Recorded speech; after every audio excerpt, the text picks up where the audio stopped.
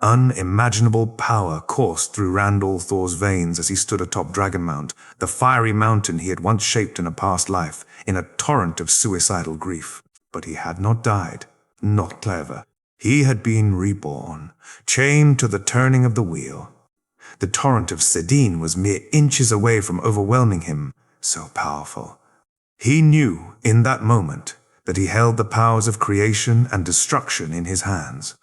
There was only one way out, only one solution, one way to break this endless cycle, to destroy the pattern itself, the fabric of reality.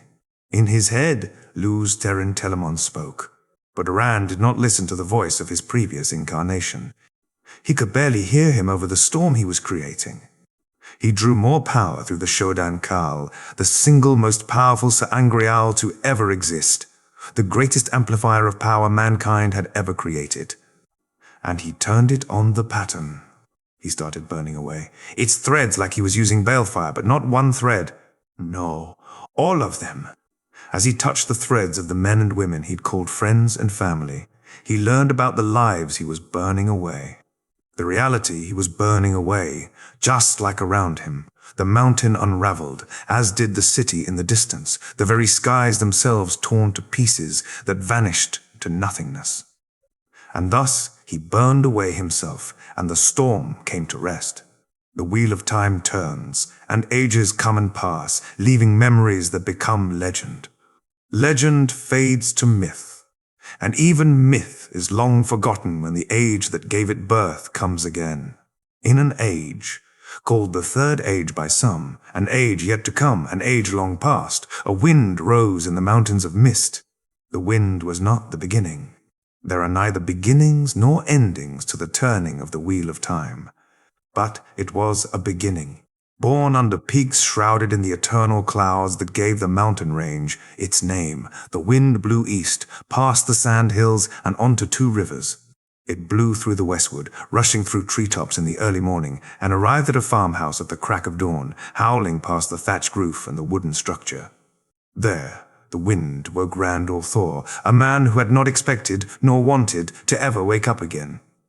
A man who now possessed memories he had not had before, the long life of Luz Therin Telemon, and the memories of 2 years of war, scheming, political intrigue, and channeling the tainted Sedin at the cost of his sanity, then cleansing it. Yet that had come too late. It had already forced Rand down the path of destruction. Everywhere he went, chaos and misery had followed. Wars, famine, all the destruction mankind had feared the Dragon Reborn would bring for 3,000 years. He had tried to free them all, free them by destroying them, yet even at that, he had failed. But as he glanced around his old bedroom, he wondered if accidentally he had achieved something far better. For part of him. The part that had been Luz Therin had understood why they lived again and again. The young man from the present day had gone mad, but the infamous madman had understood the lesson. They lived again and again to do better. And in his attempt to destroy the pattern, Rand had not simply failed, he had undone the last 2 years. He had turned back the wheel. He was back at his father's farm in Two Rivers, before his life had taken a turn for the crazy. And this time, he would be ready. He would not let himself be ruled by his own weaknesses, but instead prepare for the storm he knew was coming. The Forsaken was still imprisoned at the Bull, the seanchan had not yet arrived, the White Tower was unified and led by Xuan Sanch, the current, youngest amyrlin seat ever and dear friend of Moiraine. Moiraine, who, Rand knew now that he had seen her thread, had not died, but had merely been captured. Who would arrive in Two Rivers at some point? His father Tam called for him to wake, for they had to leave and to prepare for Beltane. Moiraine, who would arrive in Two Rivers today? Rand scrambled to get out of bed and prepare, going through the motions like it had been yesterday, though he couldn't help but be silent. The way Tam acted, it was clear that he did not have memories from the future. Rand suspected it was only him, as the agitator, who remembered. And even though he remembered so much, the one thing he did not know was how to act as the young, somewhat naive farm boy his father knew him as, except through silence. Luckily, There were enough concerns with the late spring and the upcoming holiday that silence was not unexpected. For now, Rand was planning out what to do today, though his only immediate action was to briefly reach out and grasp said in, while hiding the action. There was, after all, a myrdral nearby, and they could sense channeling. Though he did not show any outward reaction, inside himself he sighed. It seemed the cleansing had been undone, too, as once again a taint covered the primal force. At least this time, he knew how to remove it. And if he was not mistaken, Moiraine should be powerful enough to channel through the cauthon, so Nynaeve's inexperience should not be an issue. After breakfast, Rand and Tam loaded their cart with their wine and cider. Rand led Bella over to the cart, and the mare waited obediently as he fastened everything. And with that, they were off. Rand and his father. For that was what Tam was, no matter that Rand now knew they were not related by blood, silently made the trek to the village of Emon's Field. When Rand once again spotted the myrdral, with its black, unmoving cloak and tall posture, he had to keep himself from reaching out to the one power and evaporating the shadowspawn on the spot. No. He had already decided what he was going to do first. As soon as they arrived at the inn and Tam was distracted by other people, Rand slipped away, entering the building. The common room was deserted, so he made his way to the guest rooms, where he happened to come across Lan Mandragoran. Unsurprisingly, the stone-faced man noticed him immediately. "Warder," Rand greeted. Lan stilled. He was wearing his color-shifting cloak, the garment that was only worn by warders and allowed them to blend into their surroundings. But Rand belatedly realized that most Emon's Field villagers would be unable to recognize one. "Good morning," Lan said. "I had not expected a youth from these parts to recognize my cloak." "I am Lan." Rand did not miss the lack of a surname. Lan Mandragoran would never claim his birthright unless someone forced him to. "I am Rand al'Thor," he replied. "I heard a noble lady had arrived yesterday, accompanied by you. Could I speak to her?" Lan raised an eyebrow, but turned and opened a door a few rooms down. "Moiraine, this boy wishes to speak to you." The short, stately brunette looked up from where she was sitting on the bed, busy with something. Rand wasn't sure what. "Come in. Could I talk to you alone?" Rand asked. Not that he didn't trust Lan, but he first wanted Moiraine's judgment. "Go ahead, Lan. I'll speak to him." The warder left, closing the door behind him.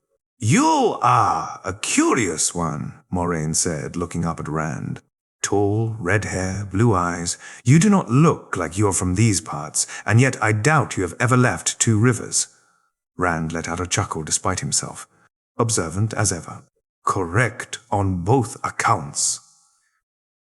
He took a chair and sat down opposite of Moiraine. "My name is Rand al'Thor, by the way. Moiraine, pleased to meet you." "There is indeed something unusual about your heritage, then?" A smirk played around Rand's lips as he imagined Moiraine's reaction to his next words. "I'm the one you're looking for." "Indeed," Moiraine stilled completely, her mouth slightly open and not quite perfectly hidden shock.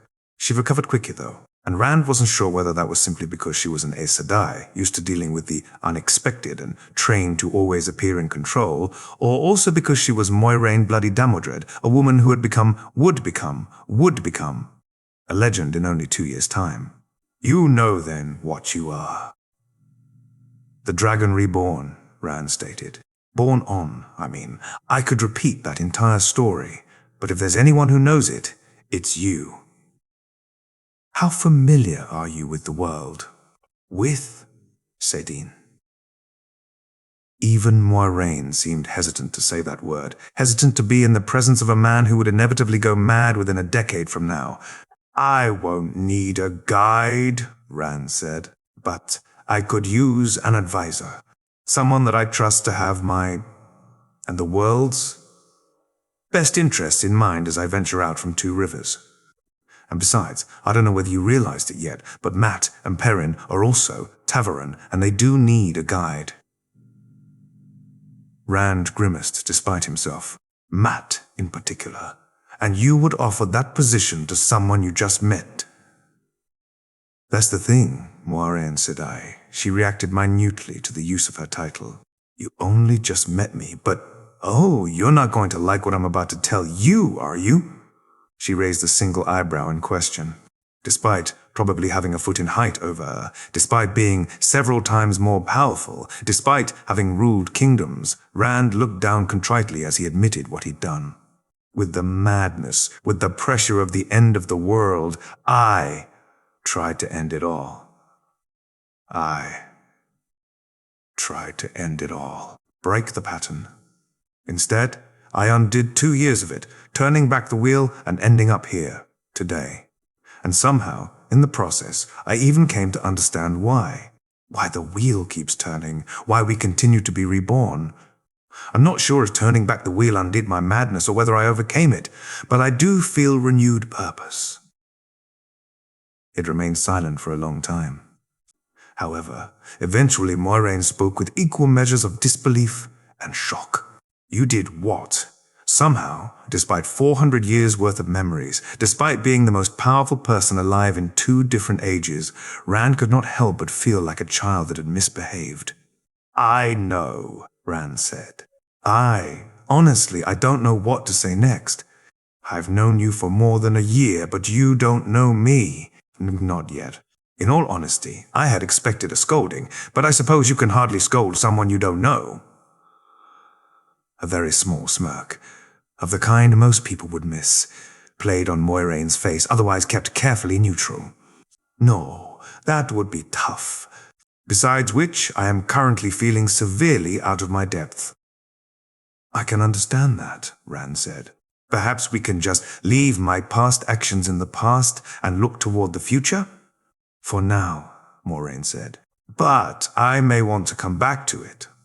Rand nodded.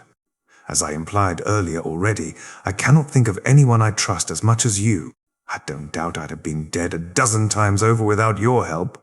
But the future. Let's talk about tonight first.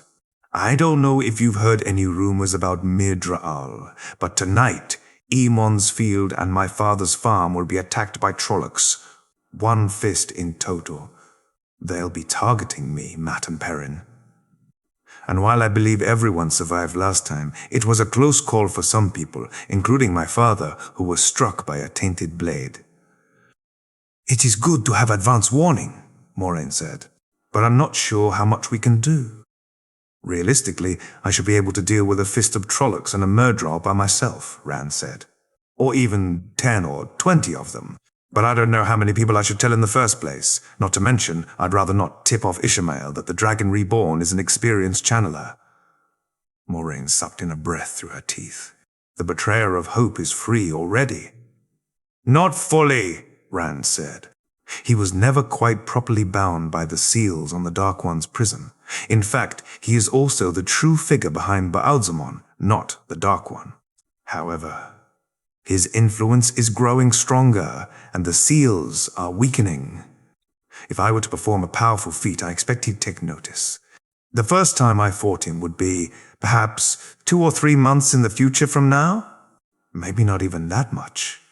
However, I'm not convinced that that fight didn't take place in the world of dreams, so he might not be able to affect the real world yet. Telaran Riod? Moiraine asked. You are full of surprises, Rand Althor. He laughed. I have barely gotten started, Moiraine, and by the light, it is good to have you back. She froze. I died? You got rid of Lanfear in doing so, Rand said. Though, as I found out when I, turned back the wheel, you weren't actually dead, just captive in the land of the Eelfin. Apparently Matt was planning on getting you out of there, but hadn't gotten to it yet. I can see myself going up against a Forsaken, but I can't imagine succeeding, Moiraine said skeptically. You also killed Baelal, Rand said, though you picked up the weave for Balefire somewhere, which does help. He couldn't help but smirk. Balefire? Moiraine asked. Yes, with that weave I can imagine it. And this time around, I can teach you weave like that rather than you having to spend months digging through old texts, Rand said. You can teach me? Moiraine asked. Bah, You can't use Sidar, can you? Perhaps not by myself, but we can form a circle. And from my life as Luce therein, I have more than enough experience with Sidar to teach you anything you don't know. You have his knowledge? Moiraine asked, stunned. All of it, Rand said. In fact, I suspect that is what pushed me to a second attempt at this rather than just giving up. This is truly an incredible gift we have been given, Moiraine said. And I intend to make the most out of it, Rand said. Another major thing that we need to start planning as soon as possible is the cleansing, by the way. The what? Moiraine asked. Cleansing the taint, Rand explained. The last time around, I managed to remove the taint from Sidine together with Nynaeve, with the both of us channeling the Cho'odan Kal, but it had already taken quite a toll on my sanity, not to mention there are hundreds of men out there that could help us defeat the Dark One and his shadowspawn if only they remained sane. You managed to cleanse the taint? Moiraine demanded. And what is the Cho'odan Kal? The Cho'odan Kal are those two extremely powerful sa'angreals that are found at Tremalking and in Cairhien, and they each require a ter'angreal as access key. As for cleansing the taint, it did put us both in coma for a few days. But yes, we succeeded. And we also took care of Shadar Logoth in the process. How do you intend to convince your wisdom to participate? She seems stubborn, not to mention that she's a wilder and might not even be able to reach Sidar. I wasn't planning on doing it with Nynaeve. I was planning on doing it with you. Moraine's mouth actually dropped. Meanwhile, with that much of the one power. I'm not sure if I would even be able to safely channel that, and that's assuming you have those access keys. I know where to find the access keys, Rand said. And I'm reasonably sure you are just above the threshold of power that is required to safely use it. But we'll probably link at some point before that, which should allow me to determine your exact strength, and I'm familiar enough with the Cho'odan Kal that I can tell whether it's safe. He smirked at Moiraine's small shudder. You know, I feel like I'm getting a completely different perspective of you. The last time around, I wasn't observant enough to notice any unease from your side about the thought of a man channeling. You have put me rather off balance, Moiraine noted. Not that I get to see much of it, Rand said. I can imagine it's a lot. I barely wrap my head around things myself, and I was there for it. I would suggest we leave discussions about other things to do for later, because there are dozens of other topics I wish to discuss with you, both about future events but also goals that you might already have in mind. But there is one thing that I want to bring up now. And that is? Moiraine asked. Who else should I tell? I've been thinking about this all morning. You were an obvious choice for me, because I know you are utterly dedicated to getting me to tarmongaidon in one piece, but I don't know who else I can tell. Matt and Perrin have always been my best friends, but I'm not sure I can trust them with something this big. In particular, Matt might run his mouth. With the best intentions, of course, but he's a troublemaker nonetheless. No, wait, let's not get into that now. I'll tell you once we're less strapped for time. The others that I'm considering, well, Egwene and Nynaeve have both done a lot for me. Though I have to admit, Egwene and I grew apart further than I liked. Perhaps I can do better this time. Who is Egwene? Oh, sorry, you don't know her yet, of course. She's the youngest daughter of the innkeeper and a very strong channeler. She demanded to come with us when we left, which you agreed because you realized she had the spark. Moiraine nodded. I'll keep an eye out for her. I'll probably speak to her as well, Rand said. We were somewhat close at the time. At this time, I suppose. She wasn't quite my girlfriend, but it wasn't far off either. And Nynaeve also came along. In a way, Rand said. We left in the middle of the night, the day after the Trolloc attack, and she followed us, and then caught up to us in Baerlon. You somehow persuaded her to join us, and she's been one of the most reliable Aes Sedai for me, though she didn't yet do the trials when I had my moment, so I suppose she didn't technically count as an Aes Sedai. Your moment, Moiraine said dryly. And what do you mean, technically? The White Tower split, Rand said. Elida ousted the amyrlin seat with support from the black ajah, she's not black herself, and dismantled the blue ajah. A lot of Aes Sedai didn't accept that and formed a rival tower.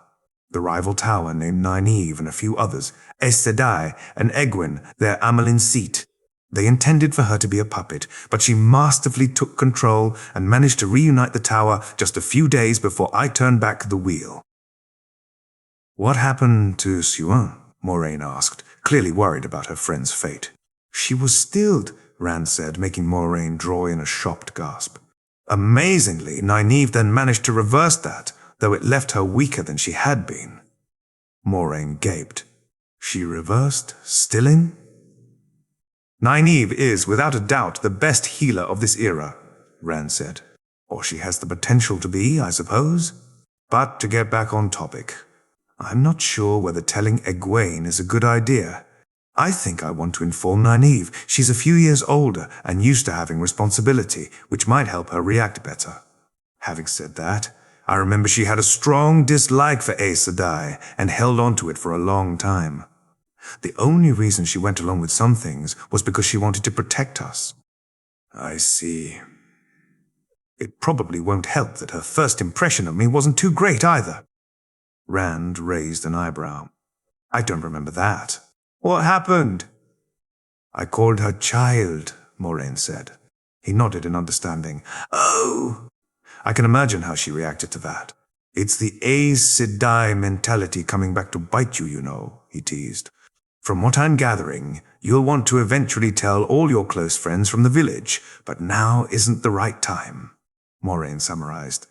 I have to admit I'm feeling a bit out of my depth here, as I haven't met any of them except for that brief chat with Nynaeve, and I had no idea she was important, even when I recognized her spark. She is very powerful, isn't she? She is, Rand said, on par with some of the weaker Forsaken, and if I remember correctly, she could even beat Moiraine in a straight-up fight once she had reached her full potential. As powerful as the Forsaken, Moiraine exclaimed. The Forsaken are very powerful, Rand said, but they are not as invincible as our myths would have us believe. Many of them are ruled by their vices. Some are short-sighted, and a few have even lost part of their sanity while sealed with the Dark One these last 3,000 years. In the end, they are just people like you and me, though very strong channelers with several hundred years of life experience. I suppose that makes sense on an intellectual level, Moiraine said. You'll have to forgive me for my apprehension regarding them, however. Is there anyone else you wish to inform? I'm not sure, Rand said, but I was thinking perhaps my father. Or, well, I suppose he is my adoptive father, as I'm sure will be of little surprise to you. He was a blade master of the Companions and fought in the Aiel War. I remember he wanted to come along with us last time, but he couldn't because of his injury. Moiraine nodded. He sounds like a capable man, the way you speak of him. Perhaps having someone with us that is familiar with the world, but also knows you and your friends, will be beneficial. I'll tell him then, Rand said, though I have no idea where to start. Unlike you, he has known me for years, and I don't doubt that to him I'll have changed a lot overnight. I'm afraid I cannot help you with that, Moiraine said. You've given me a lot to think about. Do you mind if I share this with Lan? Rand considered that. No, I don't mind. He knows how to keep a secret. Besides, I prefer to keep the practice with the sword up, and I cannot imagine a better sparring partner than Lan. Even though you're a channeler? Moiraine asked. I find it relaxing. Not to mention I would prefer to avoid Sedin as much as possible until we can cleanse it again. Every time I draw on it erodes my sanity, and just the 2 years during which I used the tainted Sedin were enough to push me to the brink. I do think I'd do better this time around, but any loss to my mind could harm us. It is a gradual thing then? Moiraine asked. Yes, Rand said. I will admit, while I didn't truly realize it while it was affecting me, the adverse effects are rather clear upon looking back. What made things worse was that I was also ill-prepared for the sudden life of politics and war, which probably had a harmful effect on my mental well-being, even without Sedin being involved. Now, I can start over, knowing what to expect, and with experience in these matters. Then perhaps we should wrap this up for now, Moiraine said. I can sense that there is much more that you wish to discuss, and I have many questions, but we need to prepare ourselves first. So we're looking at you, your friends, Matt and Perrin, Egwene, the wisdom nynaeve, and your father joining Lan and me, then? Yes, and also Tom, the gleeman. Despite his unassuming nature, he is a great player in the game of houses, and knowing him, he'll probably stick his nose into your business with us innocent youths. But you did remind me. Nynaeve followed us to try and bring us back to Two Rivers. She might not do that if my father comes along, which could be an issue. I certainly don't want to try and fight the last battle without Nynaeve at my side. Moiraine considered that, remaining silent for several seconds. You said you wanted to tell Nynaeve about your time travel, as well as your father. Perhaps we can talk to her together. Even with her disliking me, if you and your father can both explain things to her, I'm sure you can convince her. Perhaps, Rand said, thinking Moraine's proposal through. We could talk to her tomorrow. Otherwise, she'll probably dismiss the Trollocs as fear-mongering from you, I imagine. For now, I'll go inform my father and try to convince him to stay here during the night so that we'll be able to respond to the attack better. Good luck informing Lan, though I suppose he'll take the news stoically. That tends to be his way, Moiraine said with a hint of amusement in her voice. The light shine on you, Rand. With those parting words, he left, finding Lan waiting in the corridor. You've had quite a long talk, haven't you? The warder asked brusquely. She wants to speak to you, Rand said, rather than try and explain. Without further comment, Lan entered Moraine's room while Rand went to try and find his father. He came downstairs just in time to find the village council breaking up, and he had to restrain himself from attacking Padan Fain. At this point in time, the man wasn't even a true threat yet, being just another dark friend. Rand, Tam exclaimed. There you are. Where did you run off to? Master Alver, Rand said, turning to the mayor of the village, who also owned the inn. Could I maybe speak to my father in one of the guest rooms? Of course, he said, though he seemed surprised at the request. You can take the first guest room on the right. What's with the secrecy, Rand? Tam asked, though he led the way to the room Bran had indicated for them. Rand didn't reply until he closed the door behind them. I was talking to Moiraine Sedai. His father froze up. Lady Moiraine is an Aes Sedai? Yes. Why did she want to speak with you? Tam sat down, and Rand took a chair opposite him. I sought her out, Rand said. He hesitated. I don't know how to have this conversation, but I suppose I'll have to try. What's going on, Rand? His father asked, full of concern. Rand remained silent for a full minute as he considered his angle of approach. Tonight, there will be a Trolloc attack. Tam blinked, not understanding. Oh, you mean in the Borderlands? No, Rand said. Here. That makes no sense, son.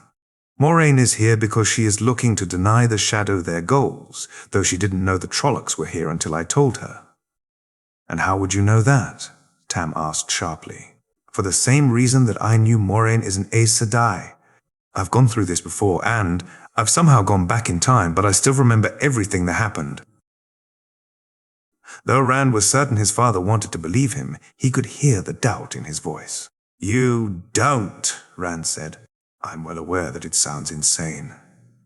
I can scarcely believe it myself, and I've seen a lot of extraordinary things over the past years. My past years. Today is the start of some very big changes to, well, all our lives, though probably none more than me. And why would that be? Tam asked, still sounding very careful, skeptical yet wanting to believe his son. Because, Rand hesitated. He could not see it go well if he straight up told his father that he was the Dragon Reborn. Tarmongaidon is coming, he said instead. The last battle? Tam asked, disbelieving. Yes, Rand said. Moiraine has been preparing for it for 2 decades, I think. And why would you be involved? Tam asked. Not just me, Rand said. Matt and Perrin as well. If I remember from the first time, Moiraine had not actually expected there to be 3 of us. And then, I'm not even talking about Egwene and Nynaeve yet. What do you mean, 3 of you? And what about Egwene and Nynaeve? They're both channelers, Rand said. And strong ones, stronger than any Aes Sedai alive right now. That's why Nynaeve can heal people even when no herbs should be enough, and why she can listen to the wind to predict the weather. And what about you boys then? Surely you're not channelers? Only I am, Rand said, bracing himself. He knew his father would support him, but that did not change that he might be hesitant when the stories came to life, with his son caught up in the middle of them. Tam remained silent, not acknowledging Rand's admission. An admission that would make most people shy away or even tell the Aes Sedai, no matter the distrust most people had for the female channelers. There was much. Rand did not know about his adoptive father, had not even learned in his previous life, though he might have, had he chosen differently on Dragonmount as they had just been reunited. That was the event, in fact, that had been the trigger for him to go to Dragonmount in the first place. But as Tam sat there thinking, Rand realized his father might have picked up enough knowledge on his travels to be able to connect the dots. You're the Dragon Reborn, he concluded. It wasn't a question. Tarmongaidon was coming. Rand was a male channeler that the Shadow was trying to kill, and he had been born on the slopes of Dragonmount, where Tam had found him as his mother lay dying. I am, Rand said, thankful that he did not have to speak those words to his father. Then the man would definitely have thought him crazy, but with him instead drawing the conclusion himself. It sounds extraordinary, yet I believe you, Tam said. I can see the change in you. You're not the boy that went to bed yesterday, you're a man. Rand smiled despite himself. I think the boy that went to bed yesterday would have taken offense at being called such. How long? Tam asked.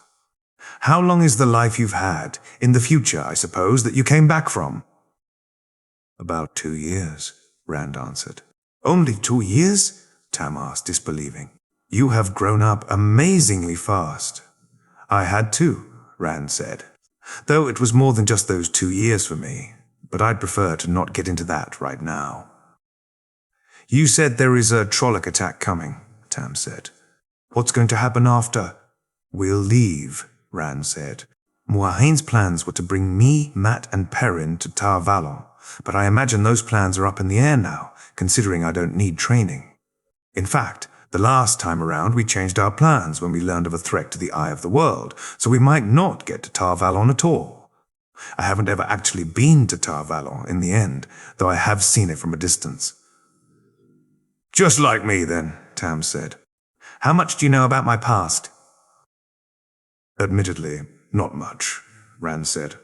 You wanted to come with me, but you were injured in the Trolloc attack and couldn't leave your bed, and we didn't actually end up reuniting until a mere day before I turned back the wheel.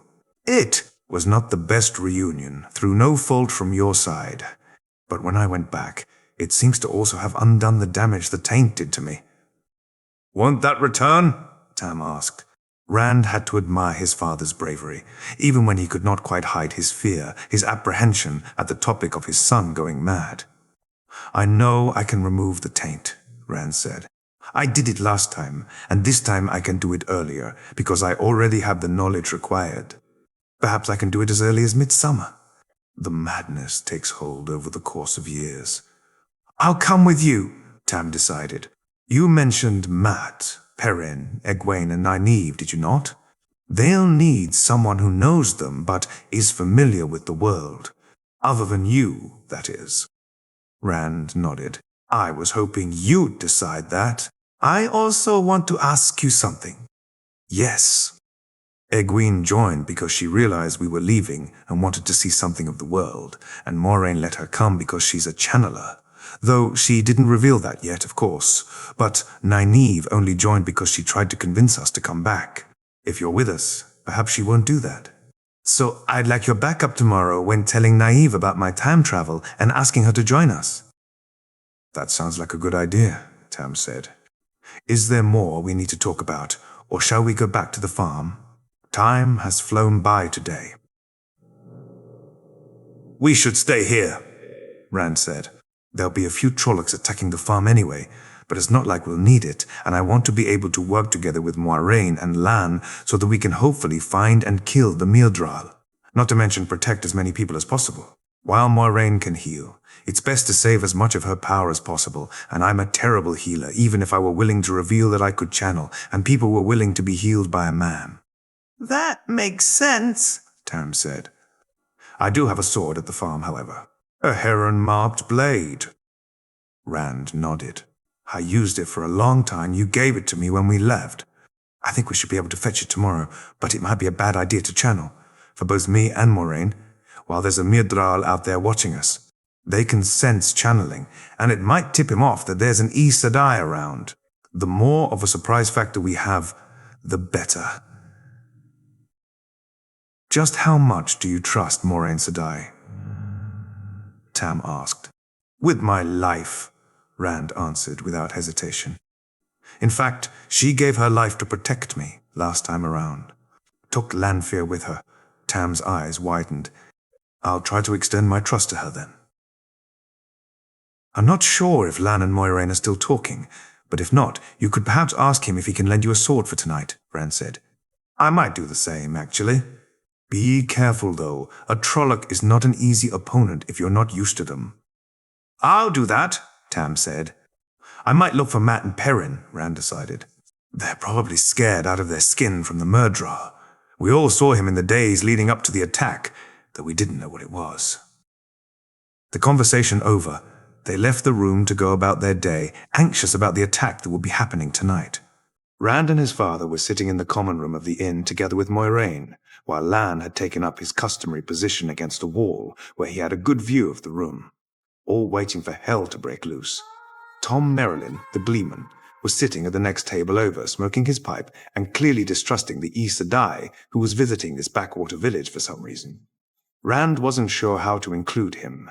He was a dependable man, but he had no real reason to be invested in their cause to the degree he had been the last time around, and had indeed rather gotten sucked into events as tended to happen around a tavern. But then, he also couldn't help but stick his nose into things, so perhaps he'd join their group in much the same manner as last time. Master Alvear, the innkeeper, had given Rand and Tam an odd look when they'd entered the common room, both with a sword around their waist, but asked no questions. Right now, he was with his family, leaving the common room deserted except for the 5 of them. Lan suddenly kicked himself off the wall. "Trollocs," he announced. Immediately, everyone jumped into action, the 3 blade masters drawing their swords simultaneously, and Rand felt goosebumps rise on his arms and back, the subtle tell that a woman nearby, Moiraine, had embraced the source and was now channeling Saidar. He himself did not see Saidin, though he was ready to do so at a moment's notice. Similarly, Tom suddenly had knives in his hands, seemingly out of nowhere. Rand let everyone else leave the inn before him, knowing that he was supposed to be the least experienced fighter. Outside, no Trollocs were yet visible, but Lan clearly sensed where they were, as he immediately took off, the others following him. "Know how to use that blade of yours?" Tom asked Rand. "My father taught me," Rand lied. All around them, confused people came out of their houses, hearing Lan's shouts. Then, screams sounded from the direction Lan was moving, and seconds later they encountered a band of Trollocs in the darkness of the night. Tom remained at a distance, using his throwing knives to great effect, Moiraine slinging weaves next to him, while Rand stepped up next to his father and Lan. He easily flowed through the forms, much easier than he was used to. In fact, now that he had his left hand back, that his side no longer complained at his every move, and his hands were no longer marked.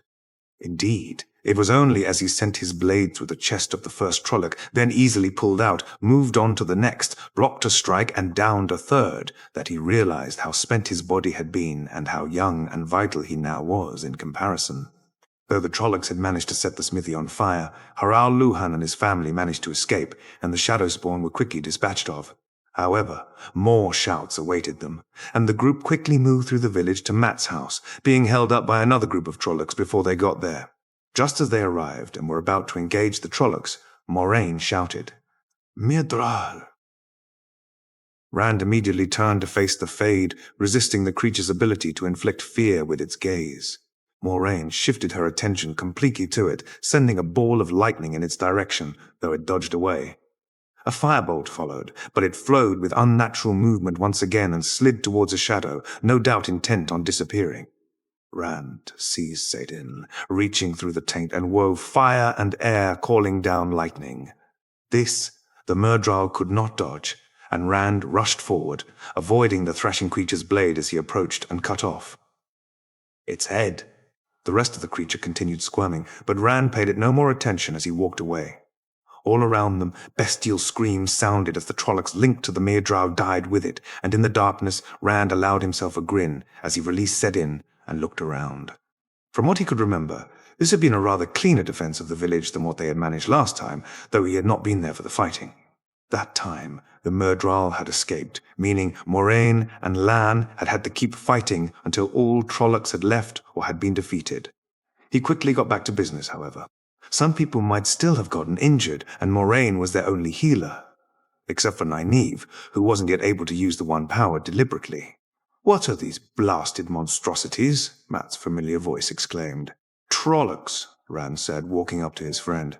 He sheathed his sword, hoping Matt didn't notice, and looked down at the specimen Matt was studying.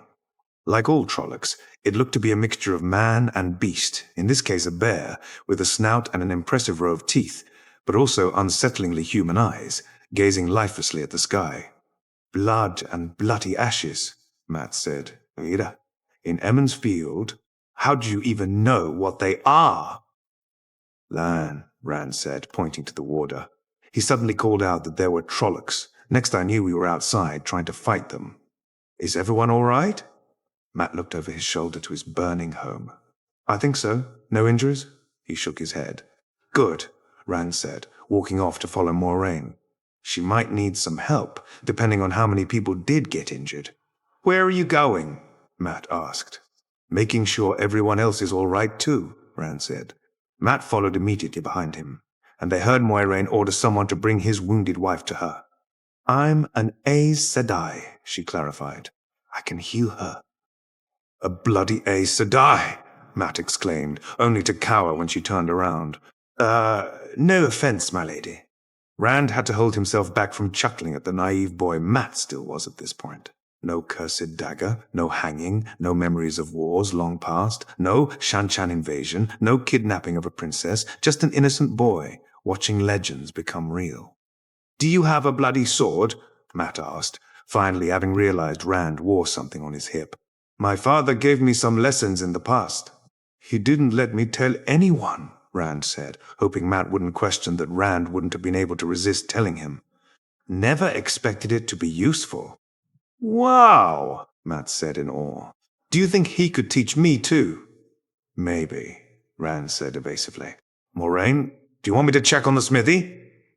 "Yes, good idea," Moiraine said, slightly distracted with the woman she was healing. "And if you see the wisdom, tell her to meet me, so we can coordinate any healing if needed. We'll talk to her after everything has calmed down a little." Rand started walking back to the smithy, Matt on his heels. "Did you know she was an Aes Sedai?" he asked. "Yes," Rand admitted, not seeing the benefit in lying. "Father realized she was one and told me. We were spending the night in the inn, and she, Lan, and the Gleeman were the only other guests around." "Did you talk to her?" "I did." Did you?" "Well, yeah, yesterday. But I didn't know she was an Aes Sedai." Did she make that thunder?" "Yes," Rand said. He had agreed with Moiraine that if he did any channeling, they would claim it was from her. She hit the Fade with it. The moment we killed it, all the Trollocs died. "Wow," Matt said, awed. Just then, they arrived at the smithy. "Are you all right?" "We're fine," Rand said. "What about you, Perrin?" "Just shocked, that's all," he said. "Were those, I heard people say, those monstrosities are Trollocs?" "They are," Rand confirmed. "What are shadowspawn doing here?" "Trying to kill us," Rand said dryly. "Bloody ashes, Rand." Matt spoke. "How are you staying so calm with all this?" Rand wasn't sure how to reply to that, but luckily he didn't need to. "Is everyone okay?" Nynaeve's voice shouted over the gathering crowd. "Any injuries? Nynaeve," Rand called. She immediately came over. "Rand, are you okay?" "Your father," Moiraine wants to talk to you, Rand said. Coordinate the healing. Coordinate the healing? What do you mean? She's an Aes Sedai, Rand said. She can heal people. She's a what? Nynaeve exclaimed. No wonder. What is she doing here? No time for that now, Rand said. We need to make sure everyone is all right first. Once everything important is out of the way tomorrow, I want to talk to you, though. It involves Moiraine as well. Nynaeve looked at him distrustfully. Despite Rand having a full foot in height over her, it never seemed all that apparent. She turned to Haral, the smith, confirming that there were no injuries here, then turned back to Rand. Where is that woman? Near Mat's home, or at least she was when I left her, Rand said. Do you know where egwene is? At the inn, Nynaeve said. She's taking care of the people who don't have serious injuries. I'll go and help her, make myself useful, Rand said, upon which he found himself walking next to Nynaeve for a bit. Mat and Perrin remained behind, presumably having no desire to deal with a stressed wisdom. Has something happened to you? She asked him. What do you mean? Rand asked carefully, though he wasn't surprised Nynaeve noticed this quickly. You seem different, she said. Tomorrow, Rand said. It's not something I can just tell you in a minute, and there's people that need your help. She nodded. Different, indeed. Don't distract Egwene too much. I won't, Rand promised as they split ways and he walked to the inn.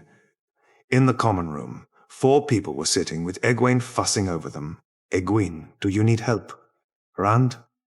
Oh yeah, get me that jar over there. He did as she asked and washed as she administered the salve to a cut. What are you doing here, Rand? Trying to make myself useful, he said. You? Trying to make yourself useful? I had never expected to see the day. Rand chuckled. I only make myself useful at night, see? Egwene turned to look at him. You know, perhaps you're not a complete lost cause. I hope so, Rand said, smiling. Don't get smug now. Egwene finished with her patient and walked over to Rand. I don't have a clue what's happening. Change, Rand replied, realizing she wasn't talking about tonight's precise events. You think this isn't a one-time thing? Egwene asked. It's not, Rand said. Oh, Rand said. He led her away from the patients, out of hearing range as he spoke softly. You know Moiraine? The lady that arrived yesterday. I haven't talked to her. She's an Aes Sedai, Rand revealed, causing Egwene to gasp. She came here because she knew the shadowspawn were trying to find us, or rather, some people here, and she was trying to beat them to the punch, which she barely managed. Who? Egwene asked. Who are they trying to find? Do you know? Egwene, you know I wouldn't lie about something big, right? Even if I like to join in with Mat's pranks sometimes. She nodded, slightly apprehensive. Me, Mat, and Perrin, Rand revealed. I can't tell you why. Mat and Perrin don't know yet. In fact, they don't even know the Trollocs were after them, though I'm sure Moiraine will tell them when she has the time. What? What are you going to do? Egwene asked. Leave, Rand said. We cannot stay here, because the Shadow now knows where we live. If we stay, they'd just send more Trollocs, more Fades. And Moiraine and Lan, they can only do so much. Egwene's eyes grew wide. Can I come along? Rand faked hesitation, though he knew he wanted her to, unlike last time when he had tried to convince her to stay. You'd have to ask Moiraine. Not now, though. She's busy healing people. Egwene tilted her head. Not going to talk me out of it, out of a misplaced sense of chivalry?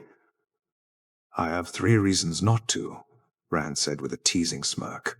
Oh? 1, it would be pointless. 2, you just get angry with me. 3, I don't want to talk you out of it. By the second point, Egwene wanted to interrupt him, but she changed her mind after he finished. You want me to come with you, even though the Trollocs are after you? Yes, Rand said. You really can't tell me why they're after you? No. Rand shook his head. I'm sorry. The front door opened, and another man entered, bleeding from a cut in his arm. "Thanks for the talk, Rand," Egwene said. "And thanks for not treating me like a child." She hugged him, which he returned, and then walked off to help her latest patient. Only then did he realize she had her dark brown hair braided, the sign of adulthood for a woman in Two Rivers, though she had abandoned the practice only days later when Moiraine started teaching her in the use of the One Power. It was strange that this young girl, just 17 years old, would be the most powerful woman in the world in 2 years from now. Or perhaps not, depending on what changes Rand might cause to the pattern. But she had incredible leadership qualities, that was indisputable. It wasn't long after their chat that Tam returned to the inn, luckily uninjured this time around, and told them that all wounded had been taken care of, proving that indeed their extra preparation and striking down the Myrdral had cut down significantly on the injuries. That allowed them to actually get some sleep still and ready themselves for the next day. Rand had only just finished his breakfast when Nynaeve entered the common room and went straight for him. "You said you and that Aes Sedai wanted to talk." "Yes," Rand said, rising. "And my father too." Tam had already finished breakfast, and Moiraine had had her breakfast upstairs as far as Rand could tell. He led the way there and knocked on the door. "Nynaeve is here. Come in." Moraine's muffled voice came from the other side, and they entered together. There were not enough seats, so Rand took a position near a wall, mirroring Lan, while Tam and Nynaeve both sat down in a chair. Moiraine once again sat on her bed. "So, what's all this about?" Nynaeve asked. "Before anything else," Rand said, turning to her. "Nynaeve, I know I may have a bit of a reputation sometimes, in particular because I tend to spend time with Matt, but you know I would never lie about something important, right?" She nodded hesitantly. "As you noticed already last night, I've changed. The reason for that is that I did something that brought my future self back in time. Back to yesterday. I still have all the memories and knowledge from that time, which is why I've been acting differently. I'm a different, more mature version of the boy you knew." "That's impossible." "So I would have said as well," Moiraine said. "But Rand knows things he could never have learned here, and no matter how extraordinary his description of what happened seems, it sounds possible to me. A happy accident rather than something done on purpose." "I'm not sure why I should believe you," Nynaeve dismissed her. Moiraine seemed to want to retort, but refrained as Rand gave her a look. "Then believe me," Tam said. "He talked to me separately, and his story makes sense." Nynaeve considered that, then turned to Rand again. "Why would you tell an Aes Sedai before telling me?" "Because I know Moiraine's goals, and that I can trust her absolutely as a result of that." He held up a hand, and Nynaeve actually refrained from interrupting. "I trust you absolutely as well, which is why I'm telling you as well, but it felt more important for me to tell Moiraine, also because I knew last night's raid was coming." The advance warning allowed us to take down the Fade, which cut the attack short. "There's more, isn't there?" "Yes," Rand said. "We're going to have to leave. Me, Matt, and Perrin, together with Moiraine and Lan, because the shadowspawn are after the three of us. My father will also accompany us, and I want to ask you to come as well." "Unwisdom," Nynaeve argued. "And you trust us to run off with an Aes Sedai with only my father to protect us." "You trust her," Nynaeve pointed out. "But you don't. What's the part you aren't telling me?" "I need you," Rand said. "You came with us last time around, though in something of a different context, I will admit, as we left and you chased us to try and convince us to come back. And you were one of the most important people to support me, in particular once Moiraine died, which happened because she was protecting me, I should add." "Why do you need support in the first place?" Nynaeve asked, suspicious now. "I'm the Dragon Reborn," Rand said plainly. "The last battle is coming, and I am to lead humanity against the forces of the shadow." "Bollocks." "I only went back in time 2 years, Nynaeve," Rand said. "Do you think any 2 years of normal life could change me this much? We don't live in a fairy tale, Randall Thor. Tell that to the trollops outside." Having no retort to that, Nynaeve turned to Moiraine. "So why are you here?" I've been looking for the Dragon Reborn for 2 decades, the Aes Sedai said. I was there when a prophecy foretold his birth on Dragonmount. I've traveled the entire world since in an attempt to find him. My last lead led me here. And that's when Rand sought me out and told me his story. I found Rand on the slopes of the mountain, Tam confirmed. His birth mother was dying, as you know already. That was Tigraine, actually. Rand said, my birth mother. The vanished daughter heir of Andor? Moiraine exclaimed. The very same, Rand said. From what I've been able to piece together, it was Gitara, the same Aes Sedai that prophesied my birth, who told her that she had to go to the Aiel Waste and become a Maiden of the Spear. My biological father is Janduin of the Taodad Aiel, the clan chief who united the tribes that waged the Aiel War. He turned back to Nynaeve. To get back on topic, Nynaeve, as I said already, I very much want you to join us. You are one of the most reliable people I've had around me, and there were a lot of people vying for that distinction. On top of that, you are never afraid to speak your mind or let my position in the world influence your thoughts. I need people like that. Am I truly that indispensable? Yes, Rand said.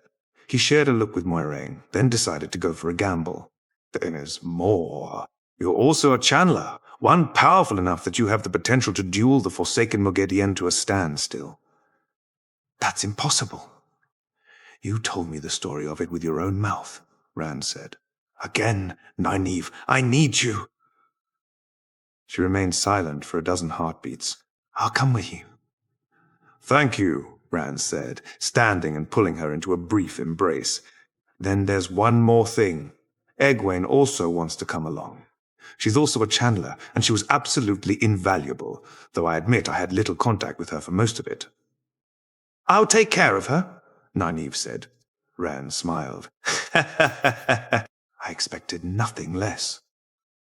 After the conversation with Nynaeve, Rand took Lan and Moiraine along to a spot just outside of the village, ensuring they would not be seen. As I already implied, I want to start teaching you a number of weaves, Rand told Moiraine. Of course, the only way I can actually use Saidar is by linking together, which means I also need to channel Saidin, but I'll channel as little as possible to minimize the taint I encounter. In fact, for the time being, I will try to avoid channeling whenever possible, and if we come across a situation where you're unable to perform a weave, we can link, and I can use your Saidar instead. Will you start the circle? Moiraine asked. No, Rand said. Only a woman is able to start a circle. You need to reach out to me in the same way you'd reach out to another woman. Once we link, you'll likely be overwhelmed by Sedin at first, as it is rather different from Saidar. Just let me take control immediately. Rand felt goosebumps appear once again as Moiraine embraced the One Power, and he reached out to Saidin, just barely not seizing it. He felt Moiraine's link, and suddenly Sedin coursed through him, through them. Moiraine gasped, but let Rand take control immediately, upon which he minimized the flow of the tainted Sedin. It's so different, Moiraine said. Like a wild mountain torrent. It felt like I was drowning. Sedin and Saidar are opposites of a coin, Rand said. When channeling Sedin, you need to control it, while when channeling Saidar, you need to surrender to it. And that was what he did, surrender himself to the calm river that the female half of the One Power was often compared to. The greatest challenge in leading a mixed-gender circle was that you had to seize control of the Sedin, yet surrender to the Saidar at the same time. Today's excursion actually had a bit of a double purpose, Rand said. The first one is that my father has a power-wrought blade. There was no time to get it yesterday, but we can grab it now. The second, Moiraine Sedai. Have you ever heard of traveling? Her eyes bulged. Traveling? But of course, you would know how to do that. I do, Rand said, weaving all 5 elements. Air, water, fire, earth, and spirit, together in a complicated pattern. With Saidar, you need to make 2 places the same in order to open a gateway. You also need to be familiar with the place you're departing from.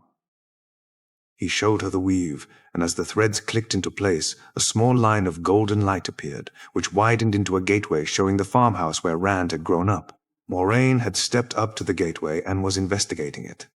"Careful," Rand said. "The edges of a gateway are sharp enough to cut everything except for Quendilla." He led them through to the farmhouse. "Another thing that is lost to the ages," Moiraine said. "What?"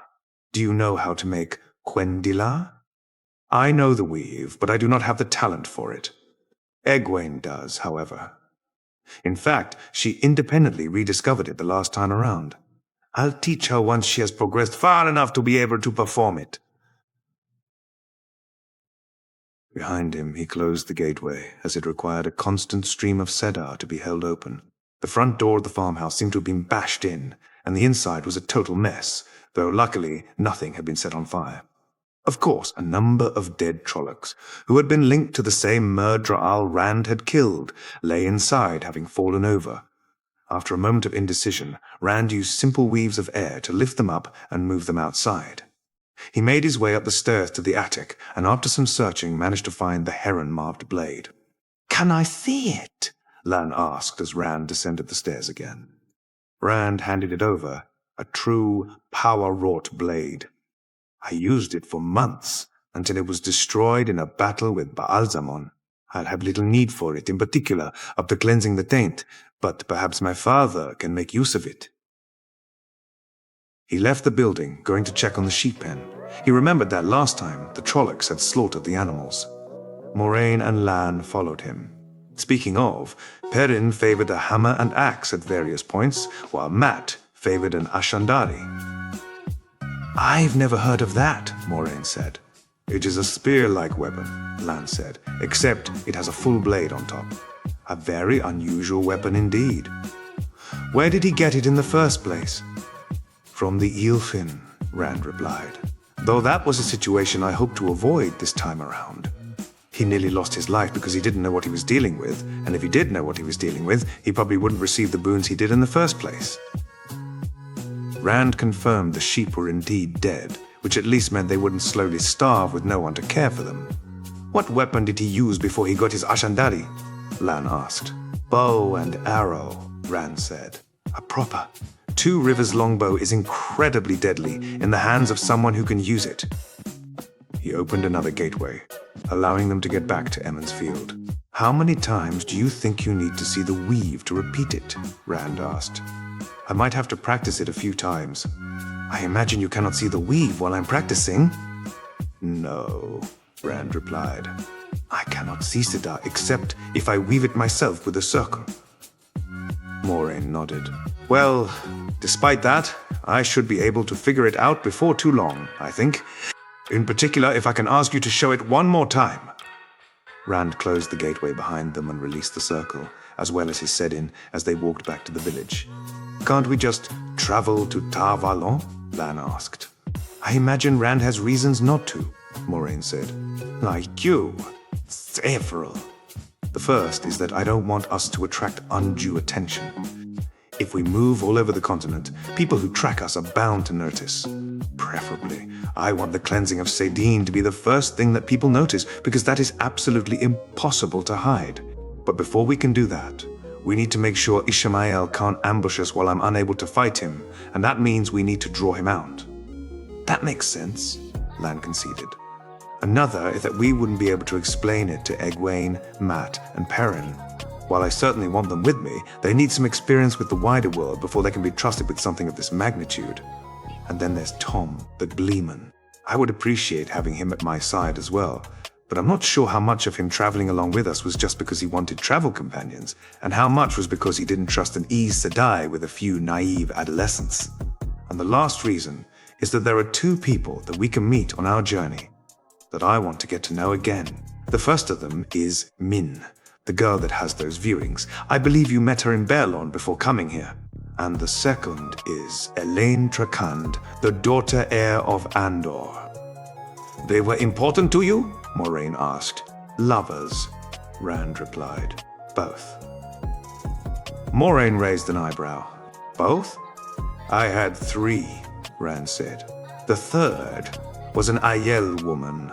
Among the Aiel, it is accepted for a man to have more than one wife, and Min, Elaine, and Avienda decided they'd rather share me in that manner than fight over me. Curious, Moiraine noted. Min saw it was going to happen in her viewings, actually, Rand said, though I don't think she realized it at first. But that does make me think. I had fulfilled quite a few prophecies from the Kara-Aethon cycle, and it seems unlikely to me that I'll fulfill all of them a second time.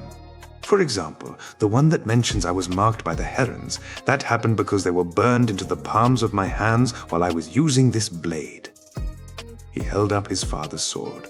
With the control over my channeling, I doubt I'll hold it again after today. After all, the one power makes for a far more convenient weapon, in particular against someone like Ishamael, and it was him who I fought when I received the marks. That is a good question, Moiraine said.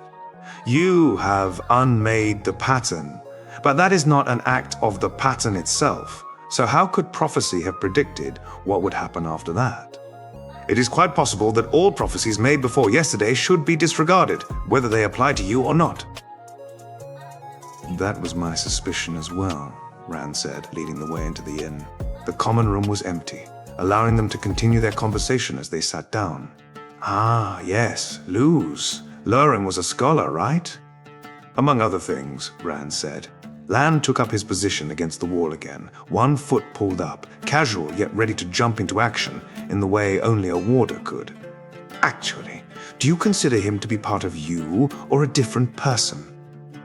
Part of me, Ram said, though I would say I am not the same person that I was back then. I've been raised differently, better, less arrogant. He snorted, though that has been a weakness of mine even in this life, whether or not the taint was to blame for that. Moiraine, if I am ever arrogant, please do not hesitate to address it, though of course at the right time, but I trust you to recognize that. You have been very down to earth for this day and a half that I have known you, Moiraine said. Part of that might be the environment, Rand said, glancing around the inn. I haven't been back here since I left with you, nor have I had my father around me, and the others had all changed considerably. It feels strange to be back home. The door opened, and they both looked up to see Egwene enter. The girl performed a hopelessly clumsy curtsy that left Rand unable to resist a grin. Moiraine Sedai, when you leave, can I... Are you laughing at me, Randall Thor? Come sit down, Rand invited her. He took the sword off the table, ostensibly to make space, but really to distract Egwene, which was successful. You have a sword? That doesn't look like the one you were using yesterday. It's my father's, Rand said. He'll be joining us as well when we're leaving. Speaking of, you wanted to ask something? Yes, Egwene said, turning to Moiraine. Moiraine Sedai, Rand said that he, Matt, and Perrin are leaving together with you. Can I come with you? I want to see the world outside Two Rivers, and I doubt I'll have another chance. Rand mentioned that already, Moiraine said. Yes, you can come with us, so long as you are ready to leave by nightfall. She smiled. Thank you. Thank you. What were you talking about? Private matters, Moiraine replied. Does it have to do with the Trollocs? Rand said they were here for him, Matt and Perrin. But that sounds hard to believe. It's true, Moiraine said. The Wisdom will also be joining us, and she knows what the danger is. You're not telling me? Egwene asked. Not yet, Moiraine said. It is dangerous knowledge. Matt and Perrin don't know the reason either. But Rand does, Egwene asked, turning to him. It was once again Moiraine who answered, however. Rand already knew. I'll tell you when I can, Egwene, Rand promised. Why, I already knew. As soon as possible. I don't want to keep secrets for you.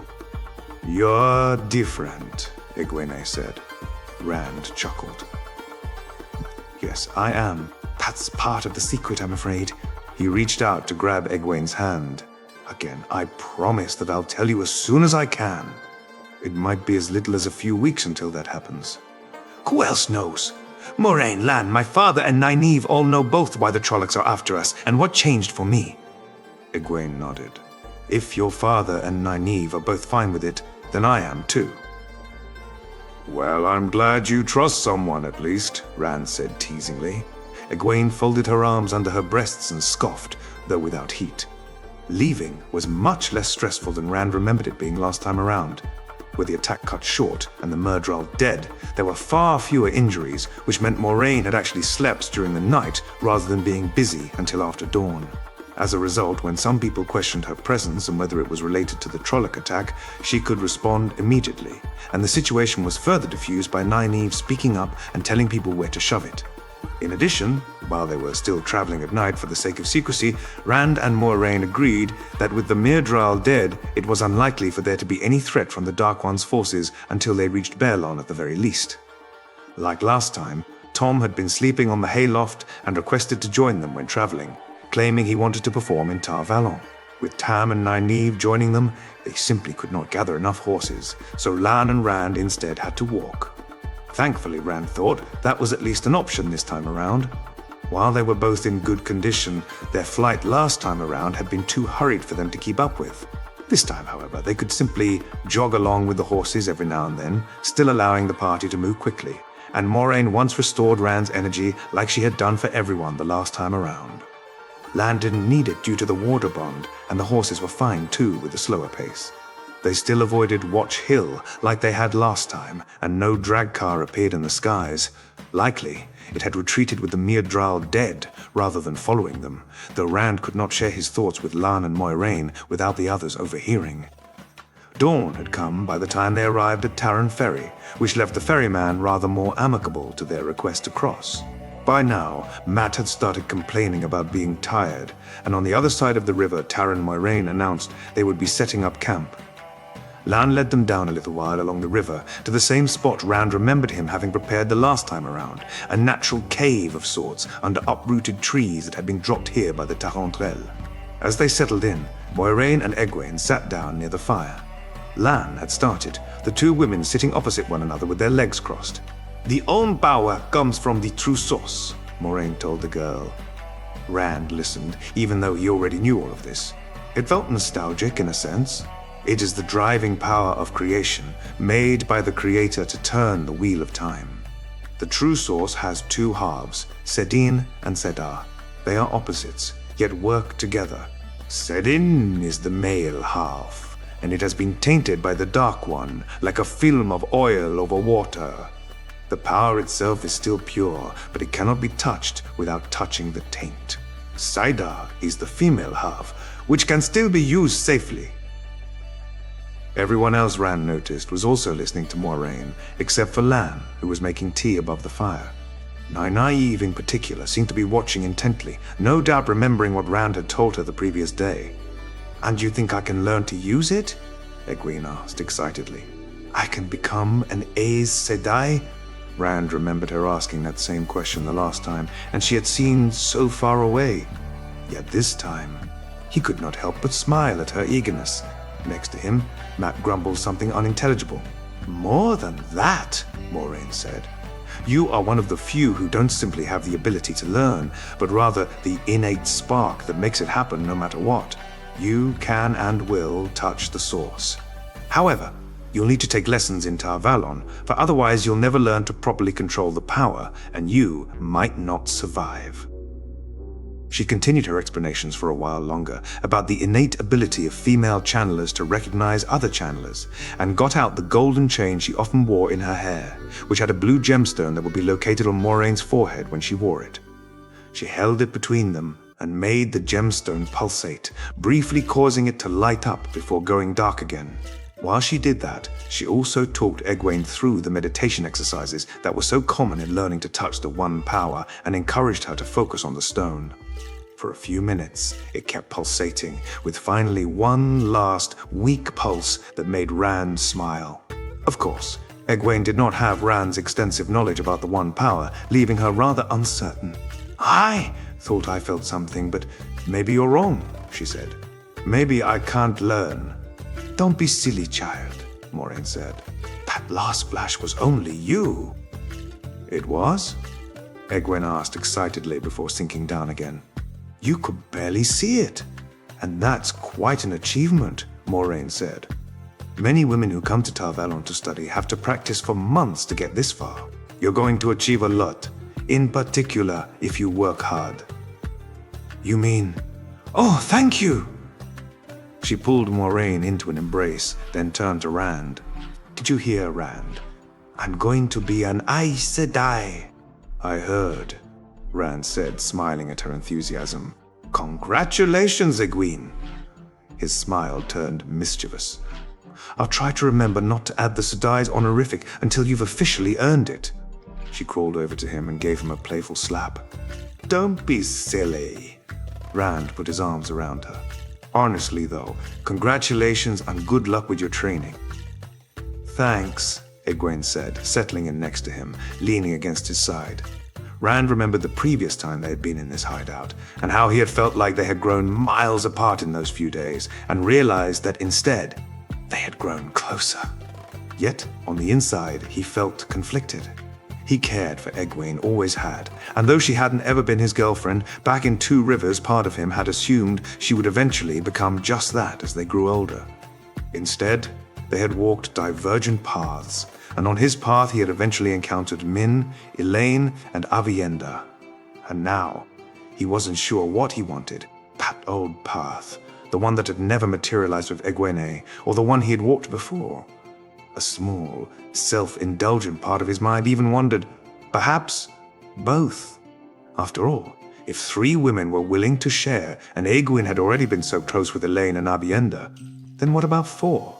The group rested for several hours, but by the late afternoon, they once again departed, onwards to the mining town of Baerlon. Rand once again warped, and though they regularly traveled in silence, he also talked to his various companions at times. To his surprise, he found Mat and Perrin the hardest to talk to, perhaps even because they were his closest friends, yet did not know his secret. Despite that difficulty, he didn't think it was a good idea to tell them yet. In particular, Mat, who had not yet learned to accept his responsibility no matter how much he grumbled about it, might not think things through and make things more difficult, for example because he'd accidentally revealed something to someone else. On top of that, both boys had rather strong preconceived notions, not that Rand could really blame them considering just how common those notions were among the people of the Westlands. Do you think that the Aes Sedai is speaking the truth? Mat asked at one point. That the Trollocs are after us 3? I think so, Rand said. Our farm and Perrin's family were attacked, and in the village the smithy and your house.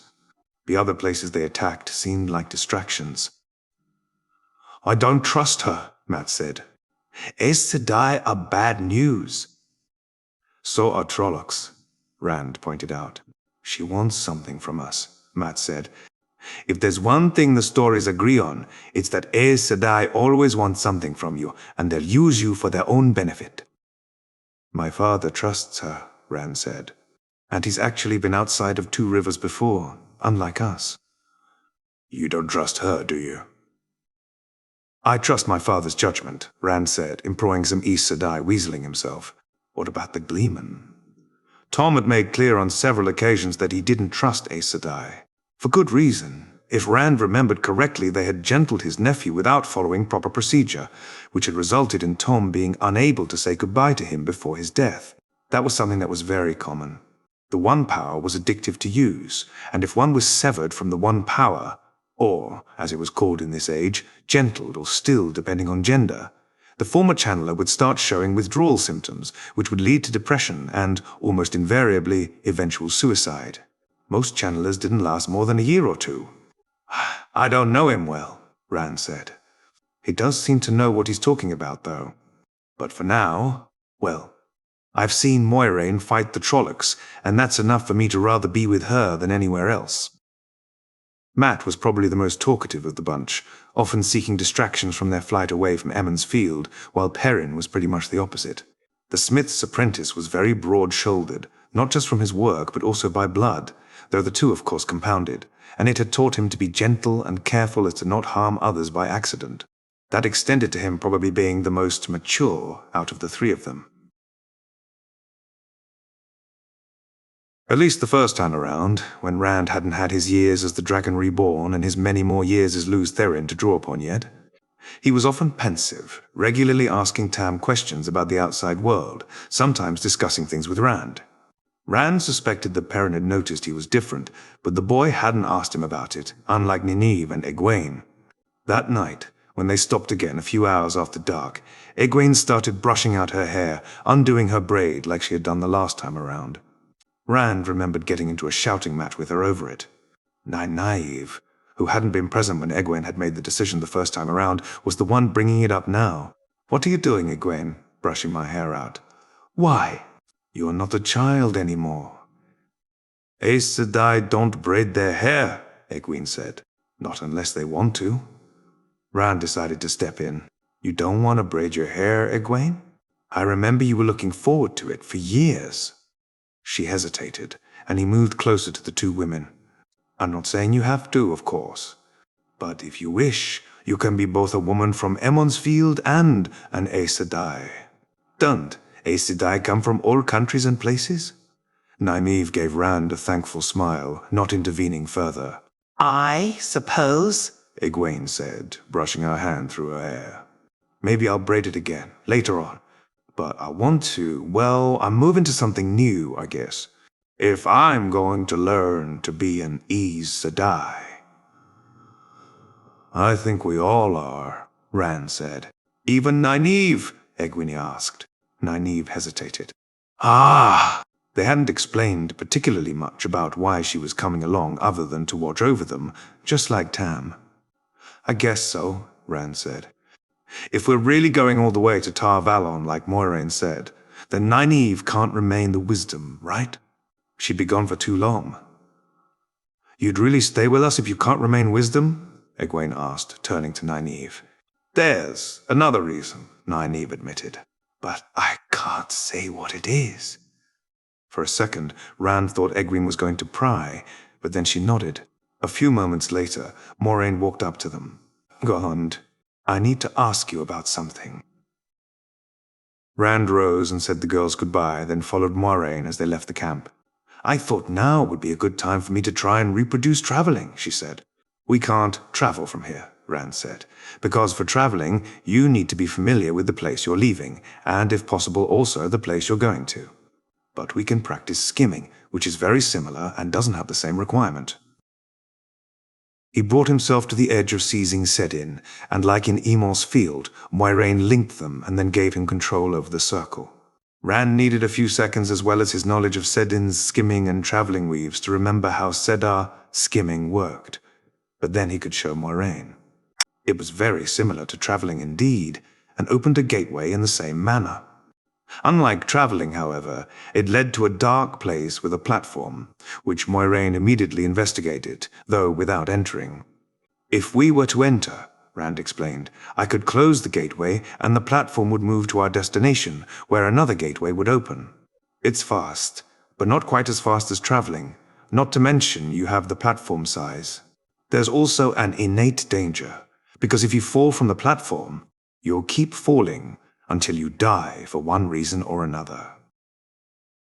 He closed the gateway again and then released the circle, allowing Moiraine to attempt the weave. "Keep your destination in mind," Rand advised as she practiced. After a few attempts, she once again linked with him, allowing him to show the example again, and they repeated that process several times. After some 10 minutes, a gateway suddenly opened in front of them. "This is amazing," Moiraine said. "We could go anywhere we want, pretty much instantaneously." "Travel time becomes trivial once you have traveling," Rand confirmed. "It completely changes the game." A smile played over his lips. "I have to admit, I can't wait to see the expressions on the faces of the High Lords of Tyr when I travel right into the heart of the stone and grab Kalandor in front of their eyes. I'll have to make sure to plan it during the rite of guarding." "That sounds like something Matt could come up with," Moiraine noted as she closed the gateway again.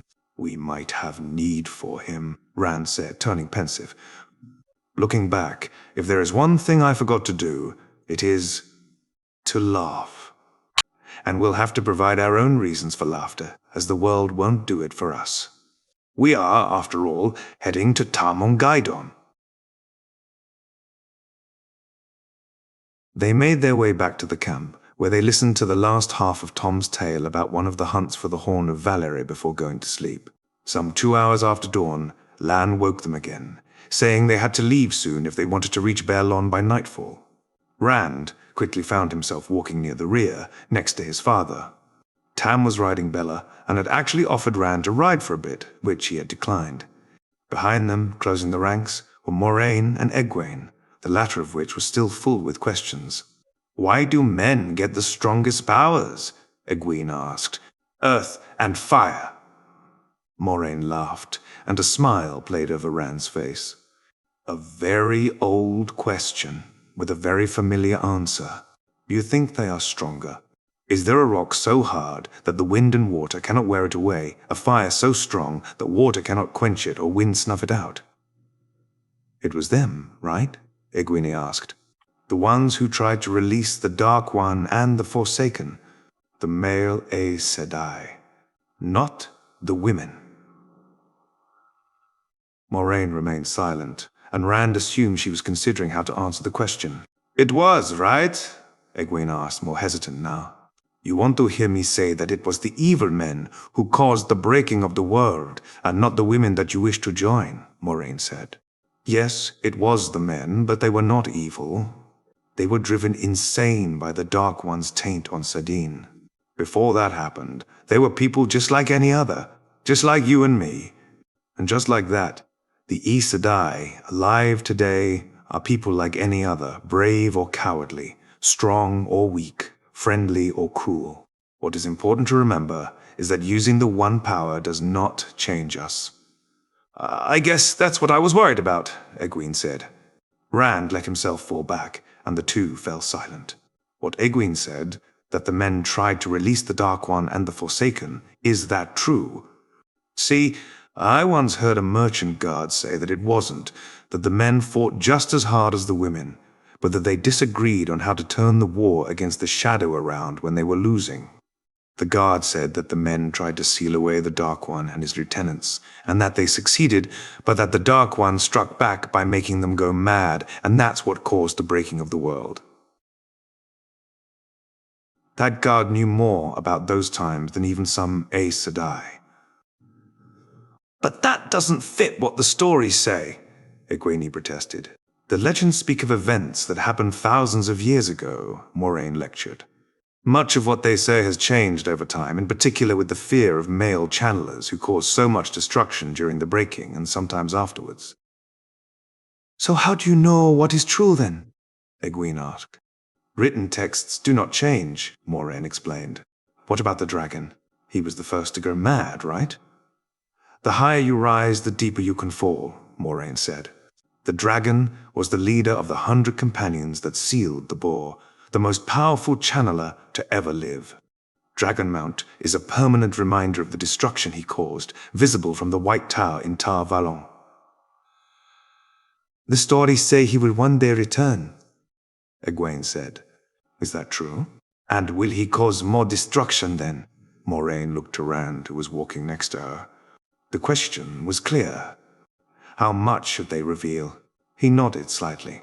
"Yes, he will return," Moiraine said. "Do you know when?" Rand asked. "I do not think it will take much longer," Moiraine said.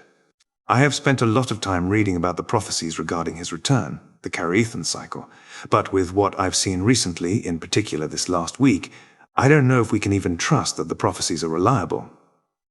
"Is that a bad thing?" Rand asked.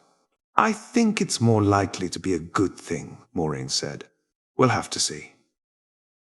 The conversation soon drifted to other topics, and Rand spent the day talking to several people, though he did not have time to relax in the way Matt did, practicing his juggling skills while sitting on horseback. As the sun lowered over the mountains of mist to the west, they crested a hill, and Baerlon came into view. "Look at that!" Matt exclaimed from the front of the party. "A real city!" Rand was glad he was again at the rear of the group, together with Tam and Moiraine, because he doubted he'd be able to act out such exuberance at what really wasn't more than a small town with a 20-feet-high wooden wall. Tom had no reason to keep his thoughts to himself. "City," he mocked, though he said nothing more. "Everyone!" Moiraine called, and the people in front turned their horses to face her. When we are in Bearlon, we have to be more careful. Do not speak of Trollocs, the Dark One, or Aes Sedai. There may be people who are all too willing to assume the worst of us, or even dark friends. Lan and I also use different names. People know me as Lady Alice and Lan as Andra. Please remember that well. With that warning made, they continued their journey, and Moiraine turned to Rand, speaking softly. Is there anything you remember happening the last time around? Well, there's Min, of course. I imagine her visions might have changed, but I don't know for sure. We'll have to see. The last time I also suffered from channeling sickness at the worst possible moment, right when I met some white cloaks, but that won't happen this time. There are white cloaks in the city? Yes, Rand said. Or at least there were last time around. We'll just have to try and avoid them. The White Cloaks, or more formally Children of the Light, were a fanatical organization that opposed the Shadow, and claimed that all Aes Sedai were dark friends. And of course, Rand knew their stated goals did not make them immune to having actual dark friends hiding among them. Their entrance to the town and the inn they were staying at, the Stag and Lion, just like last time, was uneventful, until Moiraine asked whether Min was still there. I don't know what's wrong with her, Master Fitch, the innkeeper said. Ever since 4 days ago, she's been incredibly stressed. Refuses to tell anyone what's wrong, and I've seen her cry multiple times. Moiraine turned to the group. Go and take your baths. To Fitch, she said. I'd like to speak to her. Rand followed her, which she allowed without comment, and Fitch led them to what seemed to be a private room. Min was sitting at the table, her head in her hands. One thing that had not changed, at least, was her boyish dress style. She had always hated dresses and skirts. You can leave us, Moiraine told the innkeeper. On hearing the familiar voice, Min looked up. Moy. Lady Alice. Thank the light you're here. Though Rand's heart went out to the girl he had fallen in love with, he held back, letting Moiraine take the lead. Are you all right? Moiraine asked. Min glanced at Rand. You don't need to hold back. Rand won't tell anyone anything. My viewings, Min said. A few days ago, they suddenly changed completely. That's never happened before. So many of the old images are gone, and other people have new ones now. And your images have changed completely. She turned to Rand. And you have a ton of them too. I suspected as much, Moiraine said as she sat down opposite Min. You know why this happened? Min asked, hopeful. Rand sat down next to her. That would be my fault, I suppose. Min frowned. How? You know how you basically view pieces of the pattern with your viewings? Rand asked. How do you know that? Min asked. She turned to Moiraine accusingly. Did you tell him? I did not, Moiraine said. I know about it, for the same reason that it's my fault they changed, Rand said. I changed the pattern itself. That sounds rather big-headed, Min noted. Rand couldn't help but smile at her familiar brusqueness. I'll explain, but perhaps you can first tell me what the images are that you see around me. A lot of things, Min said. A sword that isn't a sword, a banner with some kind of red and gold serpent with limbs, a strange symbol that looks like a flame of Tar Valor and a dragon's fang combined, a number of women, though I don't think I could recognize them even if I knew them, a darkness that shies back, and there's even more. The sword that is not a sword is Kalandor. Have you heard of it? She shook her head. It is found in the Stone of Tyr, the ancient fortress, and no one can touch it except for the Dragon Reborn. According to scholars, drawing Kalandor will be one of the clearest signs that whoever does it is the true Dragon Reborn, and not a false dragon like the one in Gul'dan. So, why do I see it around you? Min asked. I'll explain a little further. First, Rand said, if you'll humor me. The banner, I think, displays a dragon. The background is white, isn't it? How did you know? Min exclaimed. I didn't tell you that. I've seen it before, Rand said. And last, the strange symbol you mentioned is the ancient symbol for the Aes Sedai. Back before the breaking of the world, when men and women created marvels with the one power in unity. White, the female half, and black, the male half, each tear-shaped and together making a circle. Min frowned. I can't make sense of it. I am the Dragon Reborn, Rand said. That's why you're seeing Kalendor and the banner I will be using. The reason your visions changed is because I unwound the pattern by about 2 years and retained my memories from that time, and I'll be making different choices this time around. For example, one of the first things I intend to do is to cleanse the taint that makes male channelers go mad. I did that last time as well, but only after I'd already used Sedin for 1.5 years. That damage has been undone when I wound back time, and I'd rather not give it the chance to come back. I also suspect that is what the ancient Aes Sedai symbol stands for. That sounds, I would say, insane, but not insane in that way, Min said. Insane in the way that it's so ridiculous no one could make it up. And it does kind of explain why my visions changed when nothing could stop them from happening before. I know how it sounds, Rand said. I'm still coming to terms with it myself, but it has given me an amazing chance to anticipate events. For 2 years, I felt like I was always trying to catch up, but now I'm ahead. Did we know each other? Min asked. Yes, Rand said, dreading the next question. How well? She asked. Min, I want you to promise me something, namely that you will not make decisions because you feel you should. The previous pattern is gone, and no one, not you, not me, not anyone else, holds any obligations to it. Sure, Min said. Were we like lovers or something? Rand could deny it, or dance around the subject, but that felt unfair to both the past Min that had loved him and this younger Min that didn't know him yet. Yes, he said instead. He blushed. How did we end up together? Rand thought back, both to his own memories and what he had learned when turning back the wheel. How much she had done for him, always being there as his rock, yet he couldn't repeat that out loud, didn't want to influence her decisions for the future. So instead, he focused on what she had gone through. It was quite the journey from your part, and you disliked a lot of it because you were often sent this way or that by Aes Sedai without much choice. Until you ended up with me, that is. He turned, pensive. Both women in the room seemed to be waiting until he had ordered his thoughts and spoke again. I don't know whether it's possible to avoid getting you involved this time, if that's even what you want. Your viewings are incredibly useful, and it might put you in danger from dark friends, or even Forsaken. But I also don't want to force you to go somewhere you don't want to go.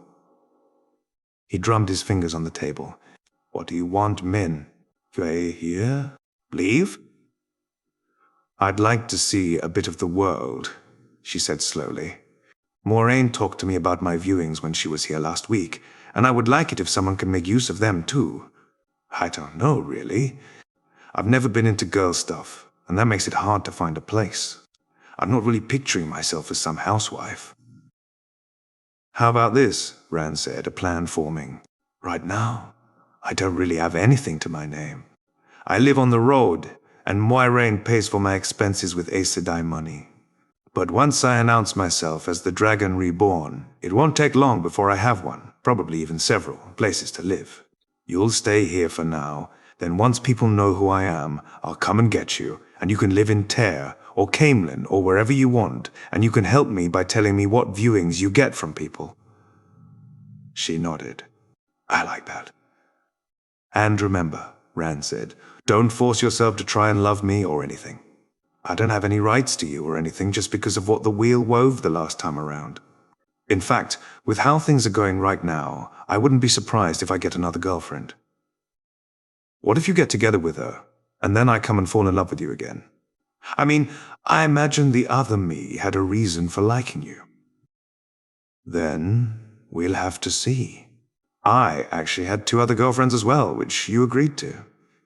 Again, I'm not saying that you need to do anything a certain way, because that's how it happened last time. Yeah, Min agreed. She frowned. I'm used to me being the one that makes a conversation feel strange. Rand smiled. This is how it feels to be on the receiving end for a change. I remember the last time around you actually made me rather uncomfortable when we first talked. No, don't apologize. I was a naive farm boy afraid of my own shadow, not to mention I'd had a bad dream that made me even more jumpy. Moiraine looked up sharply at those words. Perhaps we've been talking for long enough. Min, I'm sure you understand you cannot tell anyone about what you heard. Min nodded. I want to ask you to take a look at the other people who are traveling with us and tell me, and Rand, what images you see around them. If you talk to them, keep in mind that not all of them know Rand's secrets yet. I can do that, Min said. They said their goodbyes, and Rand followed Moiraine into a corridor where she stopped halfway through and turned to him. You said you had a bad dream? Yes, Rand said. On the first night here, Ba'alsamon. That's Ishamael, remember, not the Dark One. Invaded my dream, and also Matt and Perrin's dreams. He didn't know which one of us was the Dragon Reborn, not for a while longer. I'm not sure if things will be different this time around, but I figure that my control over the dream might tip him off that I'm the one he's looking for. Keep me updated on what happens, Moiraine said. Though I suppose you might know more about the world of dreams than I do. Ishamael tends to use dream shards, Rand said. They are somewhat similar to the world of dreams, but made separately by a channeler, usually a dreamer, which gives them more control. We'll see what happens tonight, and I'll tell you tomorrow, as well as whether Matt and Perrin had a similar dream. Last time we decided against telling you until we were in Camelin. Stubborn village boys, Moiraine muttered. Gland laughed. After their chat with Min, Rand, and Moiraine both enjoyed a good bath, followed by dinner with their full party and a good night's sleep. Well, for most people it was a good night's sleep. Like last time, Rand, Matt, and Perrin were each visited by Ba'alsamon in their dreams. As Rand had predicted, Ishamael was not stupid, even though he had gone mad from the passing of time, and quickly realized that Rand was the boy he was looking for. At that point, Rand saw no need to keep up any pretense in the first place. On the contrary, the quicker he could draw Ishamael into a confrontation, the quicker he could get rid of him. He was the leader of the Forsaken, though, to Rand's knowledge, not officially at this point, and the most powerful among them. And his freedom from the seals on the Dark One's prison made him a threat.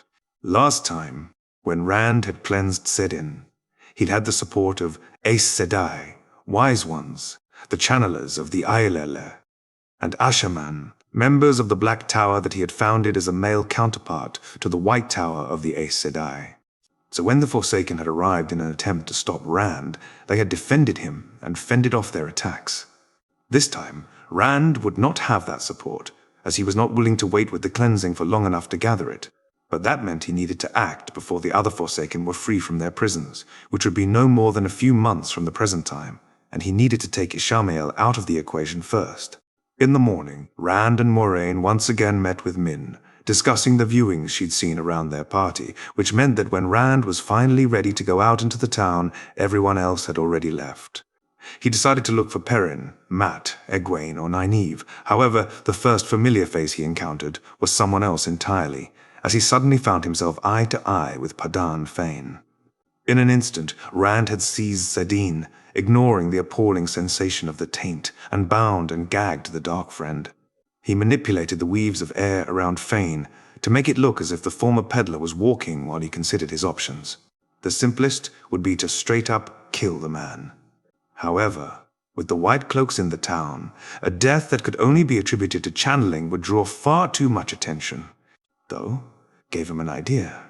Rand slowly wove a mirror of mists around himself, gradually changing his appearance so he would not be recognized as he marched Padan Fain through the town. The man looked half mad, with the rags he was currently wearing, and if Rand remembered correctly, he wasn't very coherent right now. Soon enough, he noticed a patrol of the White Cloaks in the distance. Perfect. He marched Fain in their direction. Then, when they were close, he conjured a fireball next to the Dark Friend, as if he were the one conjuring it instead, and threw it at the White Cloaks, making sure to not aim at a lethal spot. They might be fanatics, but Rand would not kill unless in self-defense, or if he knew his target was a dark friend. As expected, the White Cloaks responded immediately, seeing Fane as a male channeler, in their eyes making him both insane and the dark friend, which wasn't even inaccurate in this case. Screaming condemnations, all 3 White Cloaks drew their swords, including the one whose left arm had gotten burned, and attacked Fane, who was released from his bonds by Rand. Rand had half expected them to go for the kill. However, their commander had enough restraint that they only bound Fane, though the man was bleeding from several spots where their swords had cut him. And with so many witnesses who believed Fane had been channeling, it was likely that they would receive permission from the governor of the town to execute him. Or perhaps the governor would order the city guard to oversee the execution. That was good enough for Rand. Fane had been a major problem the last time around, for 2 different reasons. The first was that the Dark One had given him the ability to track Rand, Mat, and Perrin. And the second was that Fane had been touched by the evil from Shadar Logoth, which through him had managed to escape, and indeed even let it survive the cleansing of Sedin, which had destroyed the ruined city as a byproduct. Well, that was unlikely to happen again. Rand had no intention of going near the city except for the cleansing. He still didn't feel like running the risk. After all, while there was a measure of free choice, the very existence of ta'veren and their ability to alter people's destinies by simply being nearby proved that the pattern did work towards certain goals. However, with the commotion caused by Rand's actions, he decided to make his way back to the inn, as he figured that those who knew he was the Dragon Reborn might get worried if news got around that a male channeler had been arrested for attacking Children of the Light. No matter that Rand was powerful enough that he could blow anyone, both the town guard and the entire regiment of children camping nearby, to pieces without having to risk his skin. That evening, they enjoyed Tom's storytelling and the dances in the common room. However, when they got ready to go to bed, Rand first met up with Moiraine to teach her actual traveling, which required familiarity with the place of departure. Unlike last time, no midral appeared, meaning there was no rushed departure in the middle of the night. However, once they did leave the next morning, Rand found himself worried that they might have lost the advantage they had gained by not being tracked in exchange for a calmer journey, something he shared with Moiraine and the others who knew his secret. At least it had given Lan the time to buy 2 more horses, so they were all on horseback for the journey east to Whitebridge. For 3 days, there was no sign of Trollocs, and Rand was almost beginning to believe that they would have a quiet journey to Camelin when a Trolloc horn sounded behind them, certainly no more than 10 miles away. They had just finished their break and had been about to continue their journey. Lan and Moiraine immediately had an unspoken conversation, after which the warder announced he would scout out their enemy while the rest of the group would travel on ahead. Rand fell back so he could speak to Moiraine without being overheard. In front of him rode Tam and nynaeve, with everyone else further ahead. "How close are we to Shadar Logoth?" he asked. Moiraine looked surprised. "You want to go there?" "No," Rand replied. "In fact, I want to avoid going there, which is what we did last time." Mat took a dagger along, and not only did it almost kill him, it also freed the evil currently trapped inside the city's walls. Moiraine nodded. "No, Shadar Logoth, then. To answer your question, it is within range for us to reach by nightfall. Do you remember how many Trollocs there are?" "No," Rand said. "However, I do remember we fought One Fist, which we managed only because Lan killed the Fade, and then you delayed several more fists with some taxing weaves." "Then that means that if we cannot go to Shadar Logoth, even in the case of an emergency, we might need your channeling," Moiraine said. "I know," Rand replied. "If that is how things must be, then I'll do it." "The wheel weaves as the wheel wheels," Moiraine said, making Rand chuckle. "You know, I can hardly believe it took this long for you to say that." "I may have been too surprised by the weavings of the wheel myself recently," Moiraine noted. "Glad to be of service," Rand teased. "Considering even Min's viewings changed, though, was it really a weaving of the wheel?" Horns sounded again, closer this time. "An interesting philosophical discussion," Moiraine said, "that I don't think we have time for." Nynaeve fell back. "Can't we go faster? The horns are getting closer." And why are they letting us know they are here? Moiraine asked. Perhaps so. We will hurry on without thinking of what might be ahead. Lan returned soon after, saying there were at least 3 fists behind them and that they would catch up in an hour. As Moiraine wondered why they were being driven onward, horns sounded again in the west, though this time more horns answered in the east.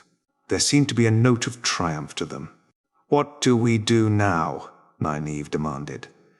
"There is a place where the Trollocs won't go," Lan said. "No," Rand replied. "It's too dangerous." "Then I don't think we can escape them," the warder noted. "As Moiraine just told me, the wheel weaves as the wheel wheels." "You would reveal your abilities then?" Lan asked. "I'd rather do that than spend another night in Shadar Logoth. We will take a hilltop then, and see whether we can hold. If need be, how many fists can you hold off while surrounded?" "Dozens," Rand replied. "By yourself?" Moiraine gasped. "Yes." Matt fell back. "What's going on?" he wanted to know. "We're going to make a stand," Lan said, pointing towards a nearby hill before calling out for everyone to follow him there. "A stand?" Matt asked. "We can't escape them." "No," Moiraine said. "How many Trollocs are there?" Matt asked, fearful. "Not more than we can handle," Moiraine replied, "though they may believe otherwise." "Stay on your horses," Lan ordered as they waited on the hill. Though there were patches of forest around them, the hill itself was exposed, giving them an overview of the coming battlefield. One of the advantages Trollocs have is their height. By sitting on horseback, you can negate that. With the lack of experience from some of you, that may be vital. Lan and Tam had been teaching Matt and Perrin, but there was only so much you could pick up in a week's worth of evening lessons, each after a day of riding. A first fist of Trollocs arrived and Matt raised his bow, but Lan told him to stand down when the Trollocs did not approach. "We wait until they are closer." "But they're just going to wait until the others arrive," Matt argued. "And if we attack now, we exhaust ourselves while giving up our greatest advantage, which is the high ground. Can we fight, however many fists there are?" Perrin asked, looking at Moiraine. "Yes," she replied. "With the 9 of us?" Tom asked, loading his pipe. "And only one Aes Sedai and one girl who learned about the One Power last week. We might as well say our goodbyes right now." "I have an engril," Moiraine said, pulling the object out of her cloak. "It enhances how much of the One Power I can tap into." Tom scoffed, but did not reply. Matt, Perrin, and egwene looked fearful. 6 more fists arrived, completely surrounding the hill. 700 Trollocs, led by 7 Myrddraal. A horn sounded, 6 others replying immediately, and the Trollocs started pushing up the hill. "I can't do this," Moiraine said calmly. "What?" Matt exclaimed as Rand seized Sidin. He wove earth, air, and fire, conjuring 6 10-feet-tall pillars of fire, no thicker than a man's forearm, then added another thread of air, exploding the blossoms of fire and wreaking destruction in a large area. Most of the Trollocs and Myrddraal assaulting the hill died immediately, but Rand did not pause, this time weaving earth and fire as his fingers danced, and each fingertip shot 10 arrows, so quick it seemed as if they were blinking, targeting Trollocs all around them. Wherever a Trolloc got hit, the arrow would burn a large hole, continuing onward to hit the next.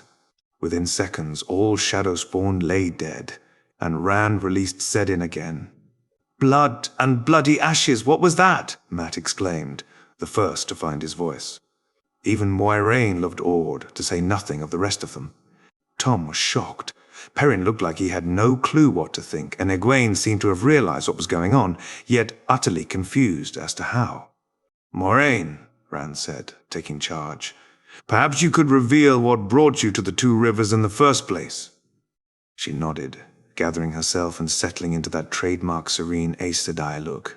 "That is a story that started 20 years ago, during the last days of the Aiel War, while the Battle of the Shining Walls took place outside Tar Valon. I wasn't accepted at the time, though I was close to obtaining the shawl and becoming a full Aes Sedai.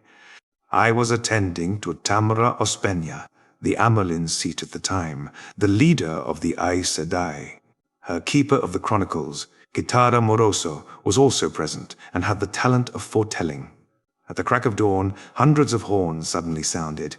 As we later learned, the Aiel had succeeded in their goal of killing King Laman for his sin of cutting down Avendor Aldera.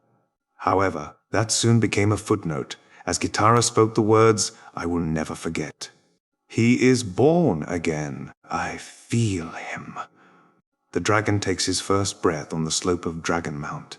He is coming! She died immediately after giving this prophecy, Moiraine said morosely. Tamra ordered me and the one other accepted present to speak of this to no one. And I know there are many tales, myths, and folklore about the Dragon Reborn and his coming, but the truth is this. He will stand against the shadow, at tarmongaidon, the last battle, and lead the light. In this duality, the prophecy foretells both our doom and our savior. In the next weeks, Tamra had a number of secret meetings with a few other Aes Sedai, and I was also raised to the position of Aes Sedai myself. Then, Tamra suddenly died, supposedly in her sleep. The other Aes Sedai she had meetings with died soon after, for one reason or another. By the time a year had passed, my friend and I were the only two Aes Sedai alive who knew of the prophecy and were not sworn to the dark. An Aes Sedai admitting to the existence of the Black Ajah, even indirectly, Tom interrupted. Now I've heard everything. It is hard to deny their existence if you have almost been murdered by a Black Sister, Moiraine said testily before continuing her story. I dedicated myself to looking for the Dragon Reborn, searching all throughout the world. Recently, I found leads that pointed towards 2 rivers, one of the only places I had not visited yet. I knew the Dark One's servants were also looking for the dragon, and I feared I might not arrive in time. And that's where I'll take over, Rand said. The story I am about to tell you may have some familiarity to you at first, but it is not the same. Please bear with me. Moiraine arrived in 2 rivers. We were attacked by Trollocs, and Matt, Perrin, Egwene and I left together with her and Lan, Tom joining us for our journey as well. In Baerlon, we were joined by Nynaeve, who had intended to take us back to Emon's field, but instead joined us. We got split up, found each other again, fought shadowspawn like today, and so on. But eventually it became clear to Moiraine that I was the one she had been looking for. I tried to deny it, but as Moiraine likes to say, the wheel weaves as the wheel wills. I drew Kalandor. I conquered and ruled. I cleansed Sedin of the taint, played politics. But then, when I was using an extraordinary amount of the One Bower, more than anyone has ever drawn in the past, I unwound the wheel by accident. Suddenly, I found myself back in Emon's field, the day before Beltane, but with my memories of everything that had been undone remaining. You might have noticed that I've changed, perhaps become more confident, more willing than you to trust an Aes Sedai. This is why. Tom sucked his pipe. That is the most insane story I have ever heard.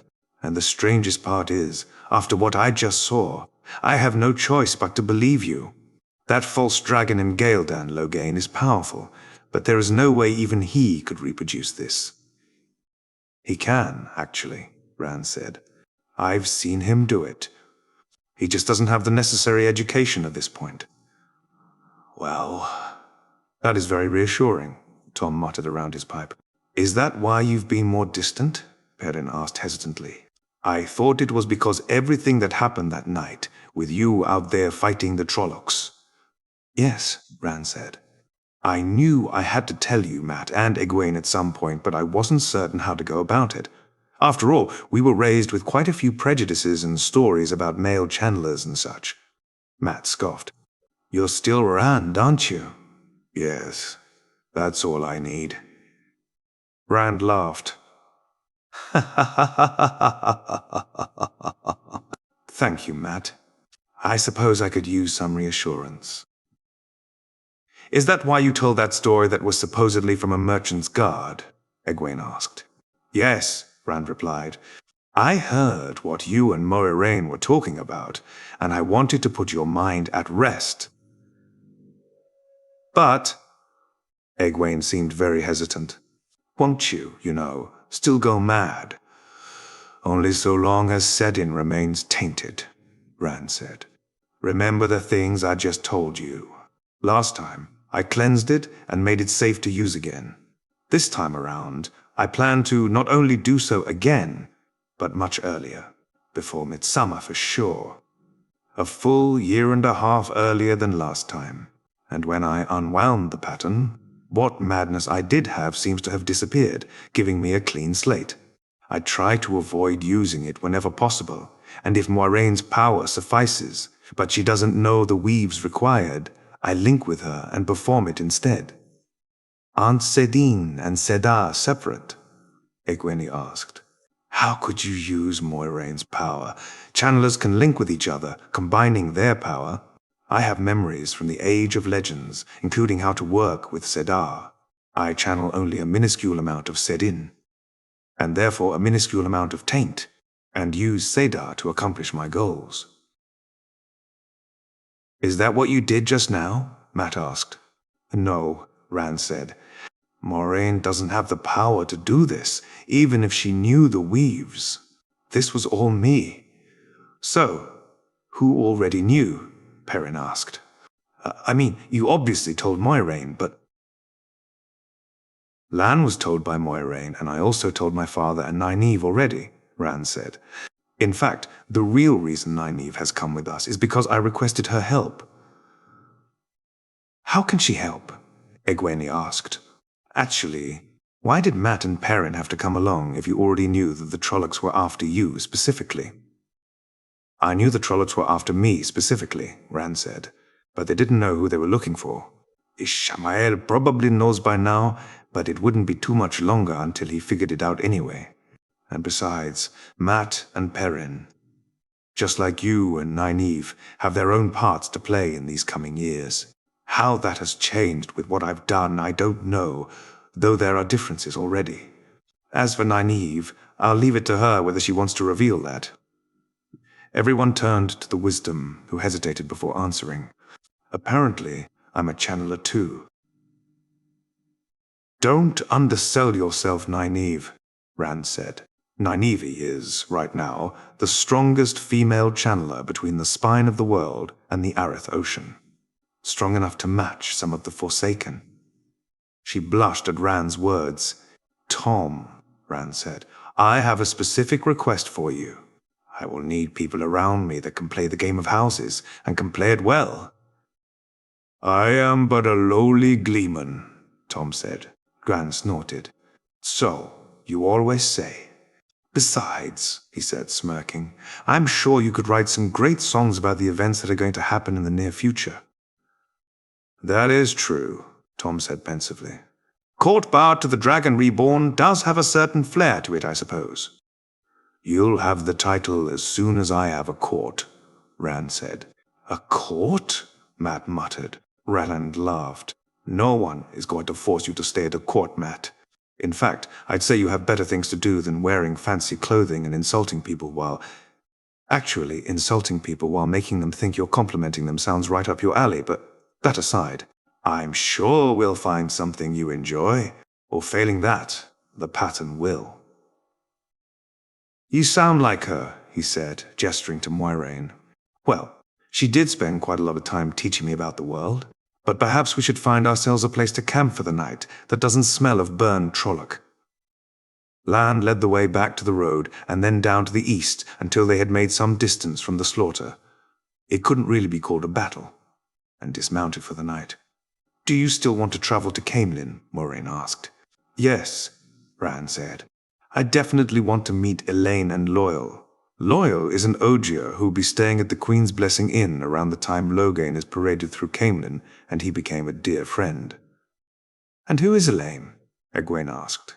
The daughter heir of Andor, Rand replied. The future queen. She's also a strong channeler, similar in strength to you.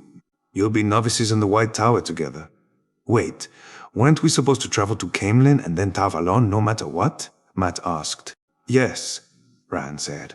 However, I do know how to travel, to make a gateway with the one power that allows people to move from one place to another, even on the other side of the world.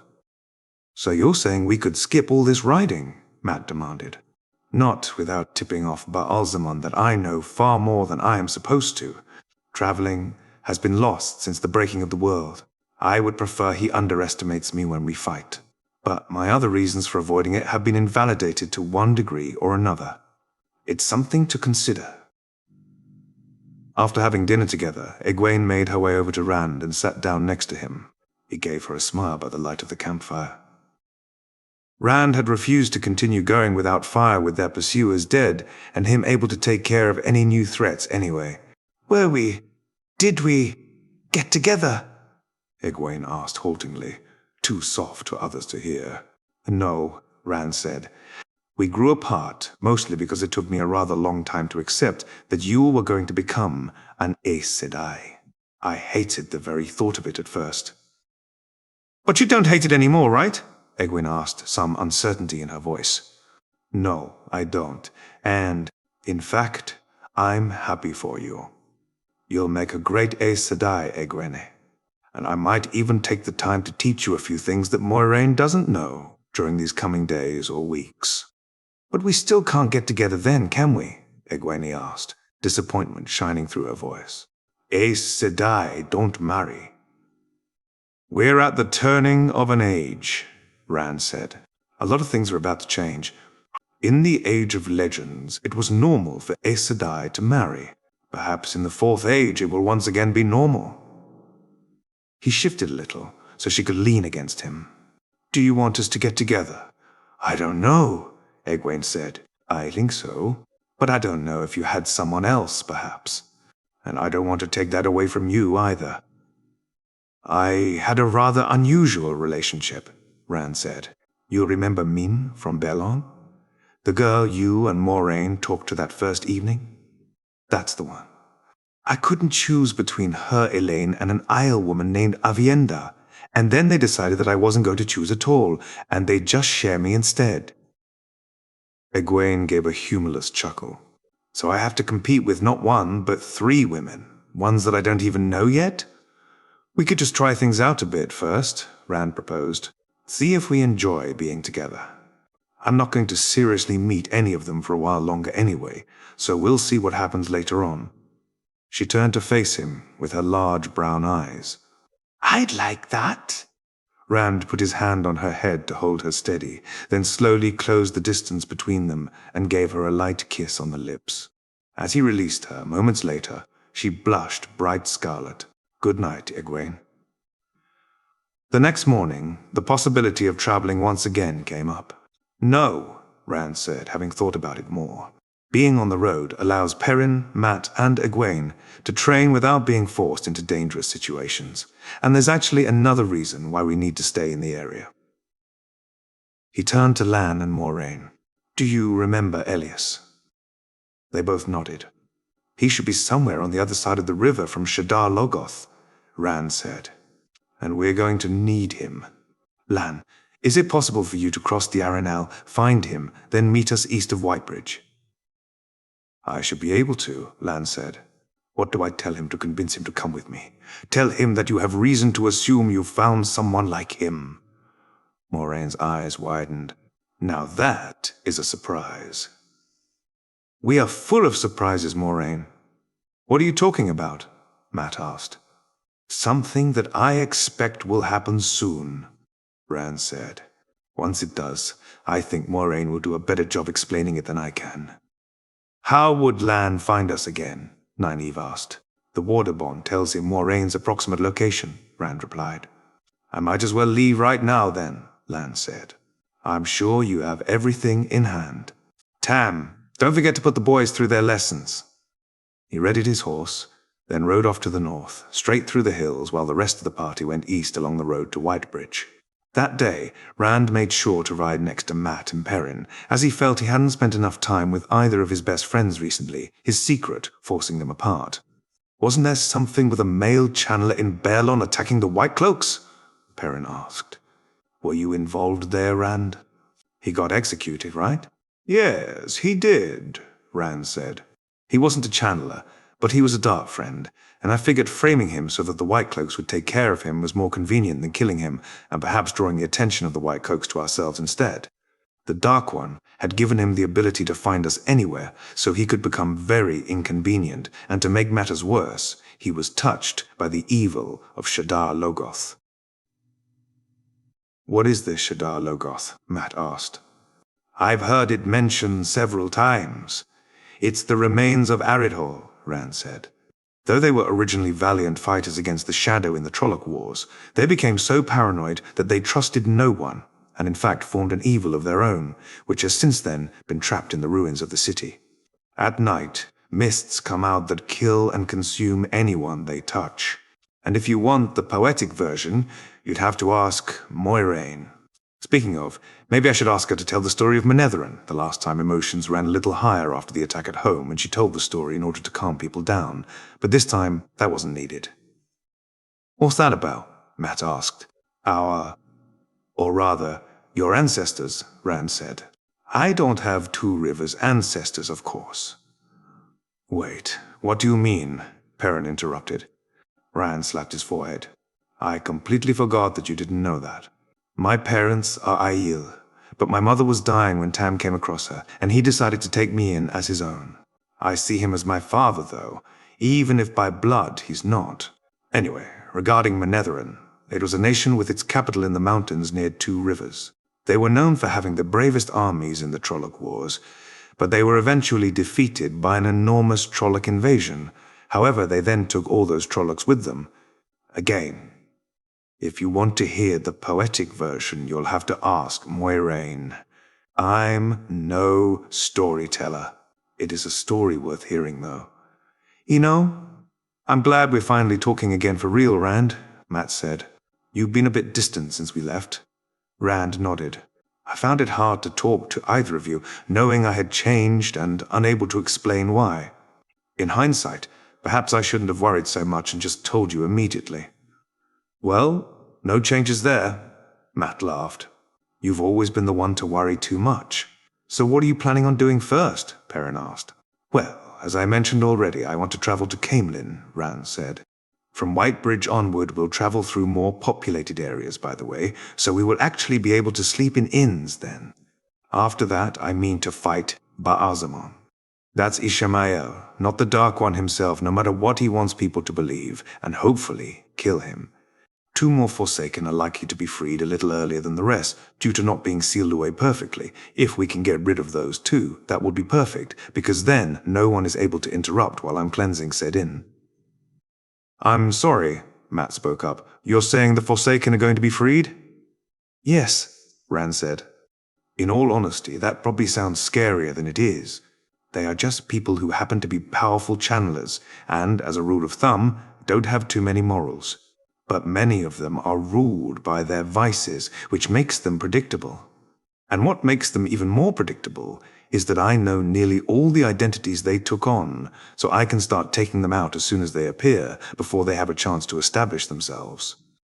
"You can take them out?" Matt asked. "I am stronger than any of them, except Ishamael, who matches me in strength," Rand said. "You saw it yesterday." Matt shivered. "Please don't take too long with that cleansing business. It makes me uncomfortable to think about." "I wasn't planning on waiting," Rand said. "Turning back the wheel undid what the taint did to me, but I wasn't truly sane anymore, for all that I managed to keep somewhat of a lid on things." He grimaced as he thought back to how he had almost killed Tam before he realized what he had been about to do, just because Tam had been manipulated into visiting by someone else. "And what will you do after the cleansing?" Perrin asked. "I'll go to Tyr," Rand said. "That's where Kalendor is found, which scholars consider one of the clearest signs of the true Dragon Reborn returning, so it will give me a lot of legitimacy to have it.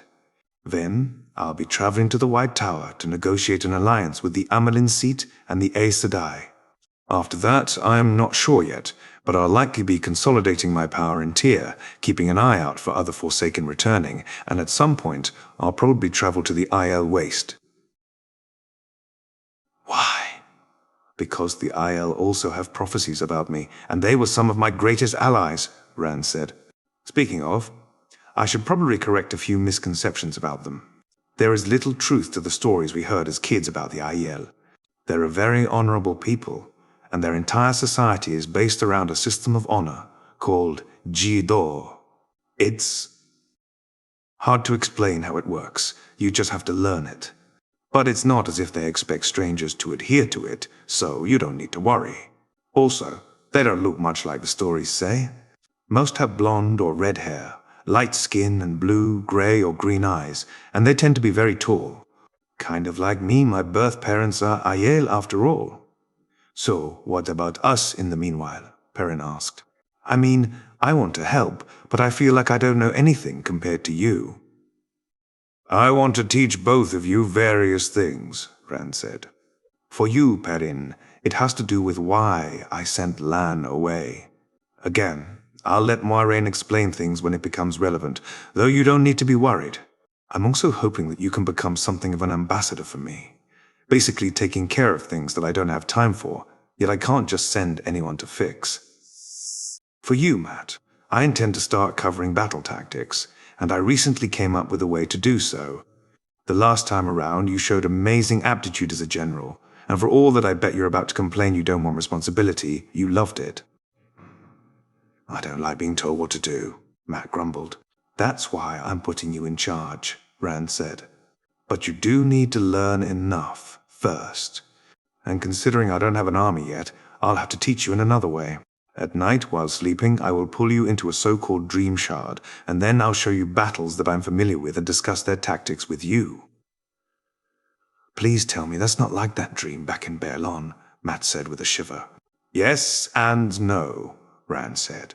While it's the same trick, I'm not going to scare you or anything. In fact, you might even become better at controlling your dreams as a side effect, which would make it easier to ward off Ishamael. Not that I think he'll invade your dreams again. He knows I'm the one he's looking for, so he'll focus on me.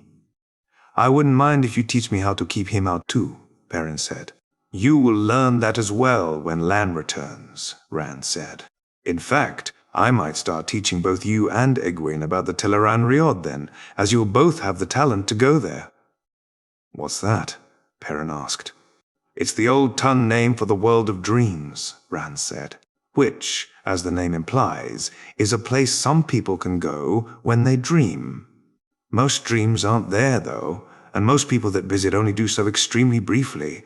The world of dreams can be a very dangerous place, because if you get injured there, the injury carries over to the waking world.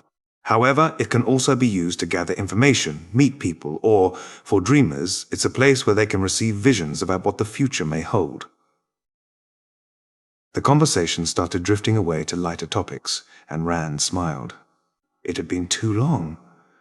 In his memory, at least, since the three of them had been together. The last time might have been as long ago as the stone, just after he'd first taken up Kalendor. He wasn't sure. A very long time ago, at least. The day before they reached Whitebridge, Moiraine took Nynaeve apart for the first time to gauge her current channeling capabilities. Rand sat on the side, paying attention but not interfering for the moment. Usually, when a girl or a boy has the spark, the innate ability to start channeling, they will draw on the one power occasionally in a time of great need, Moiraine said. If what Rand has told me about you is correct, in your case it was usually because you were trying to heal someone. You might remember occasionally having a mysterious, brief illness where you're cold, feverish, and might not quite be able to think straight. It appeared suddenly, lasted for a few hours, and then disappeared just as quickly again. I do remember that, Nynaeve said in surprise. I was suddenly shaking, one moment cold, then burning. It was gone in a few hours. It happened a week after I'd watched over Egwene, when she had breakbone fever. Mistress Baran was the wisdom back then, and she was teaching me. I always thought she believed I'd given Egwene something without telling her. It's called channeling sickness, Moiraine said. The first time you channel, it happens about 10 days after you channeled. Every next time, it happens closer to when you channeled, until at one point it occurs nearly immediately. Then, it disappears. However, that's where the danger starts for an untrained channeler. Most do not learn to control their powers. In fact, most people don't even realize they are channeling. 3/4 of these women die. It's a horrible, painful death, with convulsions and screaming. It takes days, and once it has started, all the Aes Sedai in Tar Valon together won't be able to stop it.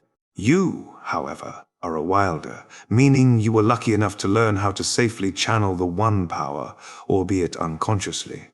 The issue is that you developed a block of some sort in doing so, a requirement that needs to be met before you can draw on Sedar.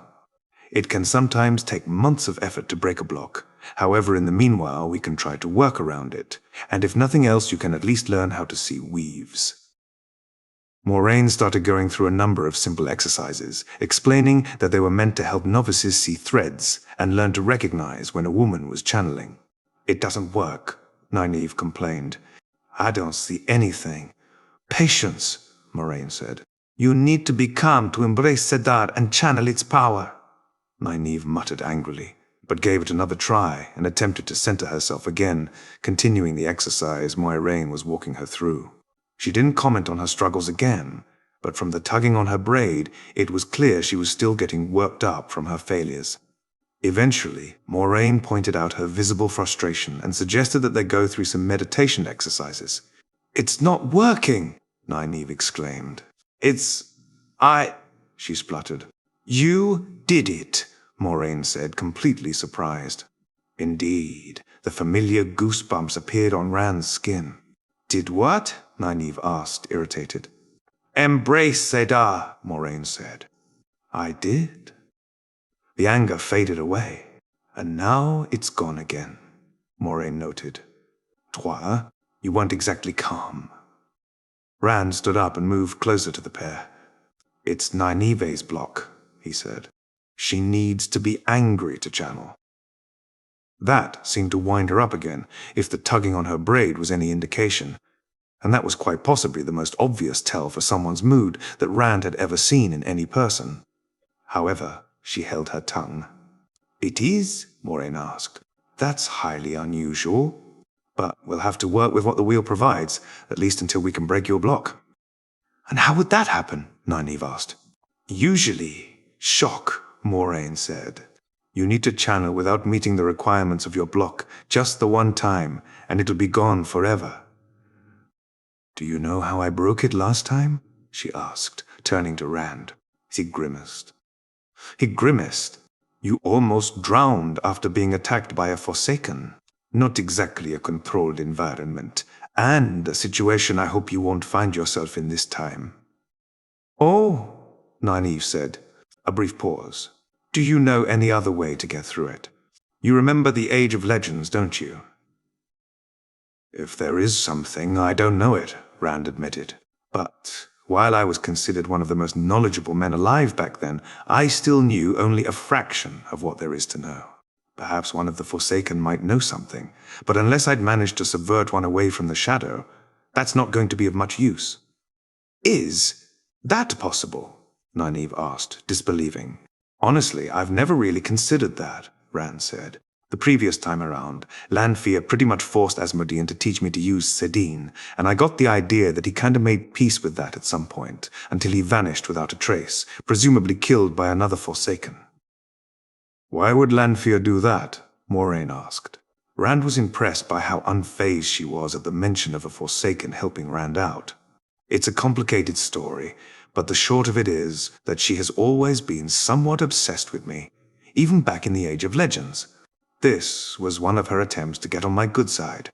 I suppose she might be the most likely Forsaken to turn away from the Dark One. She even offered to do that for me, in fact, though that offer was, of course, tainted with her desire for power." Rand fell silent as he pondered his relationship with her, both in the Age of Legends and in the current, Third Age. "Didn't you mention I killed her?" Moiraine asked. "You did," Rand said. "When I slept with Avienda, she didn't exactly take the news well." "Oh, is that?" Nynaeve asked. "An Aiel Wise One apprentice," Rand said. "One of my girlfriends in the previous timeline." "One of?" Nynaeve demanded. Rand chuckled, holding his hands up defensively. "It was their idea, not mine. And the other you has already told me what you thought of it," he said somewhat teasingly. Nynaeve grumbled, but with no real heat. Rand was a little impressed with how much leeway she was giving him. Probably due to his more mature outlook, he figured. A few hours after they left Whitebridge, well rested after their first night in an inn in some time, Lan returned, Elias and a pack of wolves right behind him. Understandably, the rest of the party looked rather wary at the sight of the animals. Elias probably didn't inspire the Eamon's fielders with much confidence either, with his long grey hair and beard both tied together, and clothes made completely out of animal skins. His golden eyes, like those of a wolf, finished the picture. After some tense introductions, Elias honed in on Perrin. "You're the one, aren't you?" "What?" Perrin said. "I suppose it's time for an explanation," Rand said. "Moiraine, shall you, or should I?" Moiraine was probably better at explaining things in general, but Rand had more specific knowledge because he knew what Perrin had gone through before the time travel. "It's an old talent," Moiraine said, turning her horse to Elias. It and Lan's horse were the only ones completely unperturbed by the wolves. It dates to the First Age, the age before the Age of Legends, and it's called Wolf Brothers. Men and women who can speak to wolves live with them. As far as I'm aware, Elias was the first in thousands of years to manifest the talent. He was a warder, but some of my sisters thought his talent a sign of the Dark One's touch. Elias scoffed. Fools, the lot of them. It is hard to find a human who hates Trollocs and Myrddraal with the intensity a wolf does. "You can speak to them?" Matt asked. "Not like we're talking right now," Elias said. "Wolves can communicate with one another, or a wolf brother, through images and senses. Often, it's hard to put into words." "You said it was a talent," Egwene brought up. "I thought talents had to do with the One Power. They can be related to the One Power, but not always," Moiraine said. "Some talents, such as that of foretelling, only occur among channelers. Others, like the talent of dreaming, which you have, are more common among channelers, but occur in other people as well. And yet others, such as the Wolf Brother talent, have no association to the One Power at all." "Remember Min from Baerlon?" Rand added. "She also has a talent." "And I'm one of these, Wolf Brothers?" Perrin asked, looking back and forth between Rand and Moiraine. "Yes," Rand said. "It should be awakening now that the pattern is ready for it, and you're among the wolves of the pack that Elias runs with. I'm hoping he and the pack are willing to stay nearby for a while. No, not enter villages, I won't ask that, so that you can become familiar with your talent." Elias focused his attention on Rand. "So who are you, boy? You look like you're just another sheltered village boy like those other two and the girls, but you're showing more respect to the wolves than I'd expected from anyone." Because he had called them the pack that Elias runs with, rather than Elias's pack, Rand realized. "I'm afraid I have some secrets," Rand said. He trusted Elias, based on how much the man had done for Perrin. But there was a difference between trusting someone and telling them your greatest, most dangerous, and most valuable secret. "But you are right. I am more knowledgeable about Wolf Brothers than most people." "Perhaps we should start traveling again," Moiraine suggested. "We can continue speaking while on the road." "The wolves won't travel along the road," Elias pointed out. "That's fine," Rand said. "So long as they stay nearby, we can take a while occasionally for Perrin to get to know them." "Are you sure I can do that? Talk to them?" Perrin asked uncertainly. Rand couldn't help but chuckle.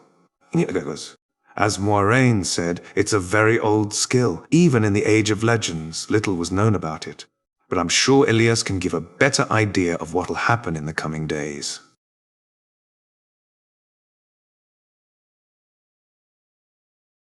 "You'll start to recognize them, understand what they're thinking or implying even when body language can't explain the detail of your understanding," he said.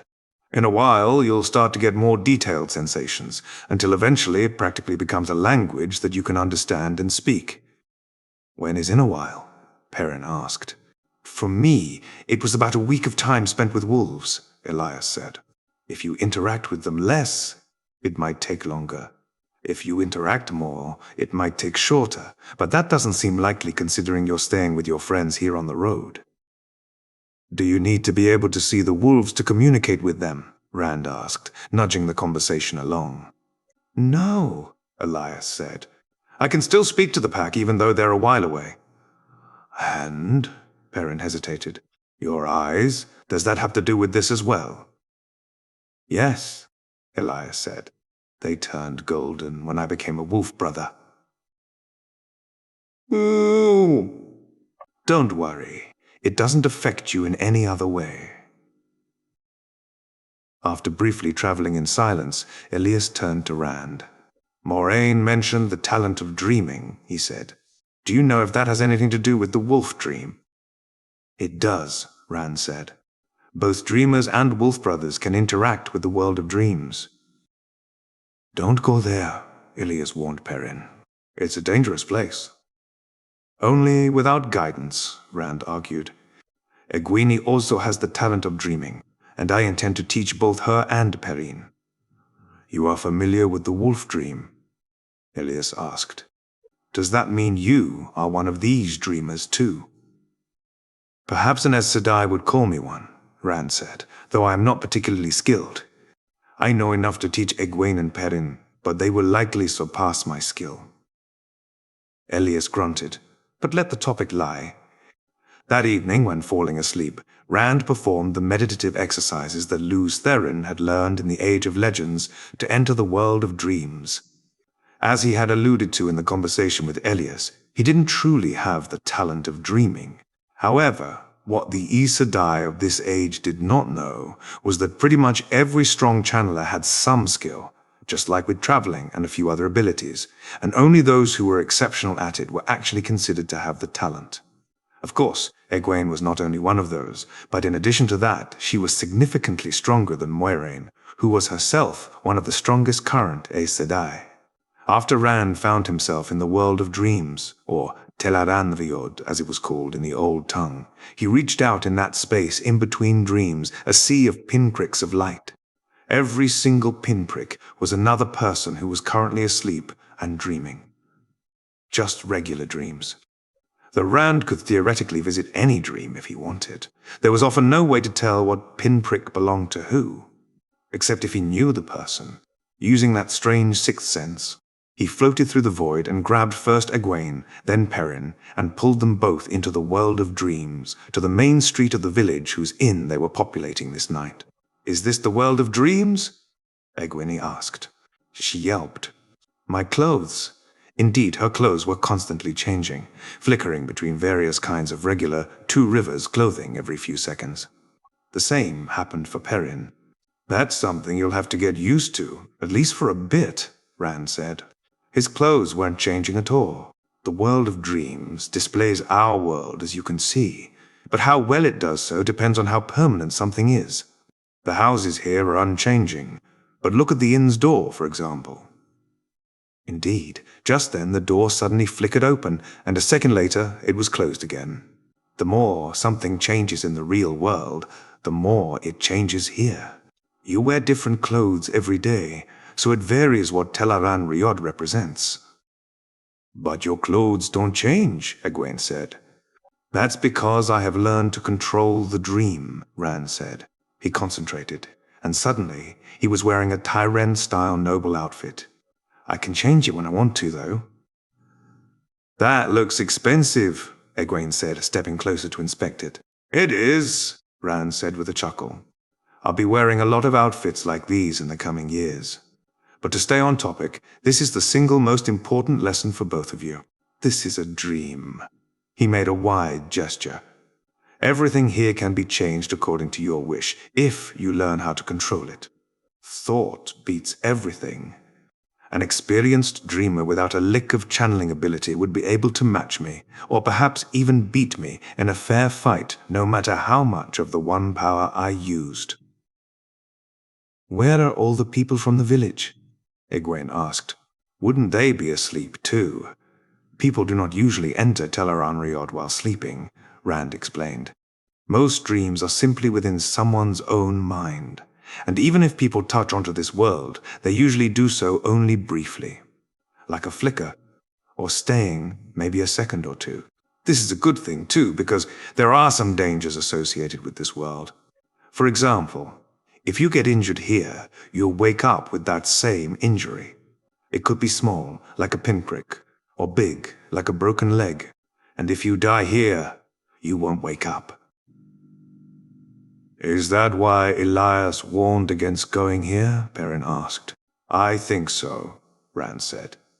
"He warned you the previous time around as well, but you ended up visiting quite regularly, and often with good reason." "You know the wolf hopper?" Perrin thought. "I remember Elias naming him, and I'm reminded of one wolf specifically, but I don't know if it's actually him." "It likely is," Rand said, "though you probably shouldn't take my word for it. The last time around, he died somewhere around this time." "It probably won't happen this time around, so don't worry, and you regularly met him here in the world of dreams." Egwene frowned. "If he was dead, then why was he here?" "Because wolves remain here after they die and are eventually reborn," Rand said. "And living wolves can appear here too. I'm sure Perrin will meet a few of them before long." "Do you think I'll meet anyone?" Egwene asked. "Perhaps," Rand said. "There are currently no dreamers among the Aes Sedai, but the Aiel Wise Ones do have dreamers among them. In fact, the last time around you learned most of your dreaming skills from them. It's possible for us to come across them, as the Aiel are currently sending some people to look for, well, me. But enough of that. You don't rest as well as you should when dreaming, so we only have an hour or two, and then we should go back to normal sleeping, which means we'd better get started." Not quite every night had the group stay in an inn. In order to ensure Perrin and Matt, just the two of them now, could continue learning how to defend themselves, they occasionally stopped early, setting up camp away from the view of the road, which was well traveled on the east side of Whitebridge. There was, in fact, something of a teacher overload. Rand had been a blade master even back in the Age of Legends, when it had been a sport rather than a technique for battle, and in this life had received a lot of training from Lan. The other two teachers, Lan and Tam, were each distinguished blade masters in their own right. Of course, there was also the need to keep up their skills. Tam hadn't practiced the sword in almost 2 decades, and Rand had needed to deal with the loss of his left hand for the last month or two before everything came to a crescendo on Dragonmount, which had locked him out of many of the more advanced forms. But if one man, Lan, this evening, could teach both Matt and Perrin at once, that left the other two free to have a practice duel against each other. Despite his age, Tam was still very good, Rand had to admit as he drove his father back. They both had quick strikes, trusting each other to block the blade or dodge the strike in most situations. If either of them were to mess up, only Moiraine was available for healing, as that was a particular talent that Rand was notably poor at, despite his overall strength. When Rand was a teenager, Tam had taught him the meditative technique of the flame and the void. Rand would focus on an imagined flame, and would feed every thought, every emotion to it, entering a state of calm where there was only the dance with the blade. Ironically, that was also where Sedin was to be found, but Rand stayed away from it, instead simply moving with the flow, recognizing which sword form he should take and which form his father would fall into before it happened. Tam was no doubt doing the same, and Rand knew Lan also used the technique. Therefore, Rand knew ahead of time when he had Tam outmaneuvered and stopped his blade inches from his father's shoulder. 6, 3, Rand said. Well fought, Tam complimented. Break? Yeah, Rand agreed, sitting down next to the campfire and grabbing a flask of water for himself, throwing another to his father, who sat down next to him. Rand sighed as he drank and left the void. What are you thinking, son? It's hard to resist the pull of Sedin sometimes, Rand said. I told you I find it in the void, right? Tam nodded. It's addictive.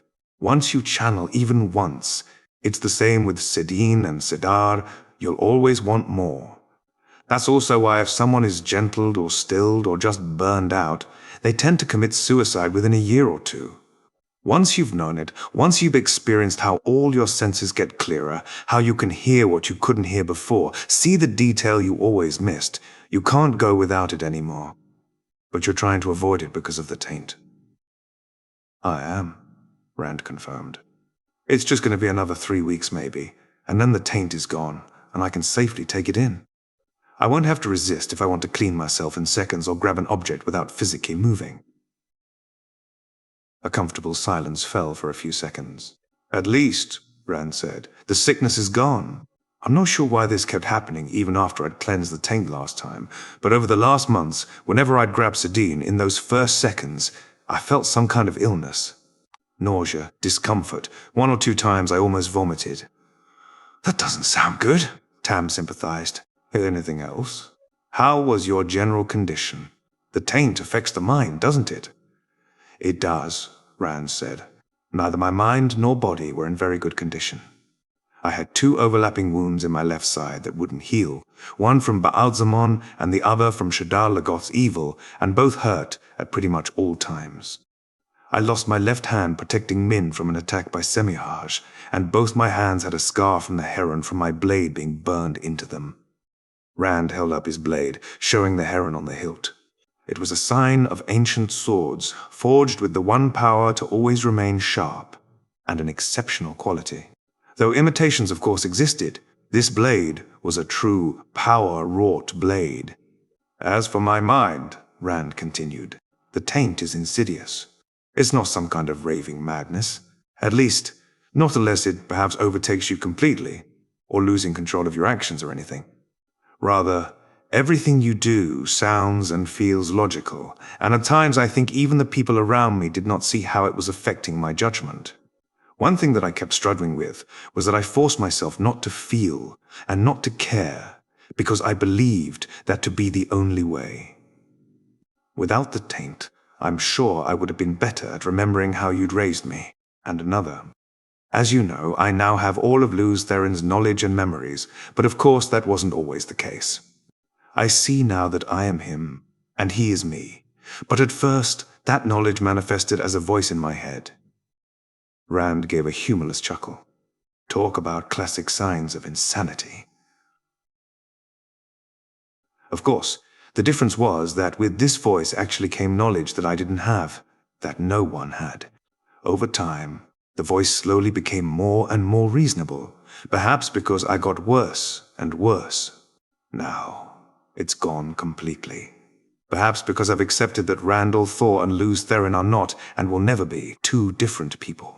I think part of me realized that back on Dragonmount before I unwound the pattern, but it was only after I found myself back in 2 rivers that I really accepted it. Was that also fueled by the insanity? Tam asked, and Rand had to admire the determination and support with which he was willing to talk about this to the man he considered a son, and Rand was very glad for it. It was, he said, thinking back to the events preceding that day. This was tough to talk about, in particular to Tam. After all, the man had played a significant role in it. He sighed, looking for words. If you don't want to talk about it, Tam proposed. No, Rand said. It's probably good that I share this with you. I was in a very bad state. I'd pretty much closed myself off from the world, not allowing myself to feel. In hindsight, exactly what the Dark One wanted. There was this Aes Sedai, Cadsuan. She's pretty much a living legend among Aes Sedai. After Moraine's death, she'd found me and more or less bullied herself into a position as my advisor, but often she would simply annoy me without offering much valuable input. After one event, I had banished her, but that didn't stop her from trying to influence me. I'd been in Arad Doman trying to free the country from Grandal's destructive influences, but it was a complete failure, and I'd abandoned it and returned to Tyr. Then, she went and got you from where you were at the time, in an attempt to use you against me.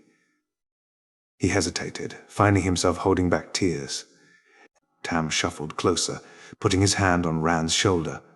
I almost killed you, Rand confessed, when I realized she'd manipulated you into coming. Tam put his arm around him, comforting him while he searched for his next words. I only barely stopped myself, Rand said, and I think that's the moment where I realized the madness had almost taken me. That's what Luz Theron is most famous for in this day and age, isn't it? The Kinslayer, they call him. He grimaced. He had those memories too. The flash of sanity Ishamael had given him that had driven him to suicide, a process during which he'd formed the gigantic Dragon Mount, a volcano visible from Tar Valon. Tam somehow understood what Rand needed, and didn't interrupt. Instead, I fled.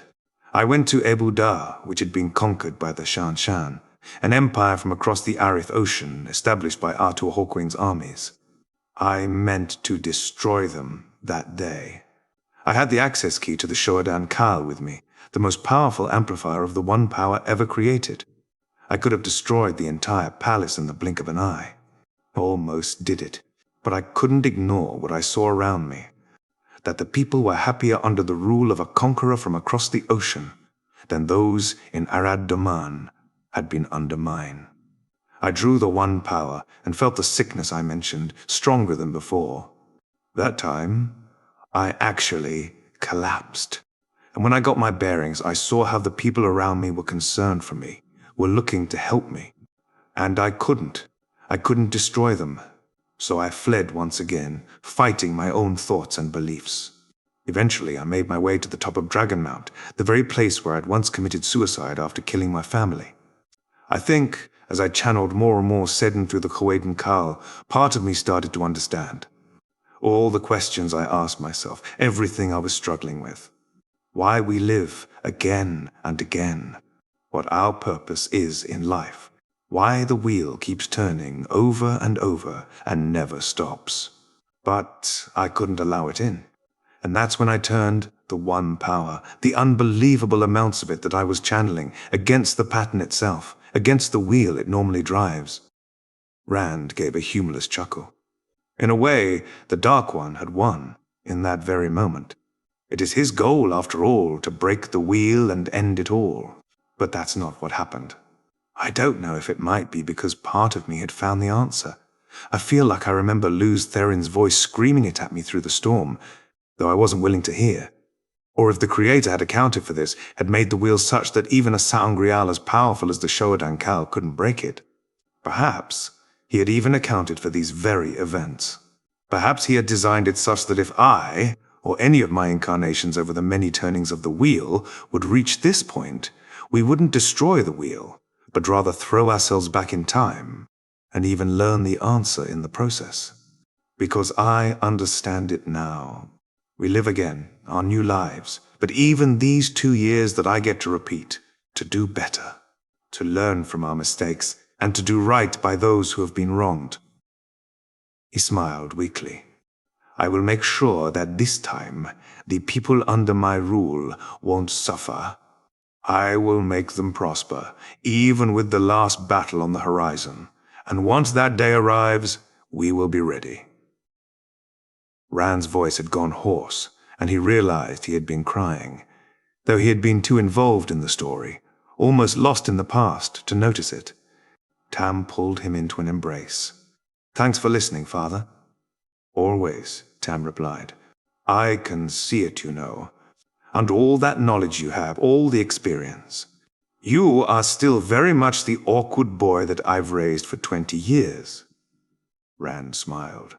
I think that might be the biggest difference between this age and the last. This time, I was raised better. I think it's time to teach you how to use balefire, Rand told Moiraine one evening. They just had dinner in a private room in the inn, and the two of them and Tam were still sitting in that room, while the rest of the group had moved to the inn's common room. Isn't that far too dangerous? Moiraine asked. It could destroy the entire building. Well, I wasn't planning on teaching you here, Rand said with a laugh. We'll skim to a forest nearby, and I can teach you there. Do you think I need to know it? Moiraine asked. It's forbidden for a reason. Last time around, you dug up the weave yourself and learned how to cast it just from whatever old text you'd found, Rand said. If you don't want to be completely helpless against a Forsaken, you're going to need to know it. That's why you learned it that time, in fact. We'll have to figure out a way to get out and back in without anyone thinking we've been doing anything untoward, Moiraine said. Rand smirked. So no entering your room together and leaving from there. No, Moiraine said. She was wearing her emotionless Aes Sedai mask, but that was enough of a tell in itself for Rand. Rand, don't tease an Aes Sedai. Also enough for Tam, apparently. It might be best if we just leave from here. At least if you're willing to keep the room occupied by yourself for the better part of an hour, Father. I'm sure I can convince at least one of the others to join me here, he said, moving to the door. Then we'll be off, Rand said. Moiraine, the honor is yours. Oh, and Tam, make sure no one enters the back of the room. If we were to return at the wrong moment, well, a gateway can cut through anything, including a person. Moiraine embraced the power and wove a gateway to the black void of skimming. Unlike previously, she and Rand both entered, standing on the stone platform that stretched a few yards in each direction. The gateway closed behind them, leaving them alone, having only some alien light without a source to see by as the platform moved through the surrounding darkness. This is strange, Moiraine said as she looked around. Skimming takes some getting used to, Rand agreed. But it is very convenient that you do not need to know your location of departure.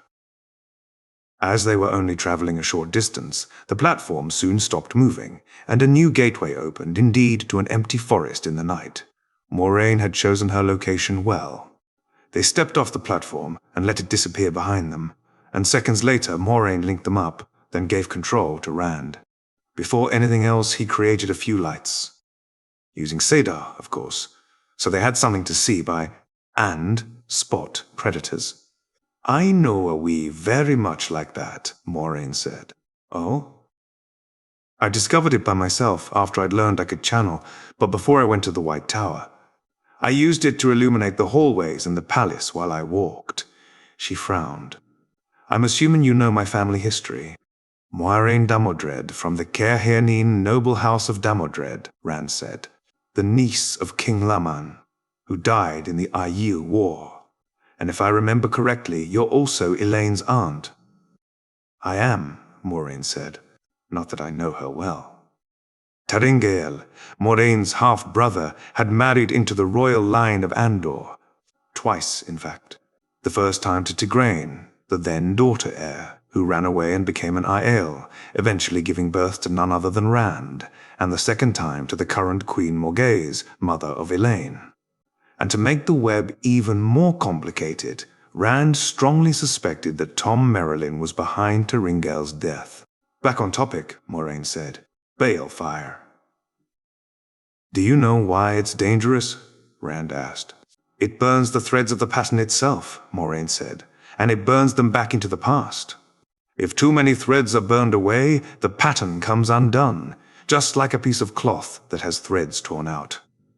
Indeed, Rand said, confirming her knowledge. There were some strange events happening, back during the War of the Shadow before we figured that out. A strong shot of balefire can in fact undo several hours of events. When I attacked Camelin, Ravin killed Matt and several others almost immediately after we arrived. After a back-and-forth fight, I killed him with balefire, and they were back alive. Why did you use balefire? Moiraine asked. Wouldn't you be stronger than him anyway? Or at least equally strong? I could beat him if we fought now, Rand said. However, there is a second reason to use balefire, specifically when fighting Forsaken. If someone tied to the Dark One as closely as a Forsaken is killed, he can hold onto their soul. If he then has a suitable human body, he can put their soul into that body, returning them to life. But if the Forsaken dies to balefire, their thread is burned back, so it's as if they died at an earlier point, and that leaves the Dark One unable to bring them back. So it's the only way to get rid of them for good, Moiraine summarized. Yes, Rand said. Though I suppose Asmodean stopped being an issue once I cut him off from the Dark One, and Lanfear bullied him into becoming my teacher. I told you about that, didn't I? You did, Moiraine said. Well, anyway, the weave. I probably don't need to remind you, but only use it for Forsaken. I would even recommend against using it simply to bring someone back who died, even if they themselves suffer no consequences from it, just because of the destructive effect it has on the pattern. Rand drew in Moiraine's Sedar and wove all 5 elements into a complicated pattern, then shot a tiny beam of white-hot light that hit a tree branch, which briefly glowed up and then disappeared from existence. He gave control to Moiraine and had her practice the weave herself, and they went back and forth several times. Like before with skimming and traveling, it took Moiraine several times to copy the weave, but it wasn't a crazy long time. A strange, yet fundamental characteristic of channeling was that the stronger a channeler was, the quicker they learned.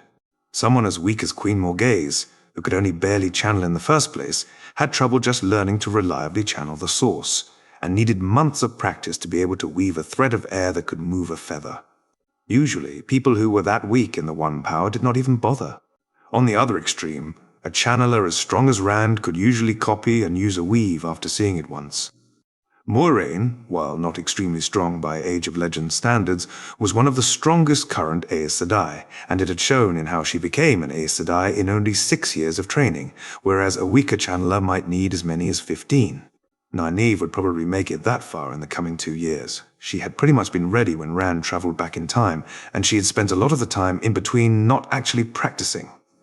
Once Rand was confident in Moiraine's ability to not only weave balefire, but also control how much power she put into it, they skimmed back to the inn.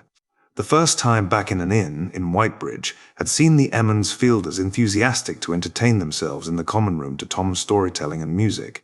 A Gleeman visiting an inn was always a big event, but when having the opportunity almost every single day, even Matt eventually got tired of it. It was a good thing, too, because Rand had started giving him battle training in a dream shard, and going to bed on time made it that much easier to balance it with a good night's sleep. Matt shuddered the moment he arrived in Rand's dream shard, which showed a temperate landscape and, right next to them, a watchtower. "It still feels weird," Matt said. "I'm just, having a normal dream. That I won't remember the next day, and then I'm suddenly here. And I just feel that I will remember this when I've woken up." "You get used to it eventually," Rand said, "though it's easier if you make the choice yourself, rather than being pulled into it." Matt shivered. "At least this isn't creepy like that dream in Baerlon. I'm glad I didn't get any more of those." "He knows I'm the one," Rand said, "so he stopped bothering you." "So where are we?" Matt asked. "Close to Caerhien," Rand said. "A year and a few months in the future from now. Let's get up in the watchtower." Matt followed him as they climbed the ladders. "This is the closest I was able to recreate the battle we fought," Rand said. "Caerhien is to the west, and we used this tower to give me a vantage point for channeling, and for our generals to command. On both sides, the main force is made up of Aiel, as we were chasing Couladin while he was trying to invade Caerhien, which itself was embroiled in civil war. What's notable is that you weren't a commander of any form at the time, but ended up taking charge of some troops, and you ended up aiding the battle greatly. That's also what we're going to be discussing as events play out." "Do you even know how to take breaks?" Matt sniped. Juan chuckled. "Not an hour ago, you were sitting in the common room drinking terrible beer and listening to Tom reciting a story you've heard at least 5 times in the last month." He drew Matt's attention back to the battlefield, discussing events and explaining why commanders, on both sides, made the decisions they did and what effects they had. "Why is it so important that you teach me this?" Matt asked as the battle was winding down. Rand had sped up parts of it so they could cover it in a single session. "When it comes to commanding an army," Rand said, creating chairs for him and Matt to sit in, "there are many skills one can learn to improve. To save lives on one's own side and incur losses for the opponents. During the War of the Shadow, where I was in command, I learned everything that was known at the time. When I led armies in this era, such as on the day we watched here, or in Ilion, or against the seanchan that conquered Ebu Dar, I learned more things from my generals. Some I also know from the Age of Legends, others are new. Military tactics is one area of knowledge that is actually more refined than it was in the Age of Legends. However, it's not everything. Even back in the Age of Legends, I was not the best commander.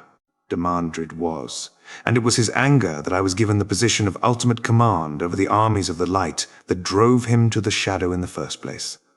I can even tell you what my biggest problem is. I think too much.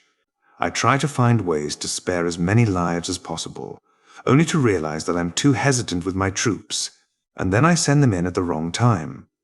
I could probably wage most wars, mind you, and while I cannot match the 5 great generals of our time, I can get close to them. Give me a better army, and I'd win.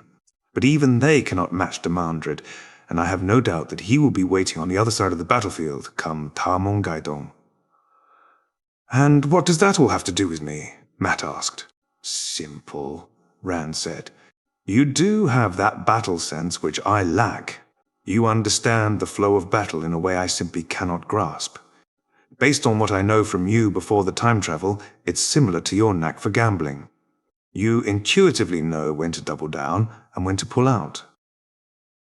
Despite himself, Matt pulled himself out of his chair and once again looked over the battlefield, examining it. I could barely follow your explanation, he said, while the battle was going on. How am I ever going to come up with this myself? How did I become so good at this in so little time? You did have a form of help, Rand said. It almost cost you your life, so I'm not letting you do the same thing again, at least not without some careful words of warning. But you obtained memories of hundreds of battles fought during this age, most of them during the Free Years, after the Trolloc Wars, but before Artur Hawkwing's empire.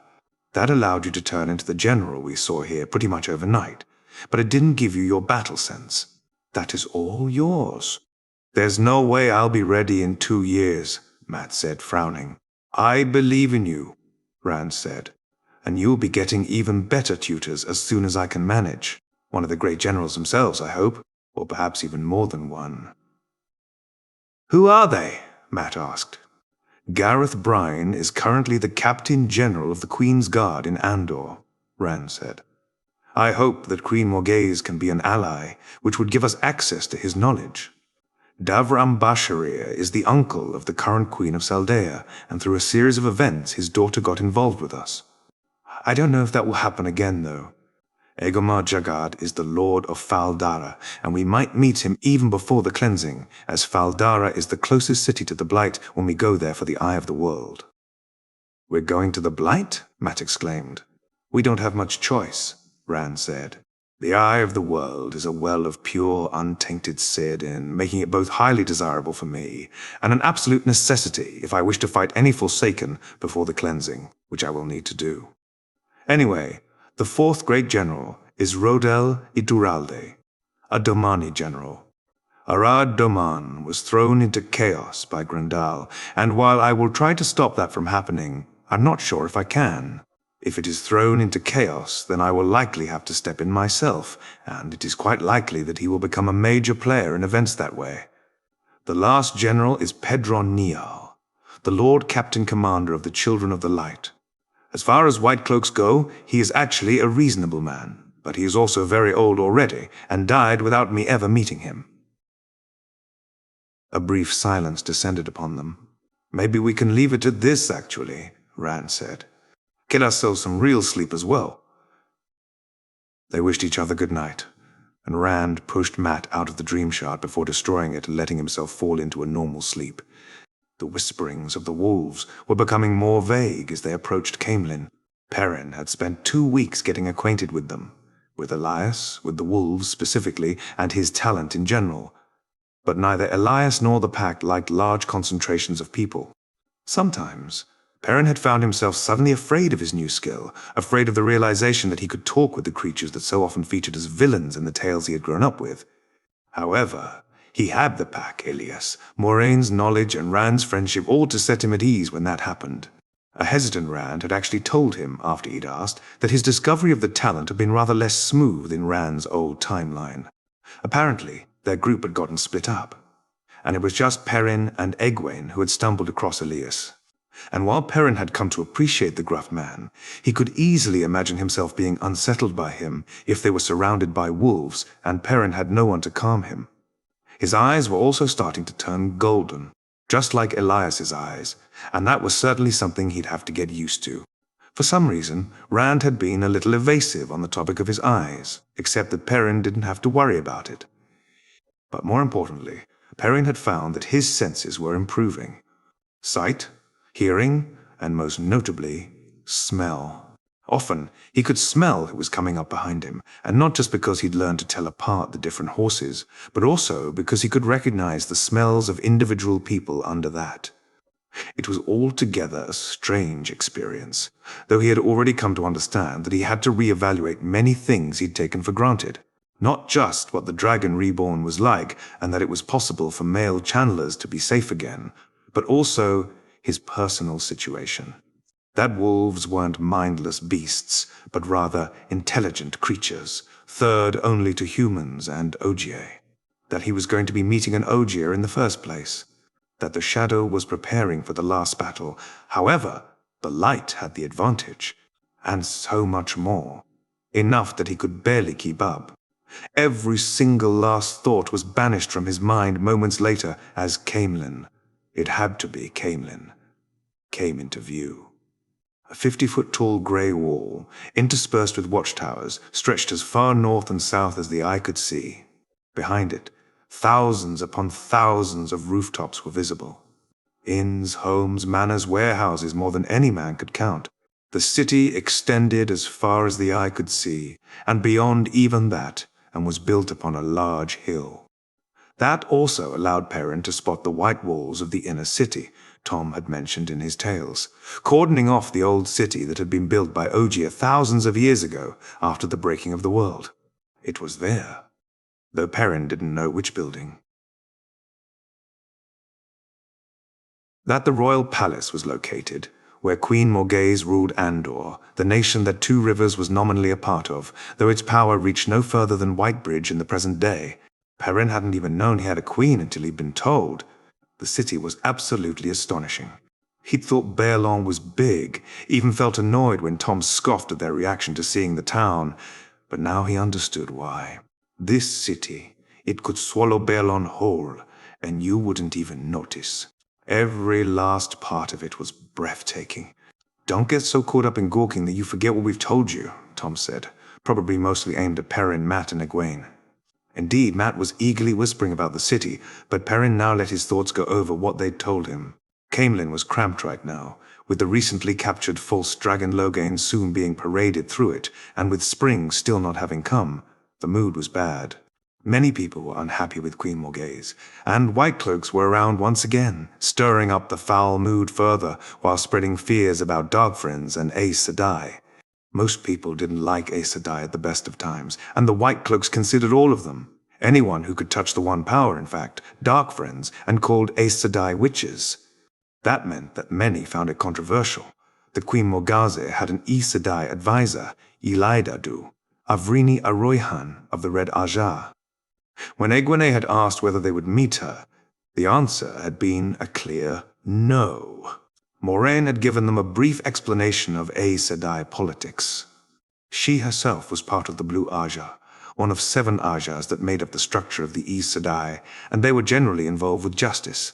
The Red Ajah, on the other hand, had as goal to find and gentle male channelers before they went insane, meaning they were strongly involved in Loghain's capture. More importantly, however, the Red and Blue Ajah had been on bad terms for a very long time, and apparently the mutual dislike between Moiraine and Elida had already started when the former was still an accepted. Someone learning to become an Aes Sedai. To that, Rand had further added that Elida had become a major political opponent, deposing of the current amyrlin seat and becoming the leader of the Aes Sedai, and in the process had become a power-hungry tyrant. Now knowing all that, Perrin understood very well why they didn't want to meet with her. In fact, Moiraine had gone incognito, hiding her ring, which signified she was an Aes Sedai, and going by the name of Lady Alice once more. Tom had done the same, hiding his cloak. He'd been sparse with information, only revealing that the Queen's Guard wouldn't appreciate seeing him in Caemlyn. As far as Perrin could judge, Rand knew the reason for this, but he kept his mouth shut. And then there was the red and the white, that Perrin could see everywhere now that they entered the city. Everyone who wore a weapon, and there were a lot of people like that, had it covered in a piece of cloth, either red or white. Many were also wearing armbands or even cockades in those colors. Rand explained that red signified support of the Queen, while white signified criticism of her, and in particular, the Aes Sedai. The white was far more common than the red. However, that didn't stop Rand from taking a moment to buy himself red cloth, which he bound around his sword, as well as a red armband. "The last time I bought the red because it was cheaper," he explained when they were on the move again. "But I do believe Morgase was a good queen, and Elaine will be as well." He frowned. Is a good queen, I suppose. A few minutes later, they arrived at an inn called the Queen's Blessing, which was run by Basil Gill, who was apparently an old friend of Tom. He was certainly rather surprised that Tom brought no fewer than 7 people with him, but recovered quickly and showed Moiraine the utmost respect when she revealed she was an Aes Sedai. Their horses were brought to the stable, and Master Gill showed them their rooms, and then Rand mentioned he was going to the library to meet Loyal, the Ogier he'd mentioned before. "Can we meet him too?" Matt asked eagerly. "Of course," Rand said. "I'll warn you, though, he'll talk your ears off." Perrin, just as interested as Matt, followed them together with Egwene. The others decided to not overwhelm the Ogier, and Nynaeve spent a few words lecturing them on not gawking. That didn't stop Perrin's instincts from screaming, "Trolloc!" When he entered the library, however, Loyal. It had to be Loyal, Perrin reasoned. Was almost 10 feet tall, with a nose so wide it was almost more like a snout, long eyebrows that hung down like tails, large eyes and ears that peeked through wild hair. Rand, unfazed, introduced himself and then his friends. As they started to talk, Perrin quickly realized that despite his fearsome appearance, Loyal was a very calm, mild-mannered individual who had the habit of giving everything a lot of thought before responding and would often go on long tangents when explaining something himself. Soon enough, the Emmons fielders got over their initial reactions and started firing question after question about Ogier, their history, the mystical steadings that Ogier called home, and more. Perrin was surprised to learn that the Ogier reputation of being builders was one that existed only among humans. Ogier loved nature and growth first and foremost, and their beautiful masonry was but a secondary interest resulting from it. It was that love for all things living, Loyal explained, that prompted the Ogier to build the cities as they did, with flowing structures that attempted to imitate nature, working with what was available rather than tearing everything down to build something neat and orderly. Perrin couldn't believe his ears when Loyal mentioned that he was considered hasty for an Ogier, or that he was 90 years old when he acted like he was of similar age to Perrin and his friends. And as it turned out, from an Ogier perspective, he really was only barely an adult. "And what about you, then?" Loyal eventually asked, turning to Rand. "You seem to know much more than your friends, despite how you said you grew up together with them." "That's quite the story," Rand said with a chuckle. "But I do want to share it with you." I hope I won't bore you as much as Elder Harmon, who you like to complain about." Loyal chuckled. I doubt any human could ever bore me like that." It was a few days after meeting Loyal and telling him about Rand's history that he made his way through Camelin. The decision to inform Lial had been an easy one. The previous time around, it was with Loyal that Rand had, for the first time, felt safe and secure enough to tell him about everything that had happened. The Trollocs and Dart friends they'd encountered, the mists of Shadar Logoth, everything that had happened, much of which Rand had actually managed to avoid this time around. In fact, it had been Loyal who had realized Rand was a Tavaren and had then explained the concept to him. Usually, the pattern simply spun. Its web, letting events unfold, and while it would often nudge things in one particular direction, if someone made a certain choice, the pattern would just weave around it. But sometimes, the pattern would get further and further away from where it should be. In those situations, to correct things, it would spin a taverne, a single thread that was bound to destiny more tightly than others, that would frequently get pushed one way or another in a major way, and affected all the threads around it like a whirlpool in the pattern. A person could be a tavern for as short as a few weeks, or as long as decades.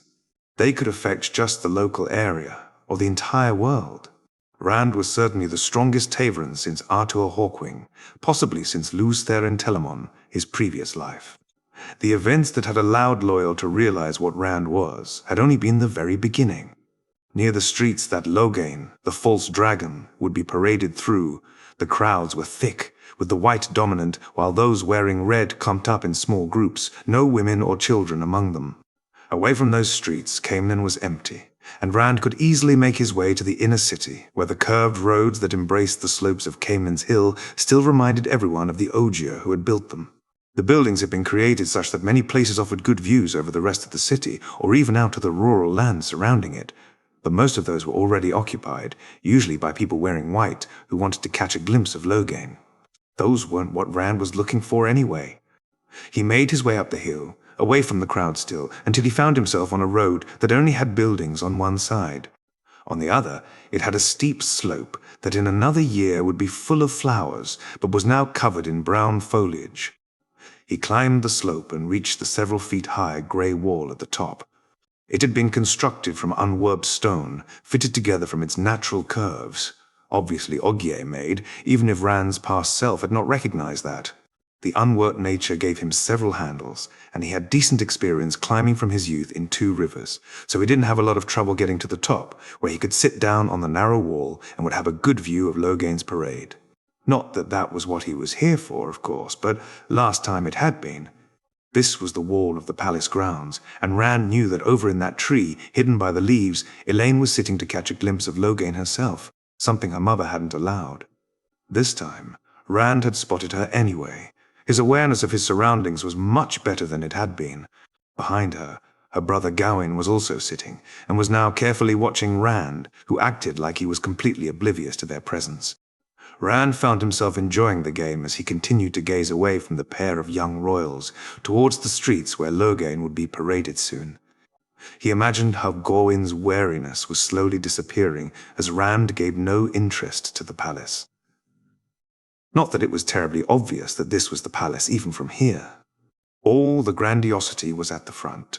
The only major tell was that inside these walls, the grass was green and flowers were blooming, courtesy of Elida's weaves. After some 5 minutes, Rand casually turned towards the tree. "It's taking a while, isn't it?" For a few seconds, both Gawain and Elaine were stunned into silence, and Rand took the opportunity to take a better look at both. Elaine displayed the contrast that he had come to love about her. She was clothed in blue, a deeper hue for her cloak and a lighter one for her dress. Both were made out of high-quality materials, and she wore jewelry reminiscent of any princess that adorned her red gold curls. And on those clothes, Rand smiled inwardly, there were multiple dirty spots from her tree climbing, as well as several bits of bark. Gawain, meanwhile, he looked like a boy to Rand, rather than the man he'd seen glimpses of in the pattern when going back in time. He was dressed in very fancy red, white, and gold clothes, the colors and designs of Andor and its royal family, another thing Rand hadn't known last time around. Most likely, Rand figured, Elaine had more or less dragged him along. Elaine was the first to find her voice. "We've been waiting longer than you have been."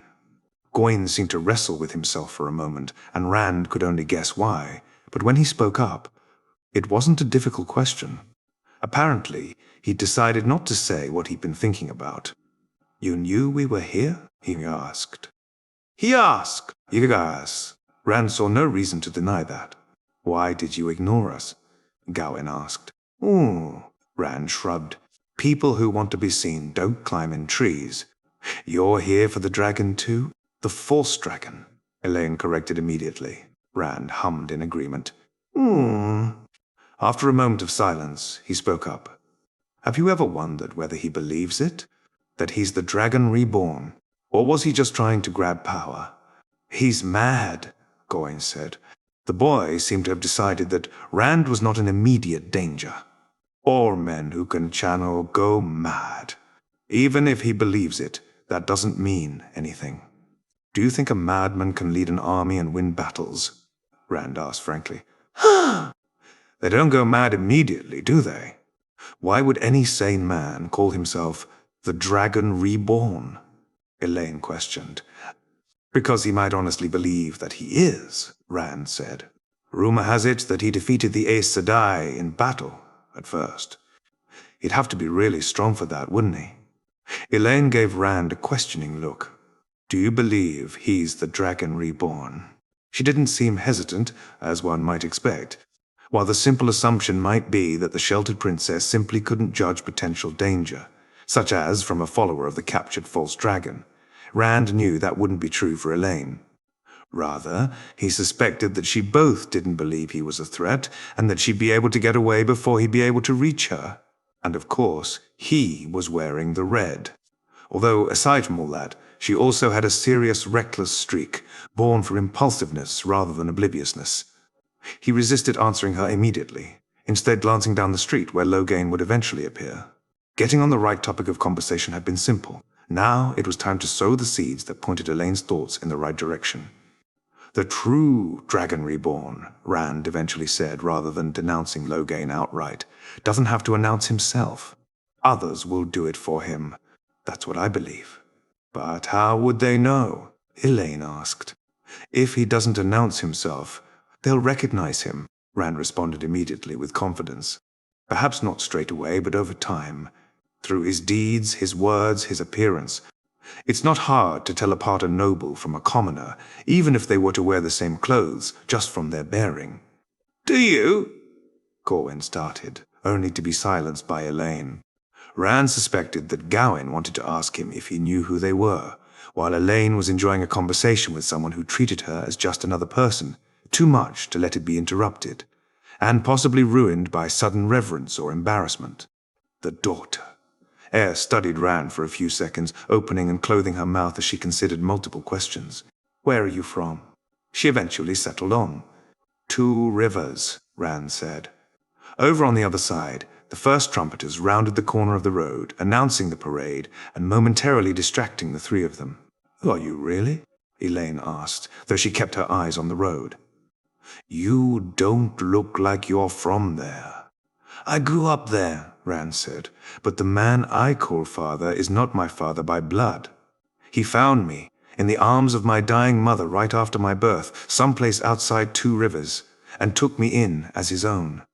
The parade distracted them once more, and after the musicians, the troops of Andor came, their armor red with white lions, the many soldiers all cleaned up, with their weapons and armor polished to gleam for the parade. "Do you think they looked like that on the battlefield?" Rand suggested. Elaine snorted in an unladylike manner. "Not likely." They watched in silence for a few more seconds. Then Elaine spoke up with another question. "What's your name?" "What's your name?" "Rand al'Thor." From the corner of his eye, Rand could see she cocked her head as she studied him. "You're strange. Thank you." Before the conversation could continue, the cart containing Loghain's cage turned the corner, and all three youths redirected their attention once more. Rand still remembered the man clearly from last time. He was standing straight up in his cage, his hair brushing against the wood at the top, surrounded by four Aes Sedai who had their full attention on the invisible shield that kept him from touching the One Power. Despite that, Loghain Ablar did not look like a caged animal or a defeated adversary. He looked like a noble, a victor coming home from the battlefield to a parade held in his honor. Wherever he looked, people fell silent. Then he looked up to where Rand was sitting, and after a moment he laughed. "Why is he laughing?" "Ew," Elaine asked. Rand knew precisely what the reason was. After all, he'd heard it from Loghain's own mouth. That was the moment where he realized that he is not the Dragon Reborn. The armies of many other nations that had helped fight Loghain followed in the parade, but after the man himself, none of the trio had any attention for them. Rand kept watching as he patiently waited for Elaine to ask her next question. Wasn't he looking in our direction? He was. A pause. "Who are you?" Elaine asked. "Didn't I tell you already?" Rand replied with a subtle tease. "Ugh! Rand al'Thor of Two Rivers. And you are not anyone special?" Elaine asked, her tone making clear she wouldn't believe him if he answered in the negative. "Everyone is special to someone," Rand responded, no longer hiding his amusement. "I'm sure my father would say, I'm the most special person in the world." Elaine gave him an incredibly dubious look, although he could see her thoughts whirring behind it. After a few seconds, she seemingly came to a decision and bluntly asked the next question. "Are you the Dragon Reborn?" Gawain's eyes went wide, but then turned calculating as he looked back and forth between them. How could I possibly give a meaningful answer to that question? Rand parried with a grin. He was having a great time, and Elaine was one of very few people he knew well enough that he dared take a risk of this magnitude. And Gawain wouldn't go against her lead, not as he was right now. Didn't I just argue that the Dragon Reborn needs not announce himself? Any answer but no would be hypocritical, whether or not I were to believe it true. Elaine now looked at him as if he were a particularly intriguing puzzle. Calendar, she stated suddenly. What about it? Rand asked innocently. Possession of Calendar is viewed as perhaps the clearest proof that someone is the real Dragon Reborn. That's why Loghain was moving his armies to the southeast, to Tyr. Do you have it? Rand reached through the repulsive taint to see Saidin. He'd allow himself this luxury for once, and opened a small gateway to Tyr, into the heart of the stone. Gawain gasped, but Rand paid him no attention. There, right in front of the gateway, in the center of the fortress that had not fallen in 3,000 years and would not fall until the people of the dragon came. Or so prophecy said, hung Calendar, suspended in the air as if held up by invisible ropes. The sword looked like glass or crystal, though Rand knew it was as sharp as the best blades, and stronger as well. In addition, it was a sa'angral, an incredibly powerful amplifier of the One Power, this particular one crafted for use with Saidin. To Rand's knowledge, it was third in potential only to the Choedan Kal that had sent him back into the past, and a sa'angral that he wasn't even sure survived the breaking. It hung in arm's reach for Rand, but in between him and the sword he could see weaves of Sedin interspersed with holes. In those holes, he knew, were weaves of Sedar. Together, the two formed a ward that would stop anyone but the Dragon Reborn from touching the sword. Now, the question was whether Elaine could see the Sedar weaves. She was a channeler, and a strong one, but her training hadn't started yet. However, she did live with an Aes Sedai, even if they did not get along well, so Rand wasn't going to risk it. He reached through the gateway, but stopped just before the ward. What do you think? Can I grab it? So you're a channeler then, Elaine observed. To her credit, she hadn't shied back, perhaps because she'd already implicitly voiced the suspicion when she asked whether he was the Dragon Reborn. Similarly, Gawain had put his hand on his sword, but hadn't drawn it, nor had he said anything. If you mean to inform an Aes Sedai, I'm afraid I'll have to leave, Rand said, although he didn't quite believe she would. Elaine considered his words. I suppose the real Dragon Reborn shouldn't be gentled, she decided. Show that you can touch it. Rand chuckled.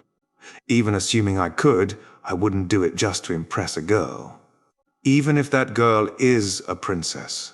Elaine looked shocked, and Rand casually closed the gateway and released Sedin while she processed that he'd known who she was all along. However, before she recovered they heard footsteps, and Rand looked down to see Galad, the young man, who, being the child of Taringale and Tigraine, was a half-brother to all three of Rand, Gawain, and Elaine, not that he knew it in Rand's case, seemed to be searching, but stilled when he saw Rand sitting on the wall, then drew his blade. Who are you? He demanded. Dave! Rand waited, expecting Elaine to speak up for him, which she did. He is a loyal subject of our mother, and under my protection. Rand was impressed how regal she managed to sound while sitting in a tree. There you are, Galad said, sounding only marginally relieved as he turned to her. Stay away from him, Elaine. And you should get down here. Princesses should not be climbing trees. Elaine rolled her eyes where Galad couldn't see it, but climbed down, followed by Gawain. Galad turned his attention to Rand, who was still sitting on the wall unlike last time, when Elaine announcing herself had surprised him so badly that he'd fallen into the palace gardens. You will get down here and hand over your sword. Rand obeyed and started climbing down, while Elaine objected. He is here as my guest, Galad. You cannot arrest him. He is armed and hardly looks trustworthy. I cannot claim control over your actions, Elaine, but... Indeed you cannot, Elaine interrupted him. You may leave. Rand dropped down on his feet and turned around right in time to see Elaine had drawn herself up to her full height, looking as regal as she could with her stained outfit. Galad, clearly realizing he wouldn't be able to change Elaine's mind, turned and left to get back up. As soon as he was around the corner, Elaine turned to Rand. I want to interrogate you. About everything. But there is no time.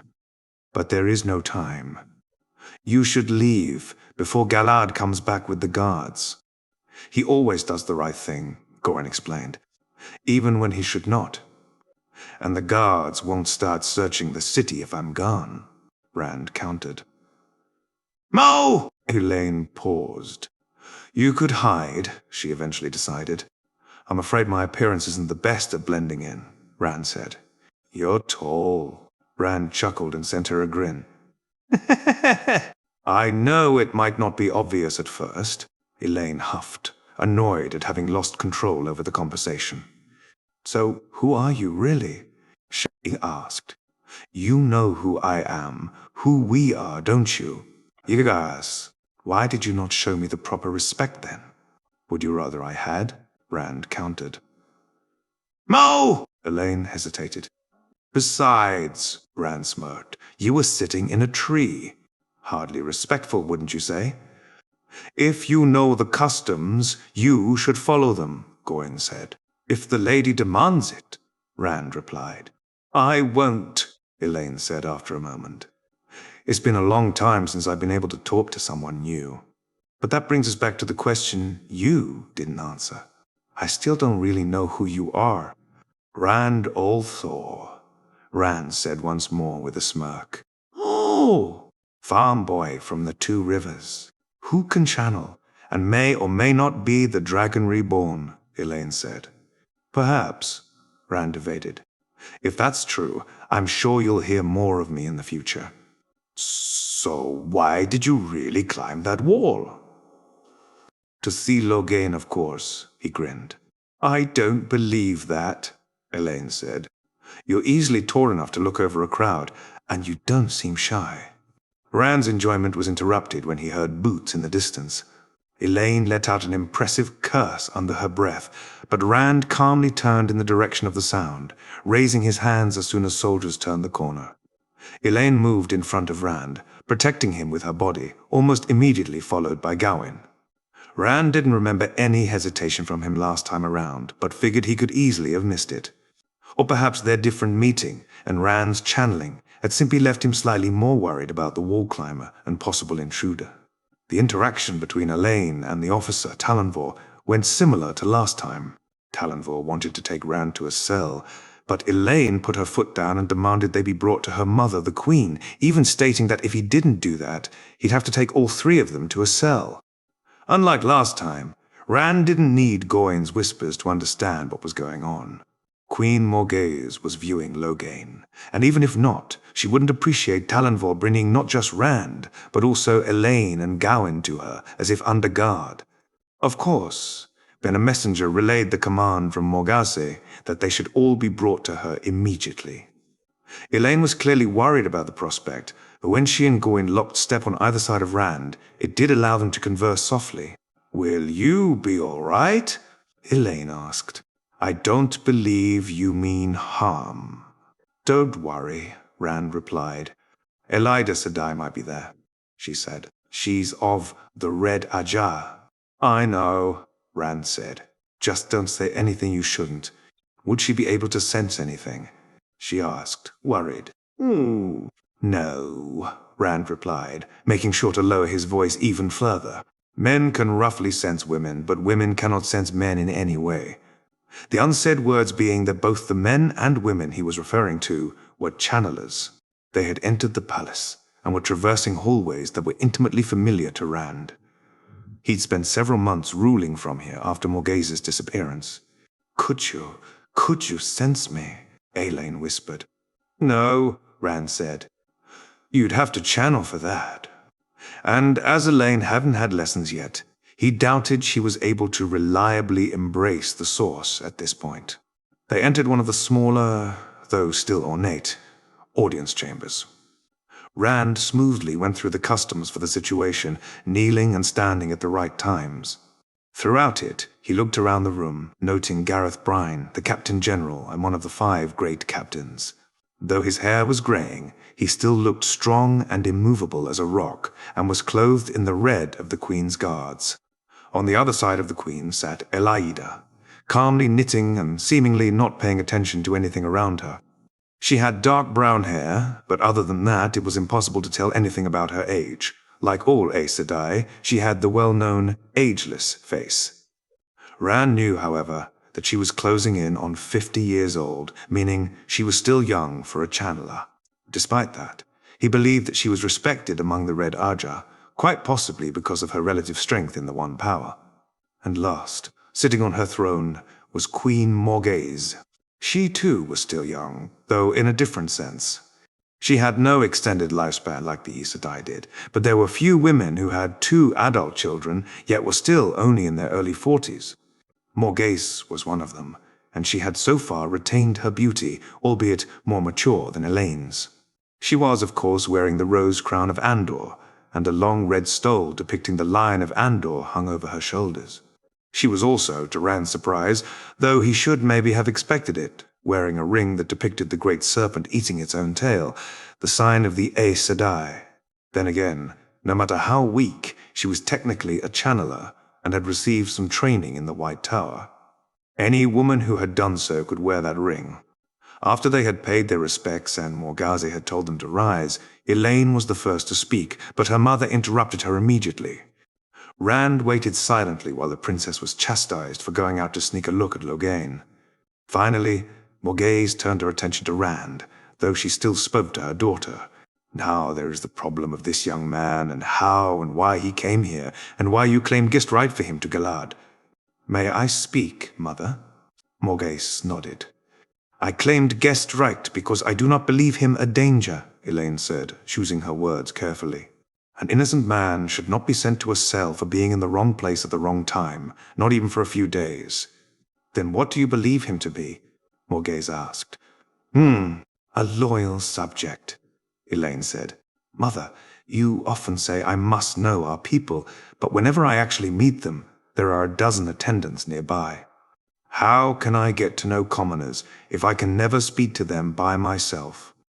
A loyal subject, Morghese said doubtfully, although someone not familiar with the ways and customs of nobility might underestimate just how doubtful she was of that assertion. What is your name, and where are you from? Rand Althor, and I am from 2 Rivers, my queen. That caused several raised eyebrows. A loyal subject, Morghese repeated, stressing those words slightly. From the 2 Rivers. Your Majesty, if I may speak. You may. I know that most of the people from 2 Rivers are not even aware that the area is a part of the nation of Andor. However, my father has taught me more about the world than that. The people of 2 Rivers, Elida spoke up, are dark of hair and eye, and seldom have such height. They do, Rand said, unfazed. I was not born in 2 Rivers, my father, who is not my father by blood, but has cared for me all my life, found me when I was a newborn, in the arms of a dying mother. He took me in and raised me when he went back to his farm. Elida had stood up from her stool and walked closer, inspecting him. You are not a commoner, she said. You may wear the clothes of one, but you hold yourself as a noble, I would almost say, a king. Their eyes met, and Rand held her gaze, not yielding. She slowly reached out, then removed the cloth hiding Rand's sword. Nor does a commoner from the 2 Rivers have a heron-marked blade. The reaction throughout the entire hall was significant, and the guards were clearly prepared to draw their weapons if needed. The only ones who seemed unperturbed were Goyen and Elaine. But then, Rand had already shown them bigger surprises. My father won it during the Aiel War, Rand said truthfully, and he has trained me with it. We are currently staying in the city, and when I wanted to see the false dragon, he did not want me to be unarmed. Aes Sedai might be famous and notorious for their ability to lie while speaking the truth, a skill they had honed for centuries after the introduction of the oath that left them unable to speak a lie. But Rand had picked up some skills in the area himself. When dealing with nobles, or Aes Sedai for that matter, it was very valuable to never lie, even if only to avoid spinning a web one could not find a way out of. Rand had technically never stated that he and his father were traveling alone. What are you saying, Elida? Morghese asked. The Dark One stirs in Sheol Ghul. The shadow lies across the pattern, and the future is balanced on the point of a pin. This one is important. As she stopped speaking, Rand's mind was cast back to the first time he had been here. She had spoken those exact words, except that time she had finished by saying, "This one is dangerous." "Is this one of your foretellings, Elaida?" Morghast asked sharply. "Speak clearly." Foretellings, Rand knew, came unexpectedly and would present differently between different people, and even the same person could get foretellings in different manners. Suddenly, he wondered whether he had made a mistake.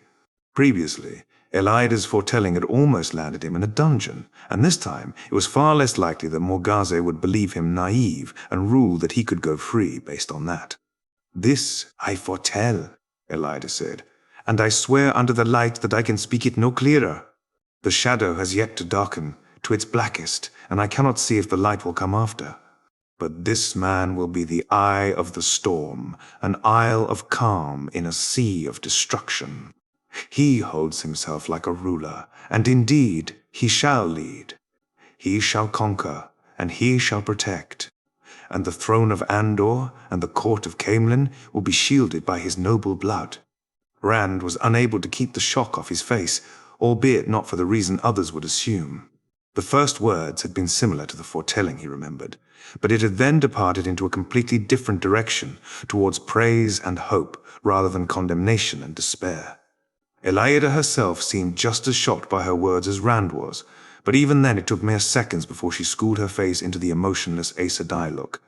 Most of the other people in the room were equally stunned, though Elaine and Gawain looked at Rand in awe. He hoped they'd be able to stay silent, because even with this unexpected foretelling, he doubted Elaida would react well to the revelation that he was a channeler. Regaining her composure, the Aes Sedai walked back over to Morghast and started whispering in the Queen's ear. After a few seconds of back and forth, Morghast spoke loud and clear. "Everyone except the Captain General, Gawain, Elaine, and Elaine's guest, leave. And no word of this to anyone." The guards complied with the Queen's order, while Elaida remained even though Morghast had not named her. Aes Sedai always did consider them above the authority of even monarchs, Rand mused. Although he had to admit that in this case she had a good reason to stay, and Morghast had probably meant for her to do so. Of course, there was absolutely no way this foretelling would remain secret, no matter how loyal the Queen's guards were. However, that wasn't very important to Rand, as he'd be traveling to the Blight, then to Shadar Logoth for the cleansing of Saidin, and then to Ter in one go, and he should arrive at all locations before the rumors would. Secrecy was no longer necessary after today. "Rand al'Thor," Morghast said once everyone had departed. "That is what you said your name was, is it not?" "It is, my queen," Rand responded. "I have many questions I wish to ask you myself, but I will allow Elaida to question you first. Perhaps she can unearth more of what her foretelling refers to, and the role you will play in it." Elaida nodded, as if that were an expected courtesy. "You said that the man you call father found you as a newborn, and my foretelling said you had noble blood. What is your true heritage?" Rand's first impulse was to refuse to answer, or claim he did not know, or even apply some misdirection and tell her that his father hadn't known. However, as he considered the question more, as well as Elaida's foretelling, he realized that they would likely trust him more if they knew it, even if he was loath to provide Elaida anything that might benefit her. "My father by blood is Janduan of the Taodad Aiel," Rand spoke. He'd decided to give the background first, as he suspected that this way his audience would be more amenable to what he would eventually reveal. Although he was the clan chief of the Taodad, that position is not hereditary, so one cannot speak of nobility there. "My mother was Shail, a maiden of the spear, also of the Tawadad Aiel." He paused there, glancing at Elaida. "Woman who is dedicated." The Aes Sedai translated the name from the old tongue. "I presume that is not the name she was given at birth." "No, it is not," Rand confirmed. "She was a highly unusual maiden, as she was not born an Aiel." Rather, she was already an adult when she joined the clan. And she came from the lands west of the spine of the world? Elida clarified. She does. In fact, her decision to join the Aiel was prompted by the foretelling of another Aes Sedai. I find that unlikely, Elida stated. I am not aware of any sister alive other than me who possesses any talent of foretelling. Guitarra Moroso, Rand said. Elida paused. You either know more about Aes Sedai than almost any man alive to forge a story so extraordinary without any impossibilities, or you are speaking the truth. Morghese gasped, drawing everyone's attention. Why Queen? Rand asked, although he suspected Morghese had realized where he was heading. Guitarra Moroso was an advisor of Queen Mordrellin, Morghese said, whose daughter Tigraine disappeared in 972 NE. Wait, does that mean you're Galad's brother? Elaine exclaimed, turning to Rand. Goyim seemed equally flabbergasted at the idea. Unfortunately, Rand smirked, making Elaine giggle. This is not the time for levity, Morghese reprimanded. You say you really are Tigraine's son, then? She turned her severe gaze to Rand. I am, my queen. Please believe me when I say I have no intention to cause unrest, whether among the nobility or the people. I support you, and will support Lady Elaine, if anything were to leave you incapable of continuing your rule. Even aside from anything else, I do not have any surviving blood relations other than Galad, including from my bloodfather's side, while from my adopted family I have only my father, as my mother died when I was a child. I find it difficult to believe that you were raised in Two Rivers, Morghese observed. Rand chastised himself. Of course, a boy from Two Rivers wouldn't grasp those political implications. I have had an unusual life, and I doubt it will become any less unusual in the coming years, Rand said carefully. An Aes Sedai I have recently traveled with, as well as an Ogier I met, believe that I am a ta'veren. That statement was met with a long silence, ending when the Captain General spoke up for the first time in the conversation. I do not believe I am familiar with the term, although it is clearly from the old tongue, Brian said. Surprisingly, Elida was not the one to explain the term, as she seemed lost in thought. A ta'veren is someone who is a focal point in the pattern, Morghese explained. Their destiny is tightly bound, and they walk unusual paths, often affecting the people around them in strange ways. Again, silence reigned for several seconds, until Elida spoke up. Long ago, when I was but an accepted, I had a foretelling, one that has guided me my entire life to this point. It was frustratingly vague, as foretellings often are, but it revealed that the royal line of Andor would be the key to defeating the Dark One in the last battle. This foretelling is what motivated my decision to become an advisor to Queen Morghese. Rand considered that. If I may ask, Elida Sedai, who was Queen of Andor when you had this foretelling? Queen Mordrellin, she answered. Who was of the Mantier line, not the Trakand line that Queen Morghese is from, Rand realized. Indeed, Elida said. I thought I had initially misinterpreted the foretelling, and that it referred to the ruling house of Andor as the Mantier line was believed extinct. I am now wondering whether I was mistaken. This conversation had ended up going into a completely different direction from anything Rand had and could have expected. He had not known anything about this older foretelling by Elida, but perhaps it, and the resulting difference in attitude compared to the Elida he remembered, opened up new options. The wheel wove as it wanted, he thought to himself, and not as he, or anyone else, wanted or expected. How am I supposed to respond to this? Morghese asked Elida. What you are revealing is not very reassuring. Your Majesty, Rand spoke. Elida Sedai's foretelling earlier today said I would shield the throne of Andor and the court of Caemlyn. Although I do not know what is meant by this, I wish to assure you that I have every intention to live up to those words. I know that you are a good and just queen, and I have no wish nor desire to rule Andor in any way. And if I am to play a role in the last battle, as Elida Sedai seems to believe, I have no doubt that I will be too busy with everything the pattern will put on my path in the first place. You appear unfazed to hear the last battle is coming, Morghese said. Without waiting for a response, she turned back to Elida. Do you believe it is close? If this man is indeed the key my foretelling spoke of, she responded, it may be closer than I thought.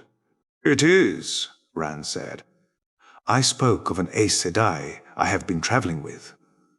Thanks to her knowledge, I was already aware of the coming of tarmongaidon, and that I would likely have a role to play in it. You seem to have made peace with that, Morghese observed. I have, my queen. Silence reigned for a few seconds before Morghese spoke again. If anything, I only have more questions than I did when Elida gave her foretelling. However, this meeting, already unusual to begin with, merely grows longer and longer. Rand al'Thor, considering the foretelling and these questions, I wish to invite you to stay at the palace for the foreseeable future. I am honored, Your Majesty, Rand said, genuinely not having expected the offer, but I fear I cannot accept, as I need to prepare for what I know is to come. I am certain, however, that I will be able to visit in the future.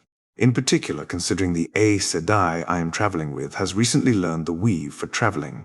That is, the method of instant transportation which the Aes Sedai in the Age of Legends used. Rand counted it as a personal victory that Elida, once more, looked visibly shocked and even disbelieving.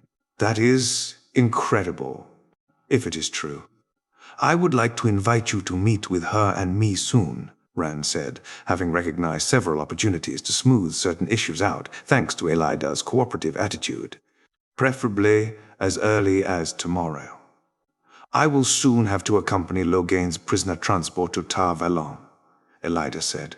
Which could be done by gateway, Rand pointed out. We could drastically reduce your travel time. Elida nodded. Then I would come visit tomorrow. Where are you and your Aes Sedai staying? The Queen's blessing, Rand responded. Thank you, Elida Sedai. He turned to Morghese again. My queen, knowing I can visit at almost any time, do I have your permission to leave? I am sure that with the help of Elida Sedai, the Aes Sedai accompanying me, or perhaps even another that is taught the weave of traveling, you will be able to summon me with little difficulty. Not that there was likely to be much summoning once Rand had claimed Kalandor. It would instead be a request for diplomatic talks or something along those lines. But this was the language that befitted the current situation. You have my permission, Morghese said. Do not make me regret the decisions I have made today, Rand al'Thor, son of Tigraine. I won't, my queen, Rand responded, after which he bowed. This time as befitting a high-ranking noble instead of a commoner. Elaine, Gawain, you may accompany your guest to the gates. Rand walked along with the two, and it wasn't long before Elaine noticed. You know your way around the palace. I am a man of many talents, Rand responded. She snorted. And surprises. I do seem to make a habit of leaving an impression. I can't imagine why. Please do remain silent to Galad, at least for the moment, Rand said. I imagine he'll want to get to know me once he learns of our relation, but I'm going to be incredibly busy in the near future. You really are the Dragon Reborn, aren't you? Elaine said. And that portal you created, is that traveling too? It is, Rand admitted. And thank you. And you, Gawain, for not revealing that. I do not think Elida would have reacted favorably. It is better for her to learn this a few weeks into the future, once I've had time to prepare. Do you think you will be able to make an actual difference in such a short time span? Elaine asked. Rand smirked. I will be removing the taint from Sadine soon. Both Elaine and Gawain gasped. And I think I have a way to prove success to Elida. That's impossible, Elaine exclaimed. Isn't? Rand countered. Mo! Has anyone ever tried? Well, I mean, if it were possible, wouldn't they have done it in the Age of Legends, right when it happened? Society was falling apart during the War of the Shadow, Rand said, suddenly feeling morose. And what parts remained broke down when the 100 Companions went insane, the very moment they sealed the bore and locked the Dark One away. They did not have a gradual descent into madness like the men you've heard of in modern times. They just went crazy immediately and were causing large-scale destruction before anyone even knew what had happened. But consider this. We know that the wheel spins 7 ages, which repeat time after time again, although an age is long forgotten by the time it returns. This means Sedin must have been tainted before, in a previous turning of the wheel when the second age became the third age, and sometime between that previous third age and the Age of Legends, the taint was removed. That sounds like it makes sense, Elaine said slowly. They left the palace and entered the courtyard. Why did you even reveal so much to us? Elaine questioned. We never even met before. I mean, I'm not going to tell anyone what you told us, but still. Rand smiled mysteriously. Or tried to, at least. That is one secret I'm not going to tell you. Or at least not yet. But it was nice meeting you, Elaine. And you too, Goyen. I enjoyed it too, Elaine said. Today certainly became more interesting than I'd thought, and that's with Loghain's parade on the agenda. Her smile turned mischievous. And you are quite handsome too. Rand had somewhat expected the comment, which mirrored what she'd told him was a goodbye last time, but he certainly had not expected her to lean forward and kiss him on the cheek. Either he'd made a better impression, or she was less restrained with there not being any soldiers nearby. Still, he managed to recover in time to grab Elaine's hand. Yet I pale in comparison to your beauty, my lady. He leaned down and placed a kiss on her hand, then let go, pleased to note her blush. The same meditative exercises that he used to channel were the only reason he did not show a blush himself. Goyen laughed. It got you good, sis. After a moment he added, This is making me think of the common story of the noble knight and the lady he is courting. Rand grinned. Those ladies tend to be proper and dainty and all those things. I fear your sister may not wish to be associated with such vile behavior. Elaine, too, laughed. And you are far too important to be a knight. I hope to see you again soon, Rand. Likewise, Elaine, Rand responded. And I wish you a good time at the White Tower. With that, he turned and left, wondering how long it would take Elaine to realize she'd never told him that she would accompany Elida to Tar Valon and become a novice. You've been gone for longer than I expected, Moiraine said. Longer than I expected too, Rand admitted. Today has been full of surprises. Speaking of which, we need to prepare. He led the way to the library, Moiraine following behind him. For what? She asked. Rand didn't answer until he'd closed the door behind her and they were assured of privacy. Only Loyal was here. We will be welcoming Elida tomorrow. Moiraine froze, staring at him in shock. Loyal was the first to recover. I'm sorry, Rand, he said in his slow, rumbling voice. I believe I must have heard you wrong. Weren't we trying not to draw her attention? Moiraine asked. I know you said you might run into her while you went off on your somewhat reckless plan to meet the daughter heir, but none of that included inviting her over. Even outside of what you told me about her activities in the ill future, I would prefer to see her as little as possible. She had a foretelling, Rand said, but a completely different one from the first time around. It left her with a rather more positive opinion of me, and Queen Morghese decided to turn the interrogation, I suppose, into something of a private meeting to question me about certain things. Considering the wording of the foretelling and the way the Queen and Elida seemed to be regarding me, I decided to first reveal my heritage, and then that I am Davern. This prompted Elida to reveal a foretelling she had in the past, that she now believes she has misinterpreted for a long time. What it comes down to is that she considers me the key to defeating the Dark One in the last battle, although she does not know that I am the Dragon Reborn, or indeed a channeler at all. I'm seeing a few ways in which we could make use of this. If I still had any doubts about your Tavervan nature, they are gone now, Moiraine said, sitting down. Rand took a chair that allowed for easy eye contact. I'll do you one better, Rand smirked. Loghain very visibly reacted when he saw me, as he has the talent to see Taveren. So, what did you come up with?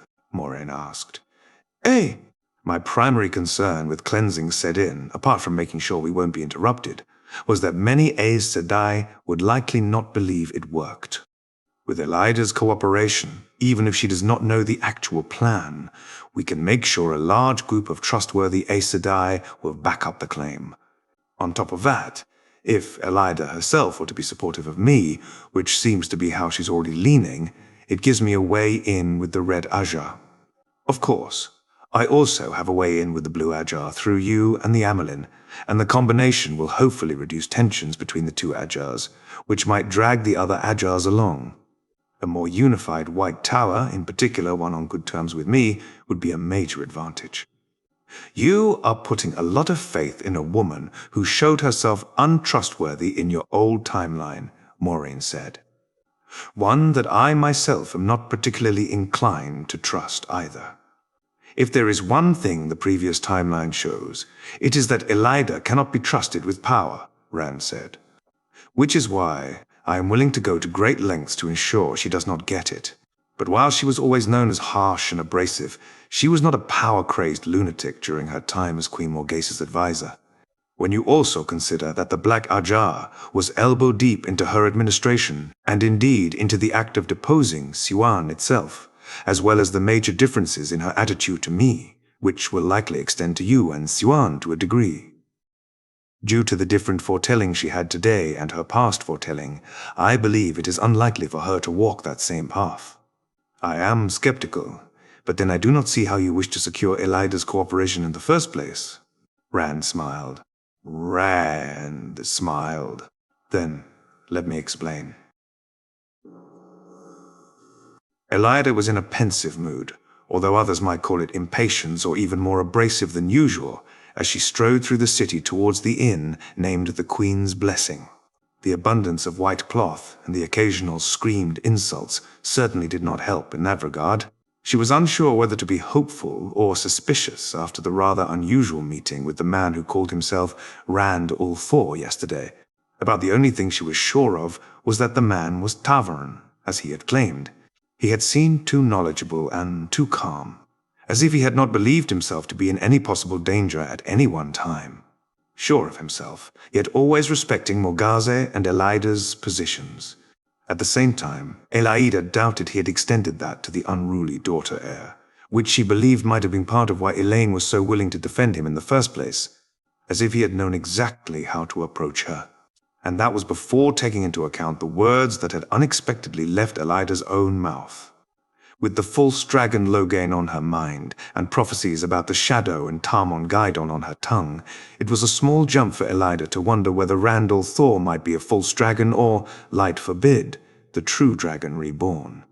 But even though he might be an enigma, he was also unquestionably sane. And more importantly, there was no way the Dragon Reborn could plausibly be the Eye of the Storm and an Isle of Calm in a sea of destruction. No. The Dragon Reborn was, or rather would be, the storm and the destruction. By that reasoning, ul'Thor might even be the one who protected those around him from the chaos the Dragon Reborn brought, if he really was going to appear soon. And of course, this was yet further supported by the last part of her foretelling, that he would protect and shield the kingdom of Andor, arguably the most powerful nation in the world. And then there was the separate issue that was Loghain Ablar, the captured false dragon, who, after always having insisted that he was the true dragon, had suddenly changed his mind yesterday and now said he was indeed a false dragon. Elida had wondered whether this had any connection to ul'Thor, but apart from his Ta'veren nature, she could not see how, and thus she had concluded that it was likely Loghain's own madness that had made him change his mind. She arrived at her destination, and the moment she stepped through the door, all conversation went quiet. Her eyes roamed over the patrons before landing on ul'Thor. The man was sharing a table with 4 other youths, 2 boys and 2 girls, the latter 2 being exceptionally strong channelers, immediately drawing Elida's attention. In fact, she was reasonably certain the younger of the 2 was as strong in the one power as Elaine, and the other was even stronger. Had they been hidden in 2 rivers? Based on their somewhat unusual style of dress, and what ul'Thor had told her and Morghase, that seemed the obvious guess. Speaking of, the red-haired man seemed just as much at ease between those 4, presumably his friends, as he had yesterday at the royal court. Then, Elida's attention moved to the next table over, and her face soured. There, accompanied by a man who, despite his greying hair, was clearly still in the prime of his life, probably Allthor's adopted father, sat Moiraine and her warder. The Blue Aes Sedai returned her gaze, and although she seemed to return the sentiment, she hid it better.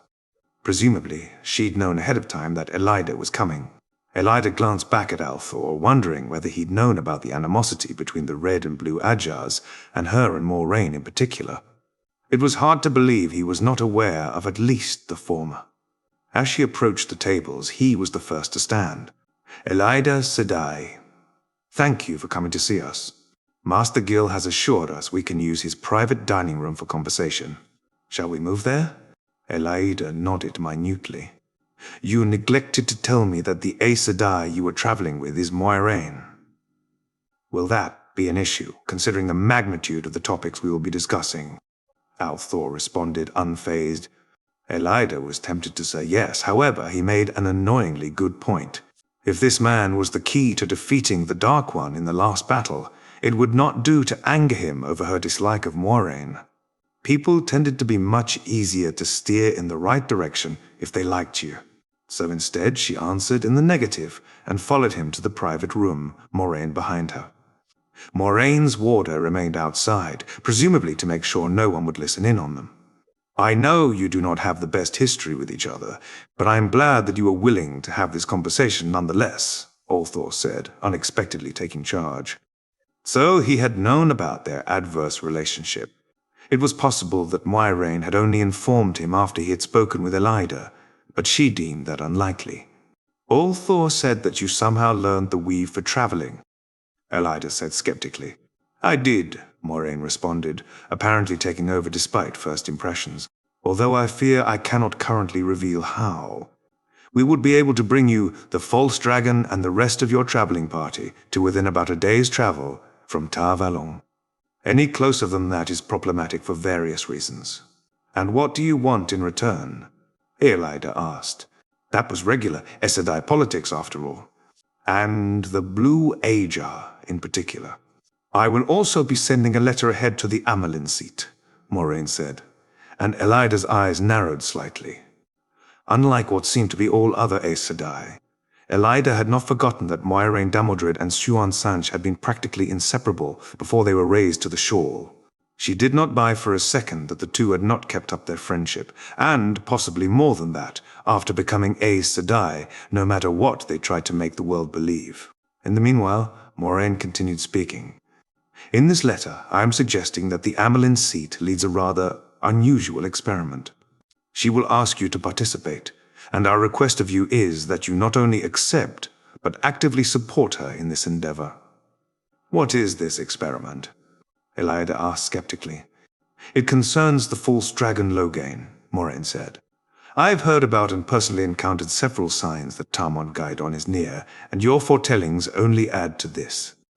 I believe that it would be highly valuable for the White Tower to have a better understanding of the taint on Sedin than we currently do. All we know right now is that its insanity takes hold slowly over the course of years, although there are signs that the speed at which it propagates depends on the frequency with which a man channels, and the amount they channel at once. For the suggested experiment, the goal is simply to briefly form a circle that includes the false dragon where? Never, Elida said decisively. How will you ensure the true Dragon Reborn remains sane until tarmongaidon if you do not know anything about the taint? Rand parried immediately. We keep him shielded until that day comes, Elida responded. And never train him? Rand asked. How will you convince him not to turn on you? Where will he gain the skills to fight the armies of the Dark One? Who will fight the Forsaken? Elida Sedai, the first Forsaken, are breaking away from the seals on the Dark One's prison as we speak. I have encountered one of them in my dreams. You and Moiraine cannot stand up to them. Egwene and Nynaeve are untrained and barely have sufficient power to delay them. How many channelers do you know that can match the commanders of the Dark One's army from the Age of Legends? How will you stop Grandal from worming her way into the minds of rulers? How will you protect kings and lords from Samael's blade? How will you avoid Messiah stirring strife in the White Tower, when even your most powerful allies are but annoying pests to them? If he goes insane, he will cause a destruction worse than all 13 Forsaken together. So study the taint, Rand responded. Learn what it does, how it acts, so that you can ensure that the Dragon Reborn will not suffer. Its maddening influence. If that were possible, the Aes Sedai of old would have done so. The breaking of the world followed immediately on the War of the Shadow, Moiraine argued. Their world was torn apart before they had the ability to study the taint, and they knew even less about it to start with than we do now. This is the favor I ask in exchange for lending you my ear in the future, Rand said, to support the amyrlin seat in this one experiment. Elida knew with absolute certainty that the two were keeping something important from her, and if she had not known better, she would have said that the man before her was the Dragon Reborn himself. No. Most likely he would be a counter to the Dragon Reborn, perhaps even the one through which the Dragon Reborn could be kept under control. However, if this was the favor Ulthor wanted to ask, she could honor that. He could have requested far worse. What is the experiment? To link to the false dragon and pass leadership of the link to all sisters, each holding on long enough to ensure they can recognize the taint, and no longer. Then, one more experiment several days later, similar but not identical to the first.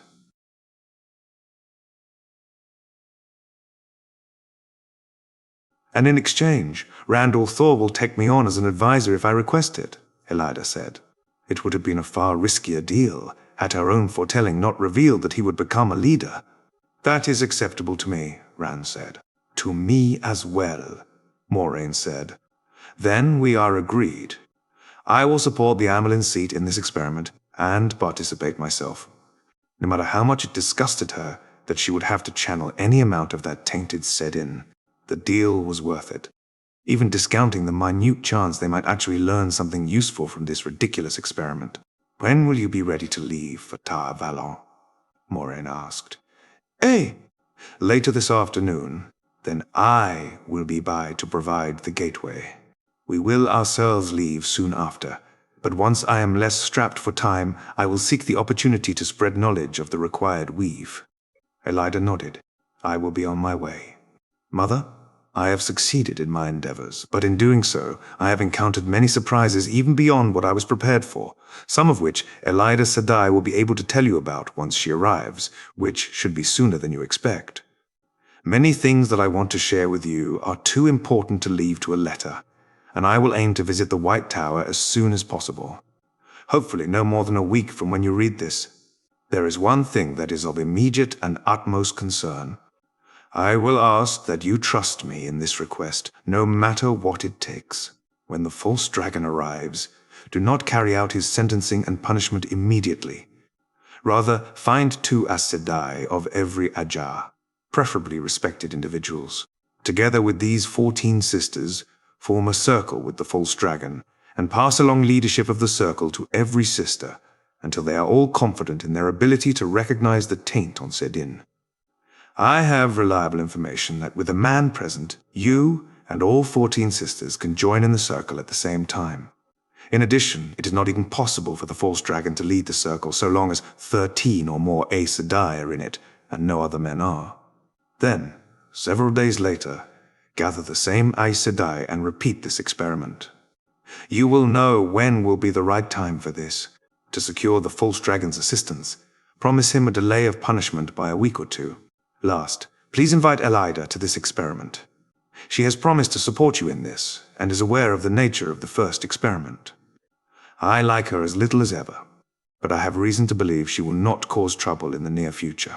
Signed, Moiraine de Modred. Swan Sanchez stared at the letter. What had that bloody woman been doing this time? He sighed.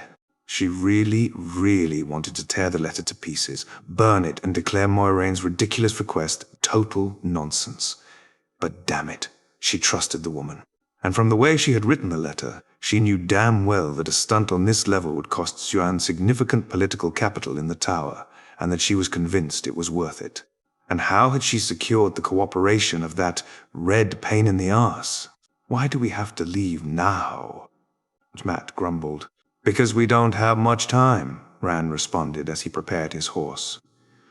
I had to ensure everything lines up, as a cooperative and unified White Tower will save us an incredible number of headaches down the line. But now, the first Forsaken are about to escape, and we must head them off at the eye of the world. We're bloody insane, Matt muttered. They're Forsaken. Why exactly are we not running to Ilion yet? Would you rather face Samael instead? At least that's where he went last time. Bloody hell. Darabon, then.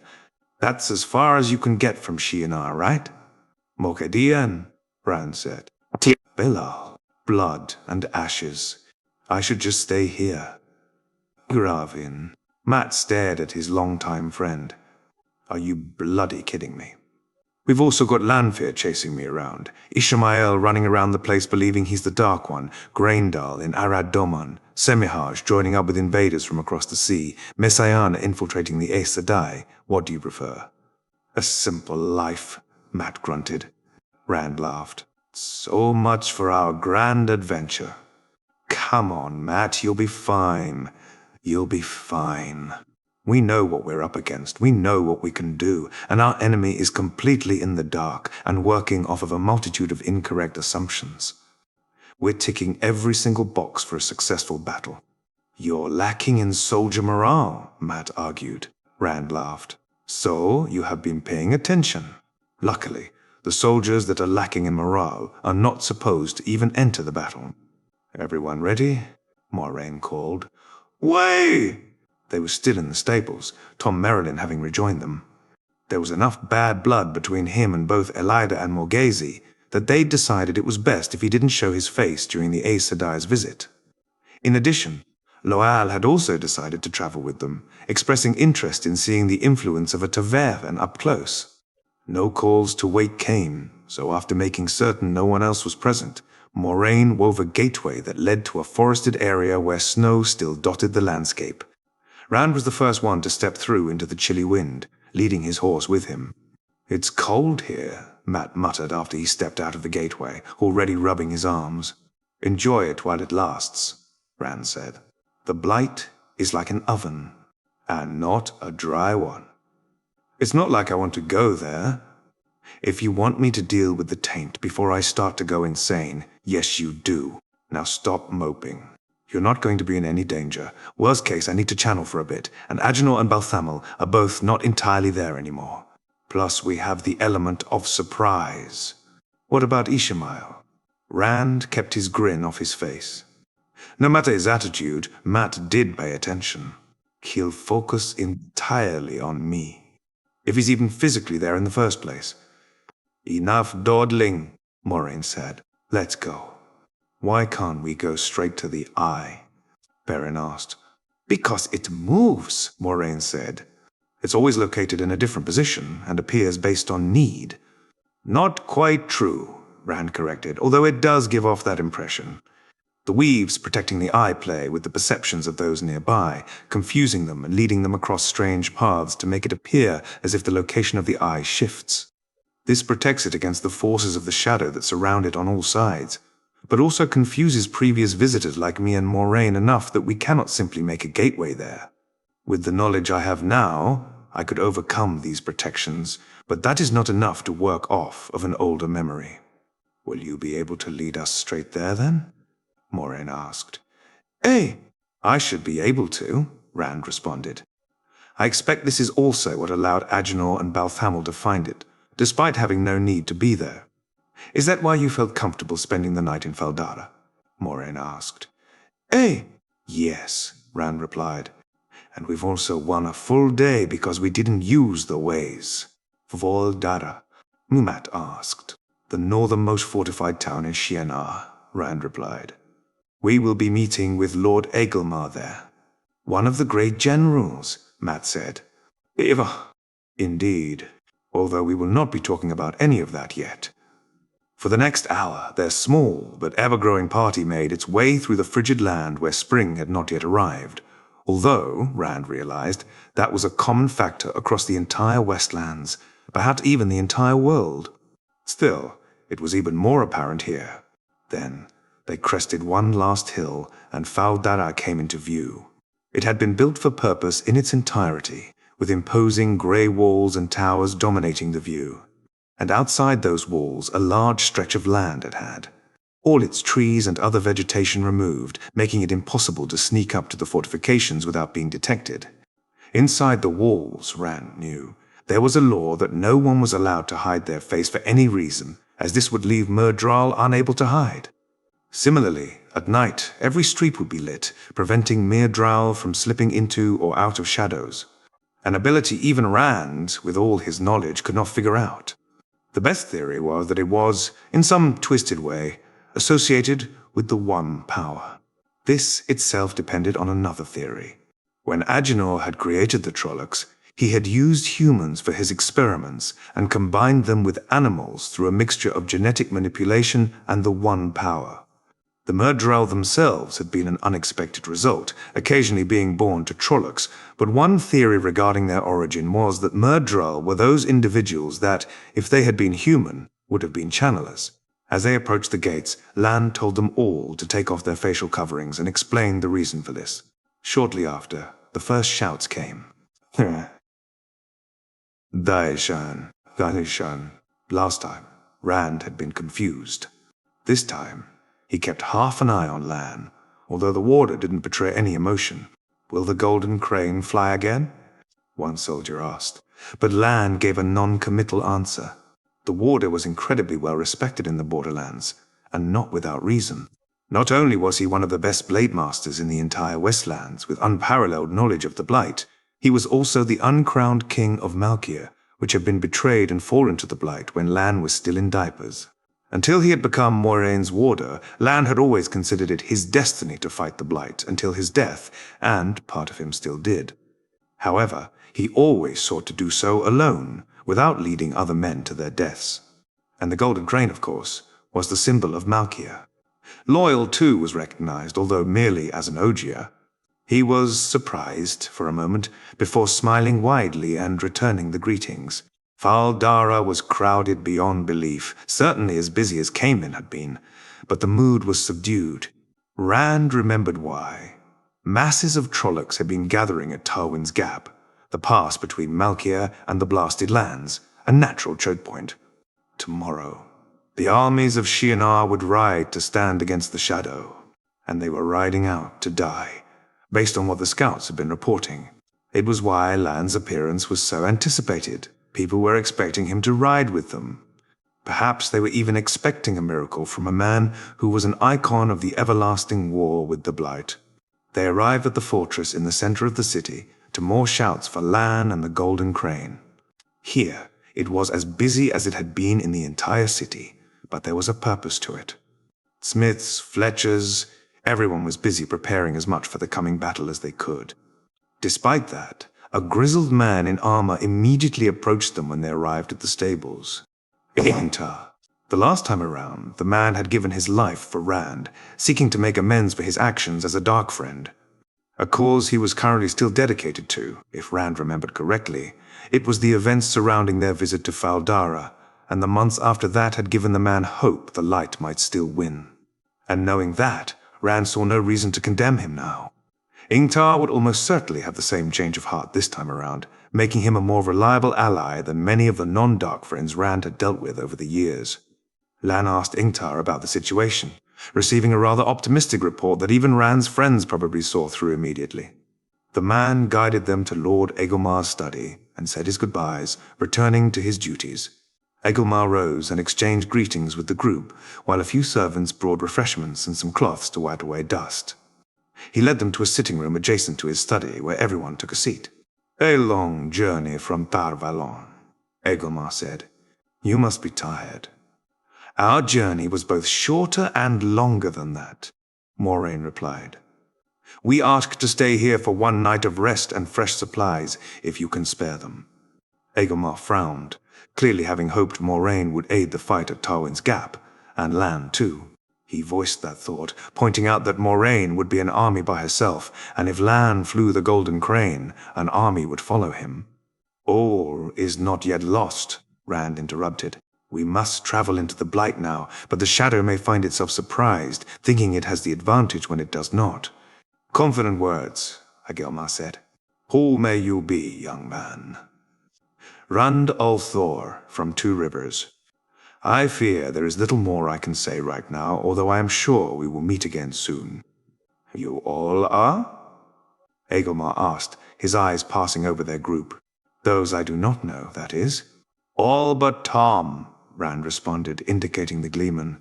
I would have sooner thought you were an Aiel, Aiel admitted. And you hold yourself different from your friends too. I am not from the Two Rivers by blood, Rand nodded. I fear I cannot divulge too much else, although I can say that Moiraine Sedai knows my secrets. Aiel glanced at the Aes Sedai, who nodded. Then that is enough for me. Moiraine Sedai, do you need aid in your incursion into the Blight? No, Moiraine answered. The more men we have, the easier we would be to spot, and they could not contribute to our cause. I have confidence that we can achieve our goals. Then that is more than I can say regarding Tarwin's Gap, Aiel admitted. I wish you all the best of luck. Perhaps you could table with us tonight. We would be honored, Moiraine responded. They left as soon as the sun rose above the horizon. Unlike last time, Aiel had not insisted on sending Ingtar along with an honor guard, probably due to the confidence in Rand and Moiraine's words. He had seemed very curious about Rand's importance within the group, in a world where those who dealt with channeling and other such matters were always women, but at the same time he had been unwilling to question Moiraine too thoroughly, and Rand was, for now, equally tight-lipped. Once Seddon was cleansed, he could afford to be more loose about his identity as the Dragon Reborn. Besides which, he would have Kalendor to prove who he was. I suppose you've never been to the Blight before? Rand commented to his father as they rode. I haven't, he replied, and I will admit that I am not looking forward to it. It isn't a nice place, Rand said, obviously, but it's the only way we can ensure we can set the important events to our hand. I hope I won't have to channel before we get there. That's a possibility? Clam asked. We managed last time, but we did have to fight, Rand said. And we were saved by the call of a worm in the distance, from which we were then in turn saved by the eye appearing before the passes, instead of after them. Although I should be able to lead us there more quickly in the first place, this time around. You mentioned that 2 of the Forsaken were there, didn't you? Tam asked, and Rand had to commend the lack of wavering in his voice. Wouldn't that be thrown off because we are a day earlier this time? It might be, but I doubt it, Rand said. It's possible that our presence there helped draw them in, and there's also our Ta'veren nature. What will we do if they do not appear? We'll stay at the Eye, Rand decided after only a moment of thought, and wait for them. Tam nodded, and they continued riding in silence. It was shortly after that they reached the boundary of the Blight, marked by a series of towers, each on top of a hill. They were built to allow a small force to hold out against an overwhelming force for as long as possible, and contained both mirrors which could signal using the sun, as well as bonfires that could be lit. A small border post next to the road, still proclaiming this was where Shienar bordered Malkia, was the only other marker. A shiver went through Rand as they passed it, like the air was colder here. But that was all that showed they were now in the Blight. Is this it? Matt asked. It doesn't look any different. But, not here, it doesn't, Lan said. And please remember not to touch anything, Moiraine warned. Even flowers or leaves can be deadly here. There's a little thing called a stick that likes to hide where the leaves are thickest, looking like its name, waiting for something to touch it. When something does, it bites, but not poison. The juice begins to digest the stick's prey for it. The only thing that can save you is to cut off the arm or leg that was bitten. But a stick won't bite unless you touch it. Other things in the Blight will. There seemed to be little change from moment to moment as they rode through the forests, but the temperature of the air increased steadily, as Rand, who was watching for it, noticed quickly. It feels wrong, Nynaeve commented after Egwene pointed it out. Indeed, they began to take off layer after layer of clothing while traveling, until they were nothing but summer clothes in a land where spring had so far refused to come. The sun had by now swollen to a red ball, and the air had grown as damp as it was hot, making it difficult to sweat off the heat. For others, that was, both Rand and Moiraine had fallen back on the ancient trick that allowed them to ignore uncomfortable weather, as had been passed down the Aes Sedai from all the way back in the Age of Legends, where Rand had originally picked it up. Indeed, despite the dry ground, it felt as if they were traveling through a swamp. Rand was also the first to spot the way in which the blight twisted the plant growth. Here and there, plants would have leaves, unlike their counterparts in Shienar, but those leaves contained sickly yellow colors and black flecks of disease. Matt expressed his disgust when he noticed himself. Perrin, on the other hand, was surprisingly unmoved, a trait that originated from his wolf brother nature. Wolf brothers, like all wolves, hated the shadow with a passion, and little satisfied them more than to fight it. Sometimes, at least for wolves, even at the cost of their own lives. "This is the blight?" he asked. "Just the fringe," Lan replied grimly. Indeed, the further they rode, the worse the corruption became. Trees had more and more leaves, but they were twisted, yellow, black, and red. Bloated, overripe fruit in sickly colors hung from the trees, and even leaves took on that appearance from time to time. Rot seemed to be everywhere, and the stench of decay was fighting the taste of spoiled meat with every breath. Matt was affected the worst, leaning out of his saddle to empty his stomach, then repeating that several times in the next hours despite having nothing left to lose. Egwene and Nynaeve only did marginally better. The others, including Tom, were more able to keep themselves under control, including, once again, Perrin. He and Loyal seemed more concerned with the affront to nature that the blight was than its sickening effects on all of them. "I'll be glad when we're out of here," Matt muttered at some point. "We won't have to journey back after we've been to the Eye," Rand said. "We can simply travel across the continent by gateway to get our affairs in order. This time next week, we'll be in Tyr, where it might be almost as hot and damp as here, but at least an apple tree is unlikely to bite your hand off. The longer we are away from home, the more I start thinking it's the best place to be." Rand laughed.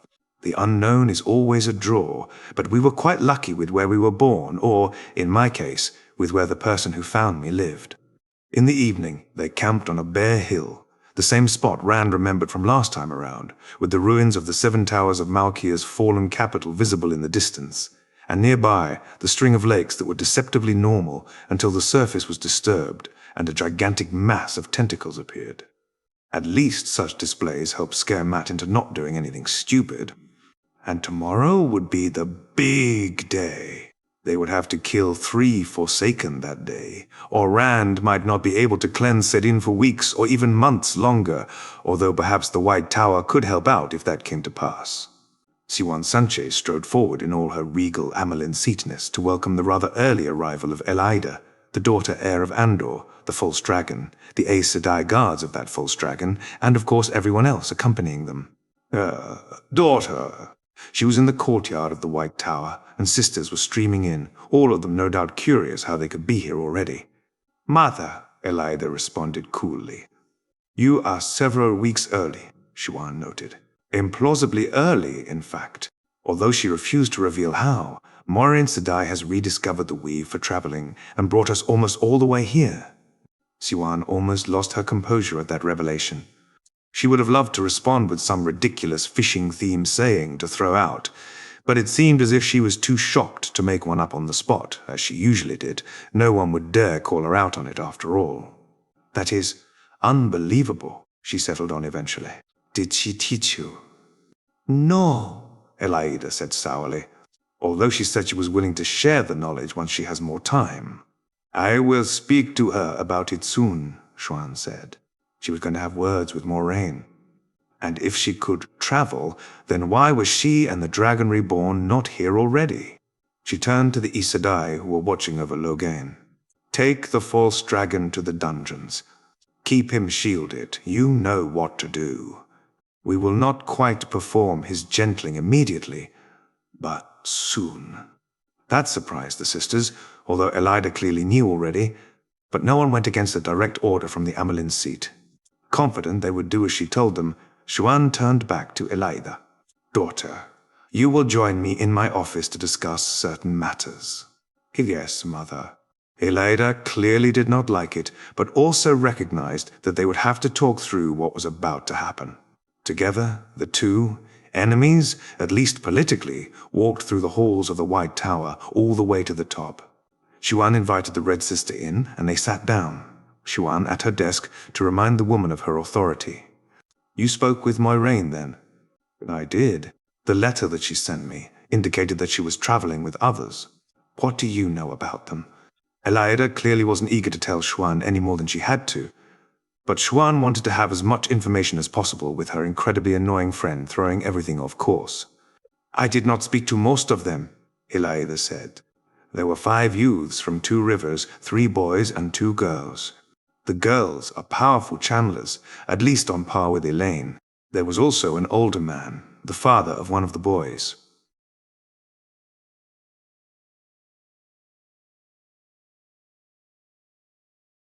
"But you did speak to some of them?" Siuan asked. "I spoke to one," Elida said. "His name was Rand Althor, and while he was raised in 2 rivers, he clearly had foreign blood, possibly even Aiel. It was his father, or perhaps adopted father, who was with them. Aiel, the Dragon Reborn, was born at the end of the Aiel War. This had to be him. What did you speak with him about?" Siuan asked. "He ended up being questioned by the Queen after some unlikely events transpired," Elida said, taking the time to pick her words carefully, likely holding back significant information. "Certain matters raised piqued my interest, leading to a second conversation with him and Moiraine Sedai. It was in this second conversation that I promised my support for the experiment she suggested. I assume you have received her letter about it?" "I have," Siuan confirmed. "What was your impression of this man, Rand Althor?" "He seems to be a natural leader," Elida said, "although he does not currently lead anyone. He is confident and far more knowledgeable than I would expect from someone raised in 2 rivers. I also suspect that he may be Taverhan." That particular nugget of information did not surprise Siuan at all. The rest, however, she would have to meet him herself, as there was certainly more at play than Elida seemed willing to reveal. Part of Siuan wanted to try to squeeze it out of the Red Sister, however it wasn't worth antagonizing her just ahead of the experiment that Moiraine insisted on. An experiment that, by Siuan's estimate, neither she nor Elida were enthusiastic about, but at the same time she was surprised that anyone had managed to convince Elida to participate. That was yet another sign that Rand Althor, as it had most likely been him who convinced her, was the Dragon Reborn, and indeed a Taverhan. "Let's discuss this experiment now," Siuan said, "and which sisters we will ask to participate in it." This was likely going to be another long conversation. Siuan saw no reason to delay matters. It would only give the hall more opportunity to obstruct her, so she scheduled the test for the very next day after Loghain's arrival. After she and Elida had picked the participants, based on how unlikely it was for them to raise a major stink about it, they had spoken to each of them individually and, with a lot of wrangling, gotten them on board and even squeezed out promises to not reveal what they were going to do to anyone until afterwards. So, on the afternoon of the next day, Siuan and 12 sisters, Elida included, made their way down to the dungeons. The false dragon's guards had been informed too, and provided the last 2 sisters to participate in the circle. Before they met Loghain, Siuan stopped the group in the hallway, out of hearing range. "I expect that all of you are hesitant to participate in this experiment," she said, to murmured assent from everyone, except the Browns. Verin seemed distracted, as so often, while the other Brown representative appeared to be excited. "I am not particularly eager myself," Siuan continued, "but it was pointed out by the sister who proposed the experiment that knowing more about the taint could be the difference between a sane Dragon Reborn and one that destroys the world. With recent events and reports from the borderlands, while we can all hope that tarmongaidon is still far away, it is still best to be prepared. In addition," Elida added, "I have reason to believe we may be closer than most of us think, based on things said at the Andoran court." She and Xuan had agreed that Eliada would show her support for this experiment in order to smooth over possible political tensions, as they were themselves political opponents. A show of unity would emphasize that they both believed this to be important.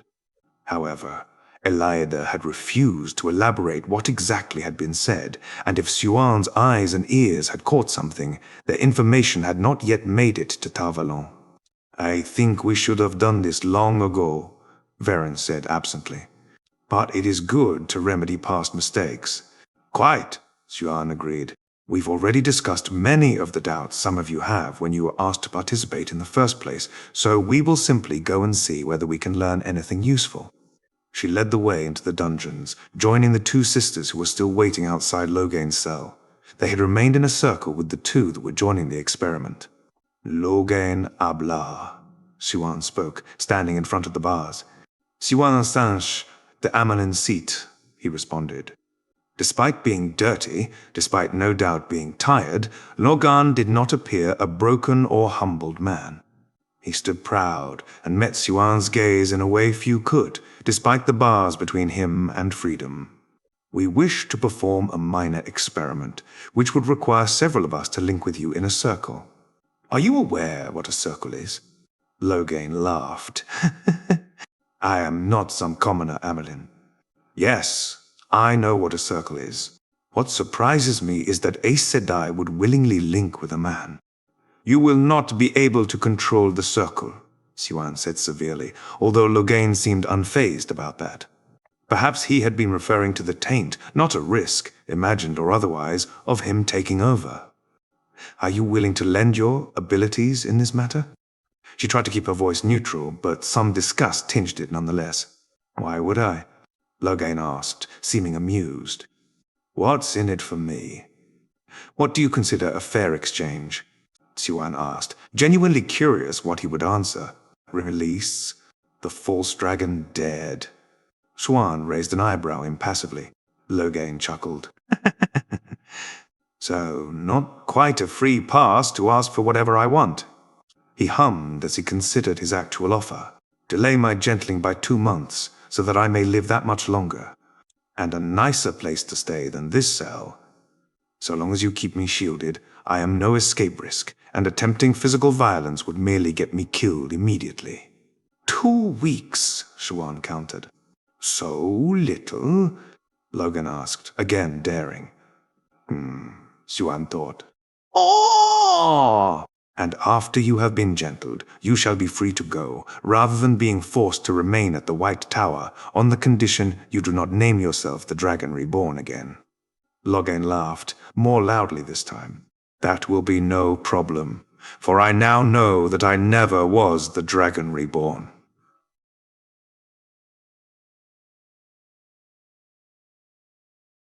Xuan linked with the 12 sisters that weren't holding Logain's shield, and wove a weave to cut Logain's head clean off, keeping it just before completion. "If you draw upon the one power yourself, I will assume that you intend to kill us, and respond in kind," she said. "I will not need long. Consider yourself warned." "I have no death wish, Amyrlin," Logain responded fearlessly. "Not yet, at least. Drop his shield," Xuan instructed. The sisters did so, and she had to admit to herself that she was surprised that Logain made no move to attack. She couldn't know for certain whether he drew upon Sedin, but she did not think so. "In order to join a circle, you must almost touch the one power, but not quite," she explained. "I will do the rest." Logain nodded. "Nodded! I am ready." Xuan reached out, and suddenly a violent torrent coursed through her. Immediately, she brought the volume down as much as she could, although she gasped nonetheless. It was impossible to control, as if she was being washed away by it. "You must seize it," Logain said. "Force it to do your bidding." Xuan's upbringing had left her too practical to ignore the words of the expert, no matter how ridiculous it sounded, and indeed, after a few seconds, she managed to take control of the trickle of Sedin, while simultaneously surrendering herself to the Sidar from herself and the 12 other sisters. "It feels so strange," Xuan noted. "And you are impressively strong," she said, looking again at the false dragon. He was far ahead of any Aes Sedai Siuan had ever met in power. No wonder they had needed so many sisters to contain him. Loghain merely smirked at the compliment. Meanwhile, Siuan added the last 2 sisters to the circle, something that was now possible. She spent a heartbeat marveling at that. In fact, 15 sisters combining their power, something that had not happened in thousands of years. "Do you feel the taint, Mother?" Vedin asked. "Do!" Siuan had to admit to herself that she needed a moment to find it in Sedin's raging torrent. When she did, however, "It is unmistakable," she said. "It feels disgusting and unnatural, like I have only experienced when I traveled to the Blight. A film of wrongness over something that otherwise feels as pure as Cedar does." She turned to Elida. "Daughter, I will pass the circle to you first. Once you are confident you can recognize the taint, move it along until we have all felt it." They did so, and every single Aes Sedai first showed surprise at Sedin's wild flow, even with Loghain's contribution to the circle squeezed as it was, and then disgust at the taint. Finally, the lead of the circle returned to Siuan's hands. She wove the deadly weave again, ready to kill Loghain at the first sign of hostilities, and spoke up. "I will release the guards from this circle. They will reform their previous circle and hold a shield ready. Loghain, once more, if you show any hostile behavior, I will assume you are intending to kill us." Siuan released the 2 sisters, waited until the shield was ready, and then released Loghain. Shield him. They successfully did so, and Siuan let out a deep breath as she released her circle fully. "What now?" one of the blue sisters asked. "One!" of the blue sisters asked. "Now, we wait for several days," Siuan said. "The information I received was somewhat cryptic, but will hopefully make sense soon. And I will grant even this is valuable knowledge." "I'm not sure what good it's going to do," a white said. "Neither am I," Siuan thought to herself. But she trusted Moiraine. "We will reconvene with this group when I say so," she said, concluding the meeting, and everyone went their own way. As Siuan left the cells, she couldn't help but spare one last glance back to Loghain. His power had been immense. Would someone like him be able to square up against the Forsaken, or were there yet more powerful? And before such concerns became relevant, she would first have to arrange a better living space for him. Rest was uneasy, as was to be expected in the Blight. Even at night, in what should have been early spring and far to the north, most members of their party were bathed in sweat, and even Rand and Moiraine did not sleep properly. The following morning, they left early, deeper again into the Blight. By now, Rand could recognize the wisps of the weaves that hid the eye, allowing him to follow the trail. He called Moiraine and Lan to him. "We'll have to go off the path if we want the quickest route to the eye," he said. The pair communicated with merely a glance. "If you can bail us out if needed, yes," Lan said. Rand nodded. "Then that's what we'll do." Rand's previous visit to the Eye had seen a very short travel path compared to the standard. However, it was not the shortest possible. While several times he feared that the Blight was about to turn omnicidal, like it did the moment something disturbed it, such as a tree grabbing an animal to snack on, as had happened last time, they reached the Eye without any actual disturbances. "A remarkably quiet journey," Lan noted as they suddenly crossed the line to a verdant oasis of life. And actual life, not the twisted version of the Blight. The Eye was surrounded by a marvelous garden of flowers, lush trees, welcoming undergrowth, and a thick, soft layer of grass that accommodated even bare feet. A paradise, like the gardens of the Age of Legends, tended to by the Nym and the Ajah.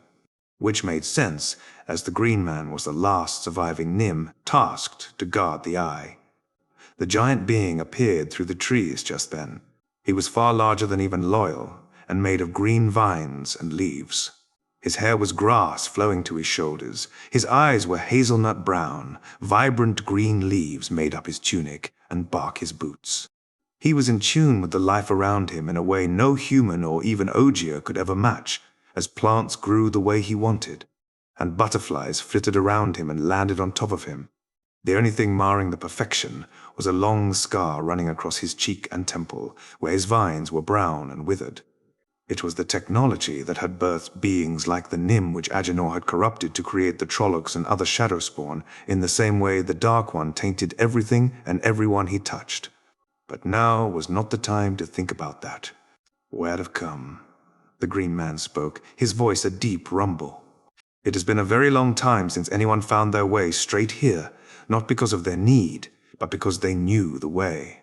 His eyes found loyal. And welcome to you too, little brother. I have not met enough of your kind in recent times. Loyal scrambled from his horse and bowed. Wow! You honor me, tree brother. The Green Man smiled and put his arm around the Ogier's shoulders. Hey! There is no honoring, little brother. We will sing tree songs together. His eyes roamed more of the party. And a wolf brother too. Do the old times truly walk again? They do, Rand said, being next to draw the being's attention. You must be a child of the dragon. Grand chuckled. In a way, but I am the dragon too. The Green Man blinked in surprise. So it has come again. I have feared this day. We are prepared, Rand said. You are certainly not what I expected from the return of the dragon, the Green Man said. I imagine you will wish to see the eye? Yes, please, Rand said. Follow me then. The Green Man led the way through the verdant garden and brought them to a hillside with an arched opening carved from the stone. The arch itself was white, and its keystone was a circle, halved by a sinuous line, with one side being rough and the other smooth, displaying the ancient symbol of the Aes Sedai. I will not go in with you, the Green Man said, breaking the silence that had fallen upon them. It makes me uneasy to become too close. Rand nodded. Thank you for guarding this place all these years. Even now, I feel the might of the shadow pressing down. You best not dawdle, dragon. I hope I may see you again. He inclined his head and retreated into the forest. Let's go, Rand said, leading the way through the arch and into a hallway that sloped gently downwards. It was wide, more than large enough to accommodate even Loyal, and entirely smooth, a relic from a different age. A soft, ambient light illuminated everything, despite its source being unclear. They walked for a while until finally Moiraine spoke up. There it is. The corridor opened into a vast, domed space illuminated by glowing crystals dotting the ceiling. Below, an oval pool filled the cavern, leaving but a 5-foot walkway around it. What is that? Matt asked uneasily as he glanced over the liquid. It doesn't look like any water I ever saw. Before Rand could respond, he kicked a loose stone over the edge. It slid down into the pool without so much as a ripple on the surface, and then began to swell, growing larger and blurrier until it was transparent, and then no longer visible at all. Sidene, Rand said. This is pure, liquid set in, like can only be made by men and women working together. And it's why we are here, remember? This Sidene, all of it, he gestured to indicate the whole cavern, is untainted. This is the reserve I will need to use to fight the Forsaken without allowing the taint to get any more of a hold on me than necessary. And hidden below it are 2 important items, the banner of the dragon, which will be my flag, and the horn of Valere. Several people drew in a shocked breath at the revelation of the latter. The horn of Valere, Matt whispered reverently. To summon the heroes of old, to battle the forces of the shadow. Do remember what the prophecy of the horn says, Rand cautioned. Let whosoever sounds me think not of glory, but only of salvation. They stood in silence, gazing over the pool. And now? Egwene asked. Now we wait, Rand said. As we talked about earlier, I expect Agenor and Balthamael to show up either today or tomorrow, but more likely today, perhaps even within an hour. After we've dealt with them, I will seek out Ishamael, and then I must intervene at Tarwin's Gap. Why is that? Moiraine asked. Oh. The last time around, Shianar was dead lost at the Gap, Rand explained. I somehow found myself traveling there and destroying the Trolloc army while barely in control of what I was doing. It was a strange experience, which I still do not quite understand. Rand turned around and led the way back to the surface, the others following behind him. As he walked, Rand drew a trickle of sedine out of the eye, so little that he could hardly even see the cord that led back to it, a visual representation only visible to those who could use sedine, much like the glowing aura female channelers could see, around women who were at that moment channeling. He would warn Moiraine to be ready herself if it wasn't for the goosebumps that had appeared on his arms cluing him in that she was already channeling. The rest of their party seemed to be on guard, all of them, even Lan, sticking slightly behind Rand and the trained Aes Sedai. When they arrived back in the garden, they looked around carefully. Rand could not sense anyone channeling sedine, but that did not mean much. Not only was it possible the Forsaken hadn't seized it yet, it was also possible to use a weave to hide that you were holding it, or even that you had the ability to channel at all, both of which Rand had already placed on himself. "I don't think they're here yet," Rand eventually said. Even without looking behind him, he could feel everyone relax minutely. "We'll have lunch then," Moiraine decided, although she did not release the source, and neither did Rand. The trickle he was using to keep his connection to the eye intact was so minor that it wouldn't matter. "They're unlikely to use violence immediately," Rand reminded everyone of what he'd explained them before. "They know that channelers in this age are far weaker than in the Age of Legends and believe themselves untouchable. Hubris is one thing all of the Dark One's lieutenants share." The Green Man joined them several minutes in, although he did not eat himself. The life he tended to give him what he needed, he explained. He spoke of life and growing, easing the mood among them, and the Emon's fielders in particular as they ate.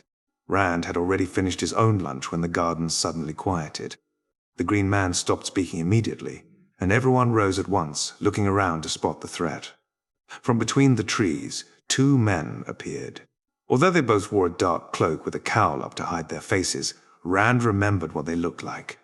They were old. Impossibly so, as they had been sealed close enough to the boar to suffer from the passing of time. Skin drawn tight over bones, merely a few wisps of white hair, sunken eyes, and Balthamel might be even worse. He had hidden his face, and it had not been exposed last time around.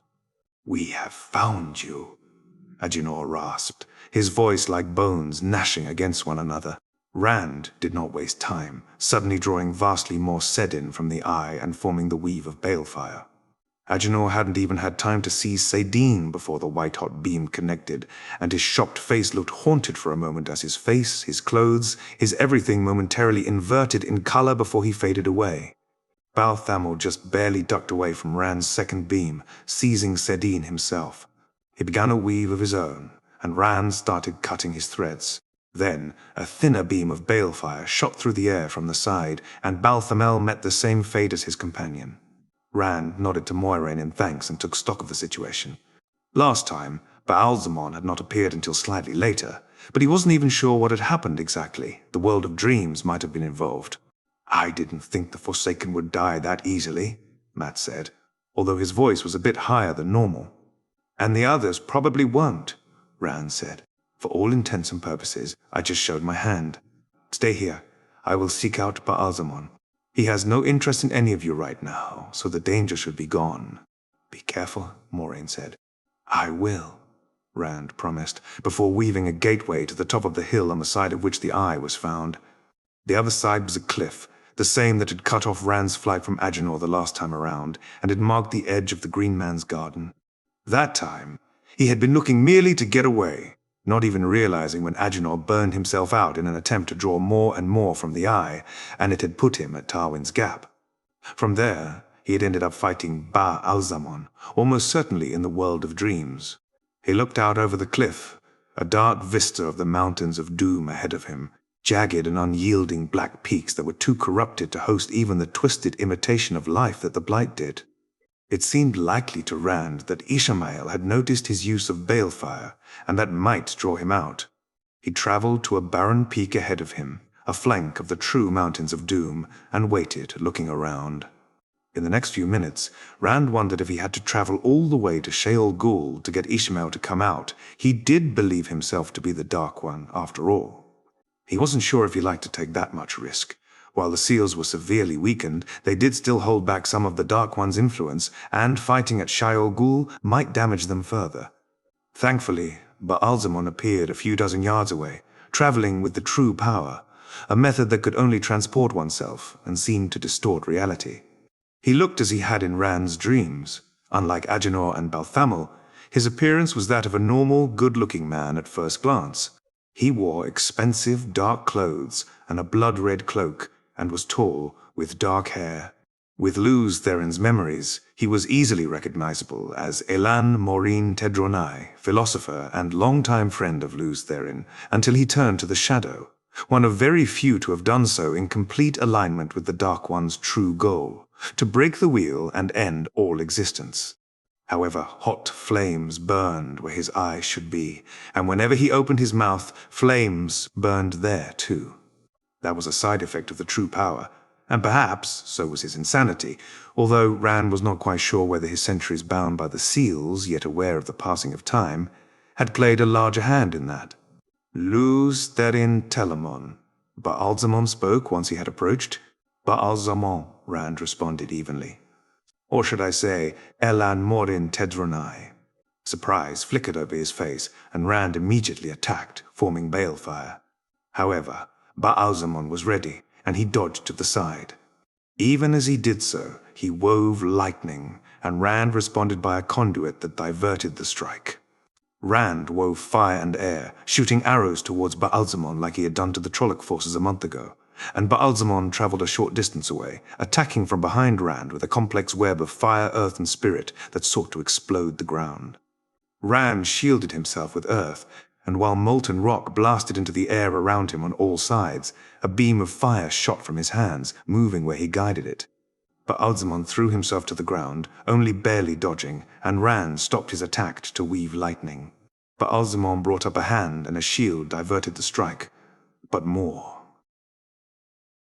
Arrows of fire shot forth from Rand's fingers. Against this, too, the shield held, but Baalzamon was on the back foot with no time to stand up or travel away. Rand wove air and earth, and a rock 2 yards across released itself from the hillside, swept through the air as it gained speed, and impacted the ground where Baalzamon had been only a moment before. Rand twisted immediately, and a ball of fire shot out of his hands, accelerated by air, and it exploded into Baalzamon's new position before he had time to react. The flames disappeared after only a moment, although some hardy, corrupted weeds were still smoldering, and revealed a charred husk of a body, barely more than blackened bone and some bits of stinking, burned flesh. Rand approached and inspected the remains, although there was little need. Ishamael would be back, as Rand hadn't had time to weave the complicated web of balefire, but this would buy time, enough time.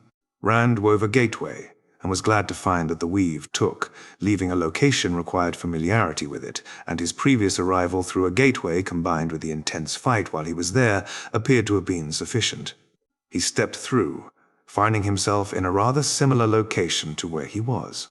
Here, too, the mountains of doom rose high, but in front of him there was a broad pass.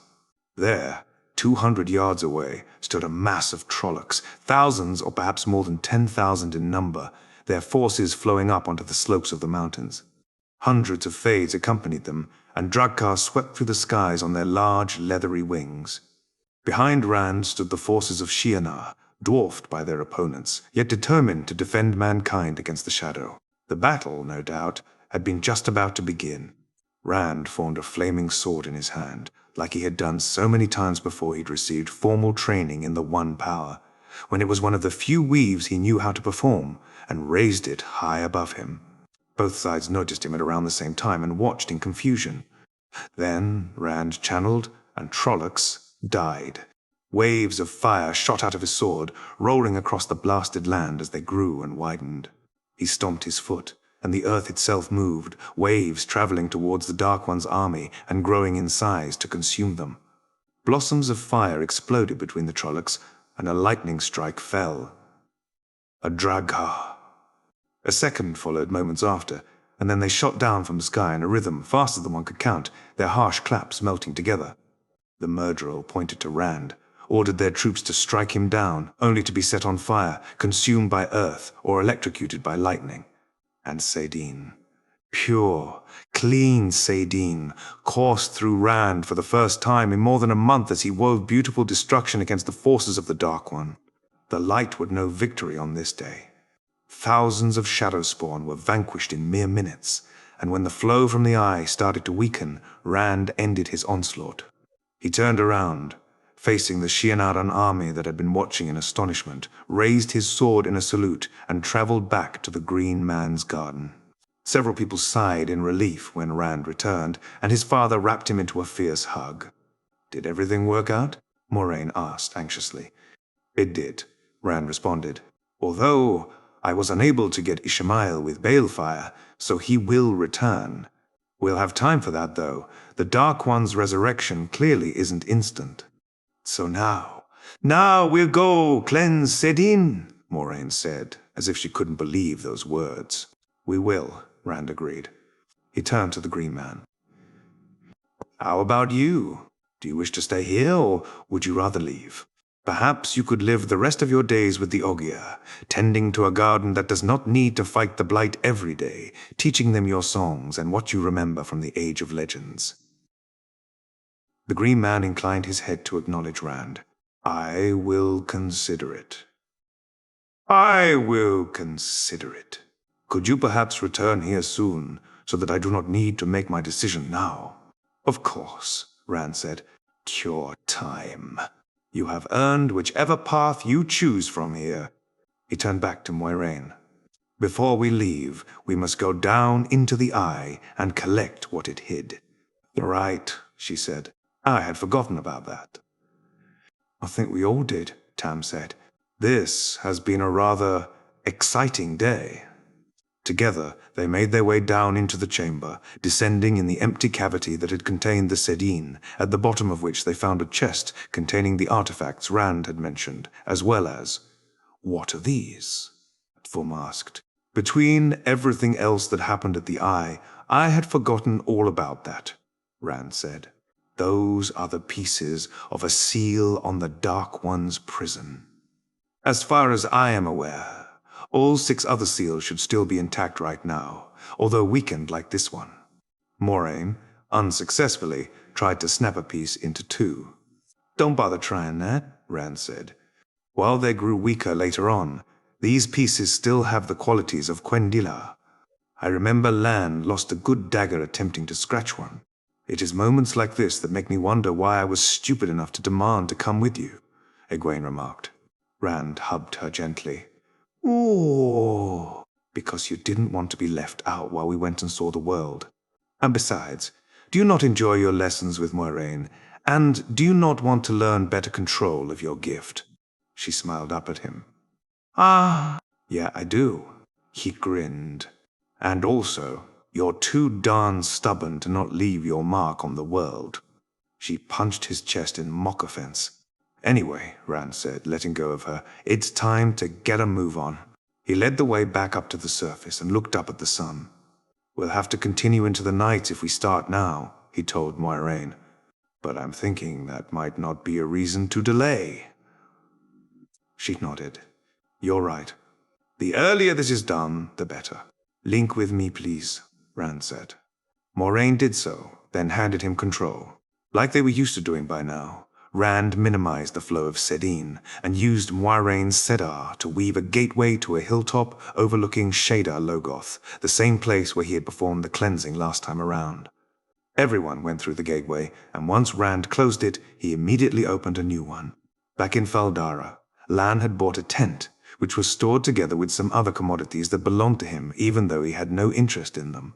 This gateway led there, allowing them to grab the tent unseen without having to carry it into the Blight. Once they'd done that, Lan and the other men started setting up the tent, while Rand created yet another gateway, this one to Rhuidean. He and Moiraine stepped through. "This is amazing," she said, looking around in wonder. Around them, the only city the Isle had ever known was laid out, grand despite its abandonment and the permanent cloud cover above muting the light. However, they weren't here for sightseeing, and Rand's attention was immediately on the many terangrial that were scattered across the large plaza. He led the way through them, and Moraine's wonder focused on them too. "They're all terangrial?" "Yes." Rand said. Once I've established things in Tyr, I intend to return here, probably with a few browns, to start cataloguing all of this. There's a lot that may be of use. And over there in the distance, you can see a Vendosora. Moiraine looked that way. In the previous timeline, Matt managed to get himself hanged on its branches. You're kidding me. I am not, Rand said. I had to perform first aid on him to get him to breathe again. He made a deal with the Eowyn without knowing the first thing about them. He's lucky they didn't kill him outright. Matt would win a game of dice against the Dark One. A dozen yards over, he spotted the access key to tarmongaidons, and he made his way towards them. You're serious, are you not? I am, Rand said, picking up the female figurine and handing it to Moiraine before picking up the male figurine himself. I don't have any idea where he gets it from, but he can genuinely rely on dice to roll badly when he wants to lose and roll well when he wants to win. Perhaps the pattern just likes him. Or perhaps not, considering he ends up in situations that get him hanged in the first place. He created a new gateway back to Shadar Logoth, and they again step through. All right, we're ready to begin, Rand said. The men stopped where they were busy setting up the tent to listen. To recap, Moiraine and I will be busy together during the cleansing. While we're doing that, all you have to do is watch. It'll take quite a few hours, likely well into the night. Once we're done, we'll fall unconscious and remain so for a few days. That's why we've got the tent, of course. I'm sure you can all find ways to occupy yourselves. When Moiraine and I have recovered, we will travel to Tyr and go from there. He sat down on the grass, Moiraine opposite him, and they placed the tarmongaidons in between them. Rand drew Cedar first, reaching out to the tarmongaidon through Moiraine, who he was still in a circle with. He drew more and wove a conduit, connecting the male half of the source directly to Shadar Logoth in the distance. It defied the mind, having simultaneously no length and an infinite length. Only his knowledge from the Age of Legends even allowed Rand to indirectly grasp what he was doing, and he marveled at the fact that he'd even been able to come up with this and pull it off without that knowledge. Still, this time he understood far better what he was doing, and he started drawing Sedin through the conduit. It could not possibly mix with the Cedar, being as inherently opposite as it was, and instead the Cedar squeezed the flow of Sedin to speed it up faster and faster. The Sedin reached Shadar Logoth before it reached Rand, and there, in that city of man-made evil, of evil that hated the shadow as much as it hated mankind, the taint remained behind. Although at first it was merely a minuscule shift in Sedin that even hinted at this happening. Now, stripped of the taint, clean, safe to use, it flowed through Rand, and he let it flow back into the source without further use. By his best theory, based on the most sophisticated philosophy from the Age of Legends, the total amount of Sedin and Cedar was finite, but whenever it was used, it would return to the source, ready to be used again, making it infinite in practical use. To cleanse Sedin, then, required Rand to channel all Sedin in existence, continuously stripping the taint away from it without letting it infect his mind. This was the use of the Rhuidean Kal. Even though they had not envisioned it when they originally made the tarmongaidons and their access keys, Rand suspected the pattern had. A blaze of Cedar being channeled drew Shuan's attention. "Hey!" She looked up from the paperwork she had been fighting towards the southwest. Even as she did so, it grew stronger. It wasn't at the White Tower, or even Tar Valon. No, it was much, much farther away. The fact that Shuan could even feel it, hundreds of leagues distant, showed just how completely insane the amount that was being channeled was. You will know when will be the right time for this. Shuan found herself walking to the window in shock. Moiraine, what bloody insanity were you up to? She looked out over Tar Valon, Dragonmount visible to her right, but no matter how far she looked, whatever was happening was far too distant to see from here, even with a vantage point this high. In fact, she walked over to a map of the Westlands that was hung on a wall. The channeling came roughly from the direction of the two rivers, and if Moiraine could travel, then she and the Dragon Reborn could be anywhere, including his home. Shuan contemplated her rather limited knowledge of what was going on, although it was still better than any other Aes Sedai except for possibly Elida, but likely not even her, could manage before coming to the decision to go to the hall. No doubt, A session would have been called by the time she arrived there, even though no one would have any idea of what was happening. She collected Lean, her keeper of the chronicles, and hurried down the tower. Indeed, when she was halfway there, a breathless novice almost barreled into them and told her that a formal meeting was being called by the Red Sitters. And while Siwan would normally be eager to whine, at least to herself, about the Red Ajah trying to obstruct her every move, she could acknowledge that in this case, they probably just wanted to know what that blasted channeling was. And if they hadn't called the meeting, another trio would have done so within a minute or two. They quickly arrived at the hall of the tower, that vaunted nexus of Aes Sedai politics and power, where the people in charge of the most powerful institute in the world convened. To bicker like children, if you asked Siwan what she thought of the hall. Lean went in first, calling the traditional announcement of the amyrlin seat's arrival, and Siwan hurried to her spot as soon as she could, seeing that 18 of the 21 sitters had already arrived before her. "What's going on?" Janya Frende of the Brown Ajah demanded immediately. "Has the sitting already been opened?" Siwan asked, as 2 missing sitters walked in. "Not yet," Lelaine Akashi, the eldest sitter, said. "Teslin, if you would." Teslin, a red and the youngest sister present, opened the sitting, briefly interrupted when Dosine of the Yellow Ajah arrived last. With that second bit of ceremony over, all eyes went to Siwan. "What's happening?" "What's happening?" Pevara asked. Despite Siwan's earlier internal grumblings, she had to admit that Pevara was one of the more tolerable Red Sisters. "I don't know," Siwan said simply. "Does this have something to do with your experiment yesterday?" Velina of the White Ajah asked. News had spread quickly, and many Aes Sedai were disapproving. In fact, just this morning, Siwan had spent several hours defending it in the hall, with the final conclusion being that she'd better not pull something like this again. Elida's involvement might well be the biggest surprise to everyone. She was quite influential in the Red Ajah thanks to her strength in the One Power, and had probably helped alleviate any harsher consequences. "As far as I am aware, linking with a man in Tar Valon does not cause a woman on the other side of the continent to channel impossible amounts of Cedar," Siwan said dryly. "I can assure you that I am as curious as you are what is going on there." Of course, it wasn't that simple.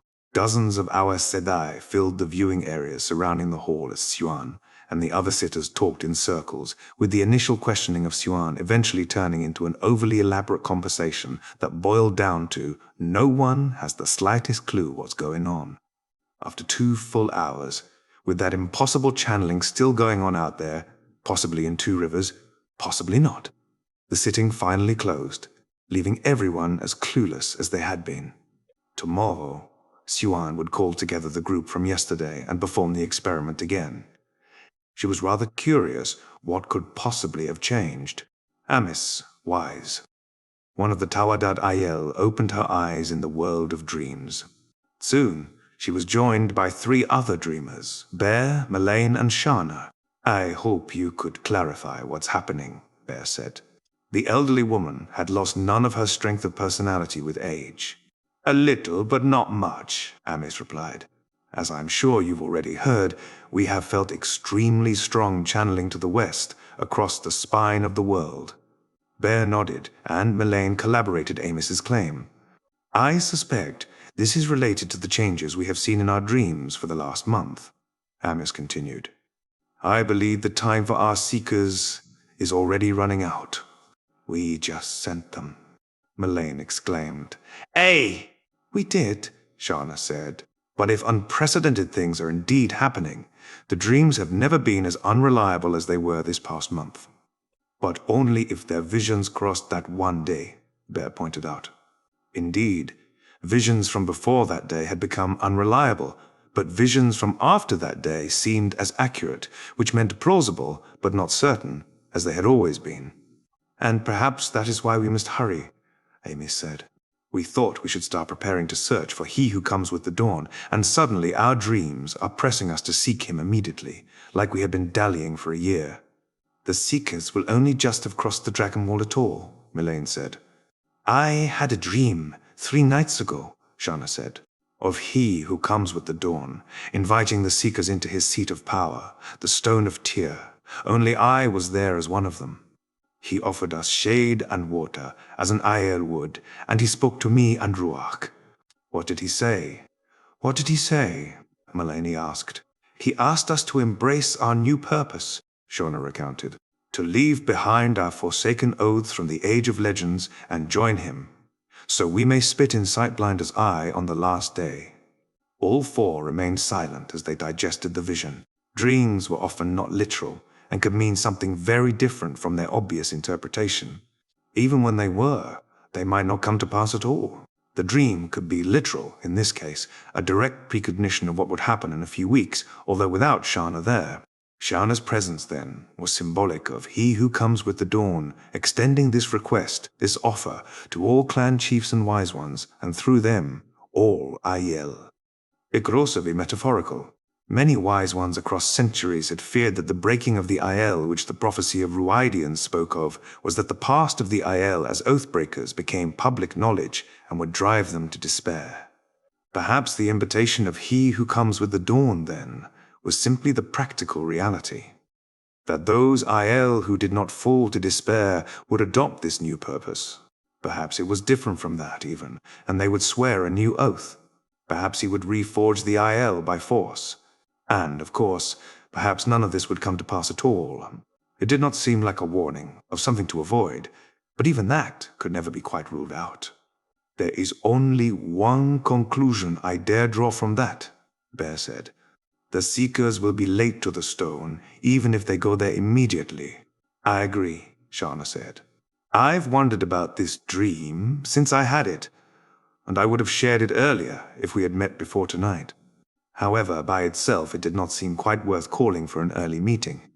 Various groups of wise ones would meet with some regularity to discuss the Seekers and, where they could, steer them by appearing in their dreams. The four of them were supposed to have this meeting 2 days from now, but with all channelers feeling immense amounts of the one power being used to the west, they had all understood that it was necessary to speak to each other immediately. The dreams changed a month ago, Amy said, and I think this is just the next step. I agree, Moiraine said, nodding. We'll send them to the stone.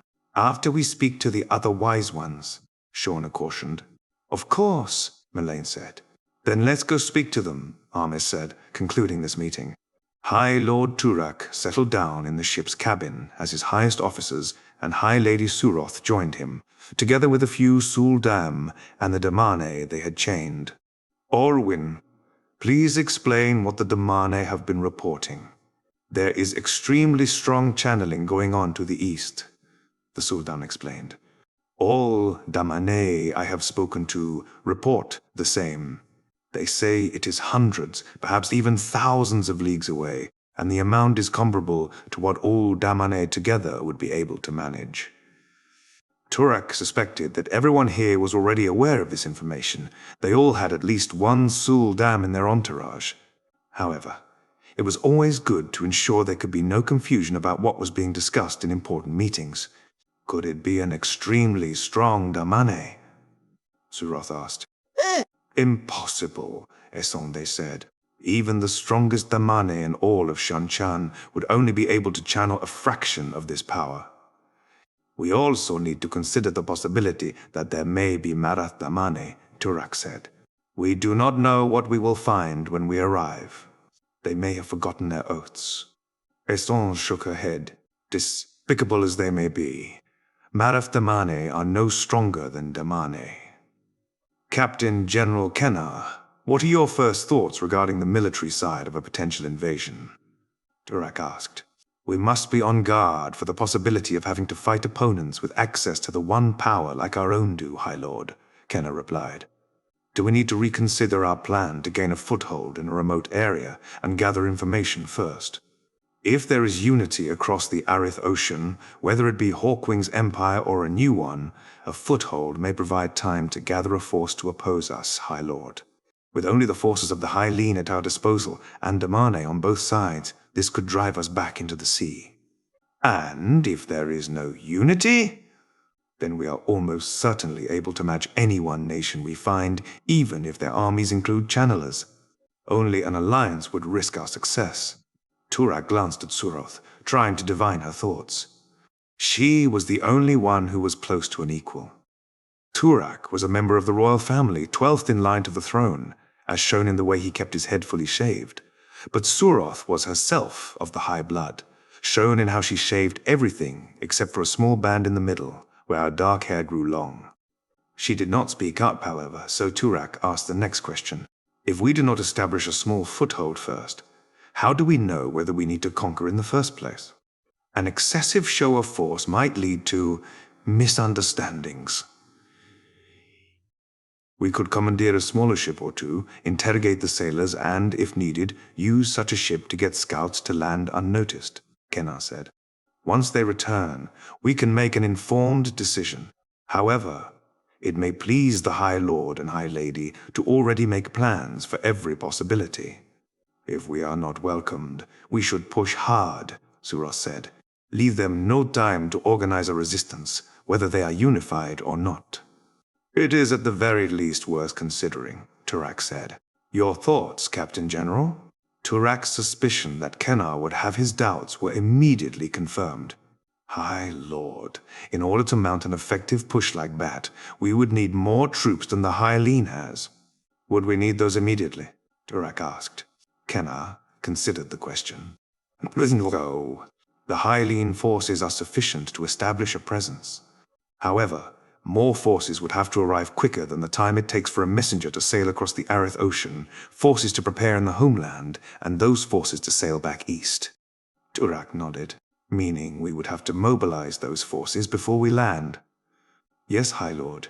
We now have confirmation that Artur Hawking's lands are where we believe them to be, Suroth said. What if we mobilize additional forces that can back us up once we have arrived? Turak considered that, as did Kenna. Captain General, what would you do if it turns out that Hawkwing's descendants still rule his lands? We could send a messenger back and have the fleet turn around, he said with a hint of uncertainty. However, it would be a costly endeavor. But we do now know that they have powerful channeling capabilities, Suroth said. Would that not justify sending more forces beyond what the Hylian was granted? It would, Turak said. We will take the safe path.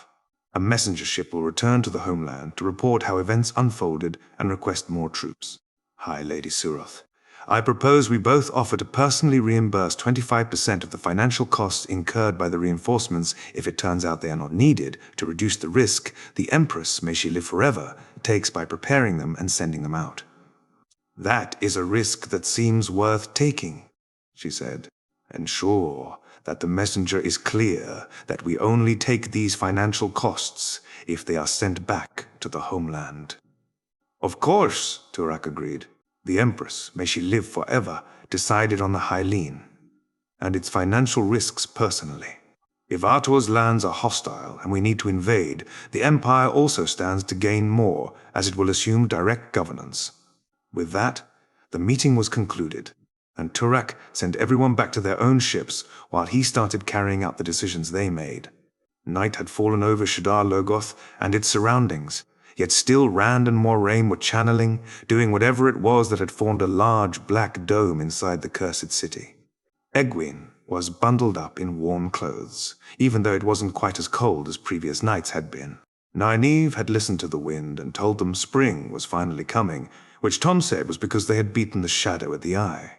But Leman had also told them of Arid Hole and its downfall, until it became the twisted, empty husk that was the Shadar Logoth that lay in front of them.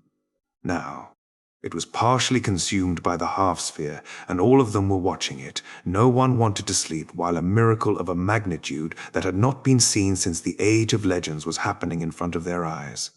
Despite that, conversation had fallen quiet some time ago, and Egwene and Matt had both found themselves nodding off a few times. No matter how much Matt denied it, something about the dome suddenly caught Egwene's attention, beyond the way she'd been staring at, and beyond it. As she watched, a flame started to writhe up from the smooth surface of the dome, as black as the dome itself.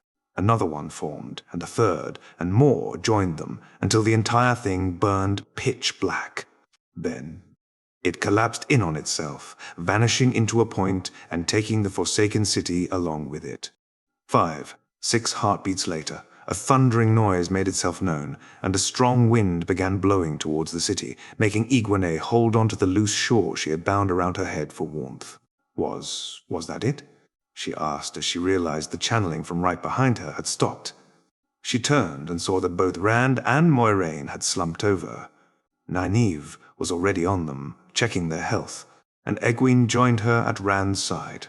"Moiraine is fine," Lan said. "However, she is incredibly tired." "Rand is as well," Nynaeve said. "I can only assume that they succeeded. Matt, Perrin, get over here. Help Lan and Tam to carry them into the tent. We'll have to wait for them to recover before we can go anywhere." Egwene walked along as the men, carried him inside, watching his peaceful face. He had changed tremendously, with those 2 years of the future weighing on him, and centuries of knowledge from a forgone age. And yet, he was still the same good-hearted boy she'd crushed on in Eamon's Field. If anything, it showed even more clearly now that he had lost his awkwardness.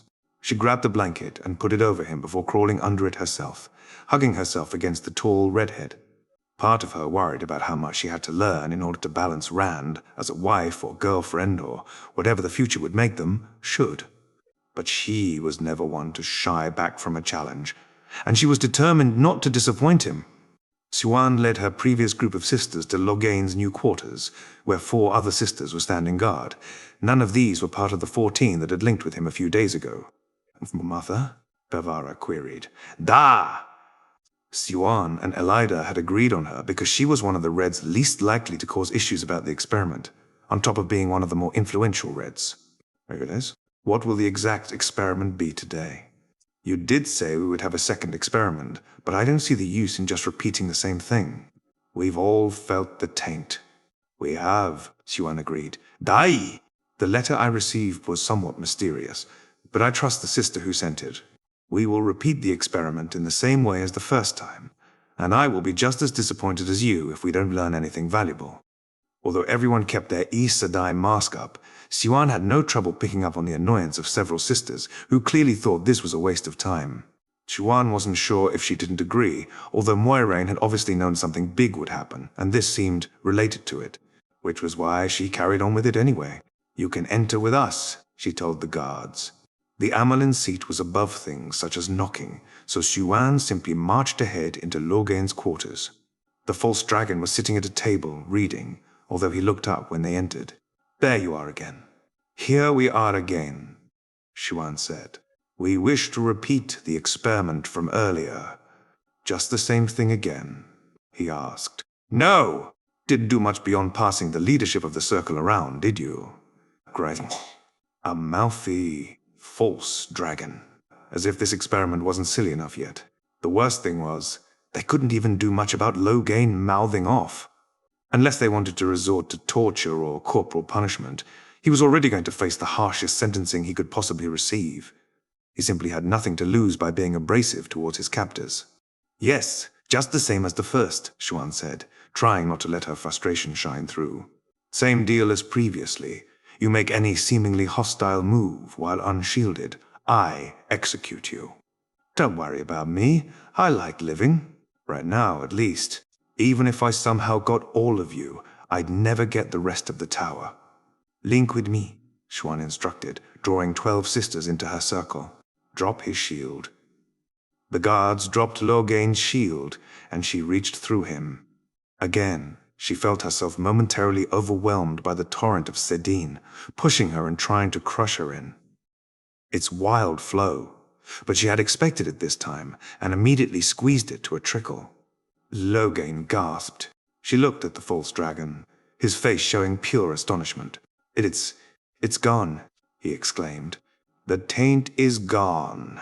Several sisters gasped in turn, and Siuan frantically searched through sedin, seeking that same disgusting film she'd felt previously. And she could not find it. Belatedly, she added the last 2 sisters to the circle, while all 19 sisters in the room shared looks of surprise and, yes, even shock with each other. "Is that true?" Elida asked sharply. "That cannot be true, can it?" "I can't feel it," Siuan said. "I remember what it was like, and I can't find it again. I feel like I should be able to sense it. Let me try. Siuan handed the leadership of the circle off to the red. Impossible, Elaida muttered, a look of consternation on her face. Eventually, she shook her head. I cannot feel it either. Forvara. She handed off leadership, and one by one each of the sisters confirmed with their own senses what sounded too outrageous to be true. This is amazing, Perrin said, still sounding somewhat absent-minded, although if she was already thinking about the consequences, Siuan could not blame her. It must have to do with what happened yesterday, right? It has to be connected, Logan said. I felt it too. It wasn't only Sadar. There was Sedin involved too, hundreds of leagues away. When Moiraine had written about surprises, Siuan thought she would be ready for everything that might get thrown at her. Not this. No one in the entire White Tower had been ready for a Dragon Reborn whose first public act was to do the impossible and cleanse the taint. She addressed the guards. Ready the shield. Logain will remain shielded until we have had time to respond to this development. His punishment, including whether or not he will be gentled, shall be decided after that. She released several sisters, then released Logain. Shield. Once the false dragon was shielded again, she released the rest of the circle. I wish to have some time to speak to Elaida. She is the one to have most recently spoken to the sister who suggested this experiment. Pavara, I will contact you once we've concluded our meeting, so that you may call a sitting. I'm sure everyone here wishes to share what we just learned. I may wish to call Elaida as a witness if she may know more, Pavara said. That is acceptable. I imagine everyone here will be asked to witness before the hall today. But please allow me to speak to her first. Pavara nodded. I find myself in a rather good mood after what we just learned. I will wait, Mother. Siuan led the way out of Logain's quarters, Elaida just behind her. The Red seemed just as eager as her to have this conversation, something that Siuan, just this once, did not care about. Cleansing, Sedin was world-shattering. No one, certainly not Swan, had even believed it possible. But more importantly, it would fundamentally impact the Aes Sedai way of life in more ways than she could even imagine. Would they start accepting men in their ranks? Who would even teach them? What was the purpose of the Red Ajah supposed to be now? Although Elaida was probably bursting with questions just as much as Siuan herself, they both remained quiet until they arrived in Siuan's chambers, where Siuan sat down behind her desk, Elaida opposite her. I need everything you know about Rand al'Thor, Siuan said. Nothing held back. This has to do with him, doesn't it? Elaida asked. But, who is he? You have met him? I have not. I'd imagine you know better than I do. Mother, with all respect, I remember who Moiraine Sedai's best friend was before she was raised to the shore. I know precious little beyond Moiraine's rather mysterious letter, Siuan said. I certainly did not have even the slightest reason to believe something like this might be coming. I merely executed the suggested plan, which, I will acknowledge, I did because I trusted her. I would say that trust has proven itself. Elaida nodded in acknowledgement. Itahole. When al'Thor was brought before the Queen, I had a foretelling. It said he would be the eye of the storm and an isle of calm in a sea of destruction, among other things. From a foretelling I had years ago, reinforced by this one, I have reason to believe tarmongaidon is coming, and all my actions since have worked towards preparing for this. Then we align on that, Siuan said. Although the foretelling that has motivated me in this regard was made by Gitara Moroso, shortly before her death. I only knew of it because I was present when it was made. I feared the dragon's return and the chaos he would cause, Elaida said. When I had my foretelling last week, part of my mind went to the possibility that al'Thor could be the Dragon Reborn. But the words I spoke seemed a clear contradiction to that. How could the Dragon Reborn be the eye of the storm and an isle of calm in a sea of destruction? Now, he is the Dragon Reborn, Siuan said plainly. If Elaida was willing to share dangerous information with her, she would return the favor. What she'd heard so far implied their goals might well align closely. You knew. Gitara's foretelling told of his rebirth, Xuan said. Moiraine has spent the last 20 years trying to find him. He was raised in 2 rivers, yet he knows the correct etiquette, Elaida said. He held himself like a lord at Morghese's court, yet he was at home between his friends in the inn, too. He was confident and self-assured, in a way even many nobles cannot match. A true leader, as my foretelling also said, and someone who will lead, something that seems obvious now. And, while we do not know the method besides using extraordinary amounts of both Sedar and Sedin, he cleansed the taint, Xuan said. And not by accident. While Moraine's letter did not speak of it, she clearly knew this was going to happen, which also means she trusted him. Enough to do this immediately, in fact. And, I suppose, we can also answer the question of how she learned the weave of traveling. A fish cannot teach a bird to fly, Elaida said, but perhaps a bird can teach a fish to swim. Siwa replied. I can tell you there are many birds fully at home in the water. Then again, that is not what the saying is meant to convey. Let's not make any hasty assumptions, only that when it concerns Rand Thor, we should be careful not to name something impossible too easily. Whatever happens next, we will need more information, Elaida said. The dragon and Moiraine need to visit Tar Valon. Unless you know more, Mother. Precious little, Xuan said. I am very impatient to speak to both of them. Myself. Moiraine wrote in her letter that they would visit soon and, I quote, hopefully within a week's. I will give them that long. Elaida nodded and stood. This has been an enlightening conversation, Mother. And I respect your efforts, even if I may disagree with some of the decisions. I imagine we will be talking more in the near future, Xuan said. For one, I will wish to hear more about your foretellings. But for now, you may inform Pevara that she can call the sitting. And please keep everything we discussed in this room secret until there is no longer a need to. The shadow has ears everywhere. I will, Mother. She turned and left for the Red Ajah quarters, while Swan went and collected Lean so that she could arrive at the sitting as soon as possible. Rand woke to soft conversations in the distance. The first thing he noticed was that he was hungry. He didn't feel as stiff as he'd have expected after several days of unconsciousness, and attributed it to Nynaeve caring for him, and Moiraine throughout. He remained under the covers for a minute or two longer, but the hunger became too pressing, so he tossed them off, stretched his limbs, and made his way out of the tent with a slight wobble to his step that would hopefully be gone soon. You're awake, Egwene exclaimed immediately, rushing to his side for a hug. Rand returned it with a smile. How long? 4 days, Egwene said. Nynaeve said you'd be all right, but I was still a bit worried. That's okay, Rand said. In fact, unflattered. Don't grow too big-headed, Woolhead. Chuckled. I promise. So, did it work? Egwene asked, looking up at him with her large brown eyes from where she was still hugging into his chest. He smiled and seized Sedin. Delicious, Clean said in. It did. My congratulations, Loyal rumbled. Tom grinned past his pipe.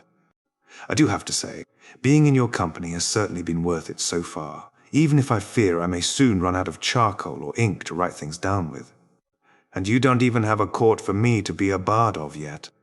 I do intend to have one by sunset, Rand said, glancing up at the sky and finding it was early in the afternoon. Tom laughed. I suppose this is what OGA feel like when dealing with normal humans. That, in turn, made Loyal laugh, too. My life has certainly reached a new level of excitement since meeting you, Rand. Has Moiraine woken up? Tam asked. Rand looked over his shoulder. She hadn't when I did, but I imagine it won't be much longer. I'd like something to eat, though. I'm not surprised to hear that, Nynaeve said, already rummaging through a bag. Get over here, Woolhead, chuckled. Not cutting me any slack, are you? Someone has to be the responsible one here. I would never deny you your rightful place, Nynaeve. She handed him some of their rations. You become annoyingly good with words, you know that I need to. Soon, you'll start learning from the Aes Sedai, Rand smirked. Don't get too irreverent now, she threatened. I just averted a fate of insanity, Rand said. You'll have to forgive me for being in a good mood. And thanks for watching over us while we were unconscious, and tending to us, if I'm not mistaken from the lack of stiffness I'm feeling. He sat down on the ground, and Nynaeve lowered herself next to him. I'm sad I had to miss you growing up, Rand, she said. You're making me proud, though. I don't think you'd say that if you were actually there, Rand laughed. I remember many, many times when you were rather exasperated with me. I must have done something right, Nynaeve joked in a haughty tone of voice. I wouldn't have been so insistent on having you accompany me if you hadn't done a lot of things right, Rand said. People in positions of power need one thing above all, and it's people who'll say no to them, while also having their best interests in mind. You, Moiraine, my father, you're all like that, and not too many others are. That does sound like a healthy starting point, Nynaeve said. I'm not sure how I can provide that for you if I'm at the White Tower to learn how to channel, though. She sounded a bit sour at the thought, but she'd relented after a lengthy conversation on the reasons in favor of doing so. I'll still have Moiraine and my father, Rand said. And we have traveling. The White Tower might not officially allow visitors, and men in particular, to novices and accepted, but I would be very surprised if they tried to make a big thing out of it if I met you and Egwene on occasion. And I'll probably want to regularly meet with the amyrlin seat for political reasons, so it's not as if you're the only reason I'm there in the first place. Rather you than me, Nynaeve said, with the politics. With the politics! It's not so very different from the village council, women's circle and wisdom, Rand said. Except people feel a lot more self-important, and you're making decisions about thousands of people whose names and faces you don't know, instead of individual people or groups that you're personally familiar with. I'm not convinced that makes the decision-making any better, Nynaeve said with a frown. It does not, Rand said. Quite the opposite, in fact. And when you consider the average decision made by the village council, what about the Aes Sedai? Nynaeve asked. Do they help? Do they hurt? The best are like Moiraine. She would give her life in a heartbeat if it saved me, as the prophesied savior. The worst. Something like 1 out of every 5 Aes Sedai is sworn to the Dark One. I imagine that would tell you enough. Nynaeve gasped. That many? Look at you, Rand said. Surprised that out of every 5 Aes Sedai, merely 4 can be trusted to fight the shadow if they're with you while it attacks. I doubt you'd have reacted like that just a month ago. Nynaeve quieted at that, no doubt reflecting her recent changes in attitude towards Aes Sedai. Still, that is incredibly dangerous. Yet you seem to consider the Aes Sedai to be allies. Potential allies, Rand corrected. I know the amyrlin seat is trustworthy, and I know several other influential ones who are. And, as I believe I've shared before, there is someone who has a mostly complete list of all Black Sisters. We'll start getting rid of them, hopefully tomorrow. While they were chatting, Moiraine had woken up, and Lan had immediately provided her with something to eat. Mat and Perrin joined Rand and Nynaeve, and conversation drifted to lighter topics. About an hour later, everyone was ready for the next step, although that included slightly more waiting for most of them. Moiraine, shall we collect my sword? She raised an eyebrow. You do have a way of putting things, do you not? I'll take that as a yes. Quick reminder for everyone. I'll go ahead with Moiraine and speak to the Tyran nobility, and then I'll fetch all of you after that, so that you can sleep in the stone tonight. He seized Sadine, again reveling in the fact that he could do so without restraint, and wove a gateway directly to the heart of the stone. He stepped through, Moiraine right behind him, and together they stood in front of Calendor. Strange, Moiraine said. I can see weaves that ward off the sword, but there are gaps in them. That's where Sadine has been woven instead, Rand said. I see the other parts, although of course I cannot see the Sedar. If you put your hand on it, you'll find you cannot go beyond the ward's boundary even where you cannot see any weaves. Moiraine did so, first, from Rand's perspective, placing her hand on a gap and then moving towards Sedin. Then, Rand stepped forward and reached through the weave to claim the sword. That is not a sword. The weave fell apart as soon as Rand's hand closed around the hilt. Is it made of glass? Moiraine asked, curious. Or crystal? It seems fragile, chuckled. I can assure you that it is not. In fact, I once parted balefire with it, although that is something I prefer to not have to repeat. I am not sure how that even worked out, so what is it then?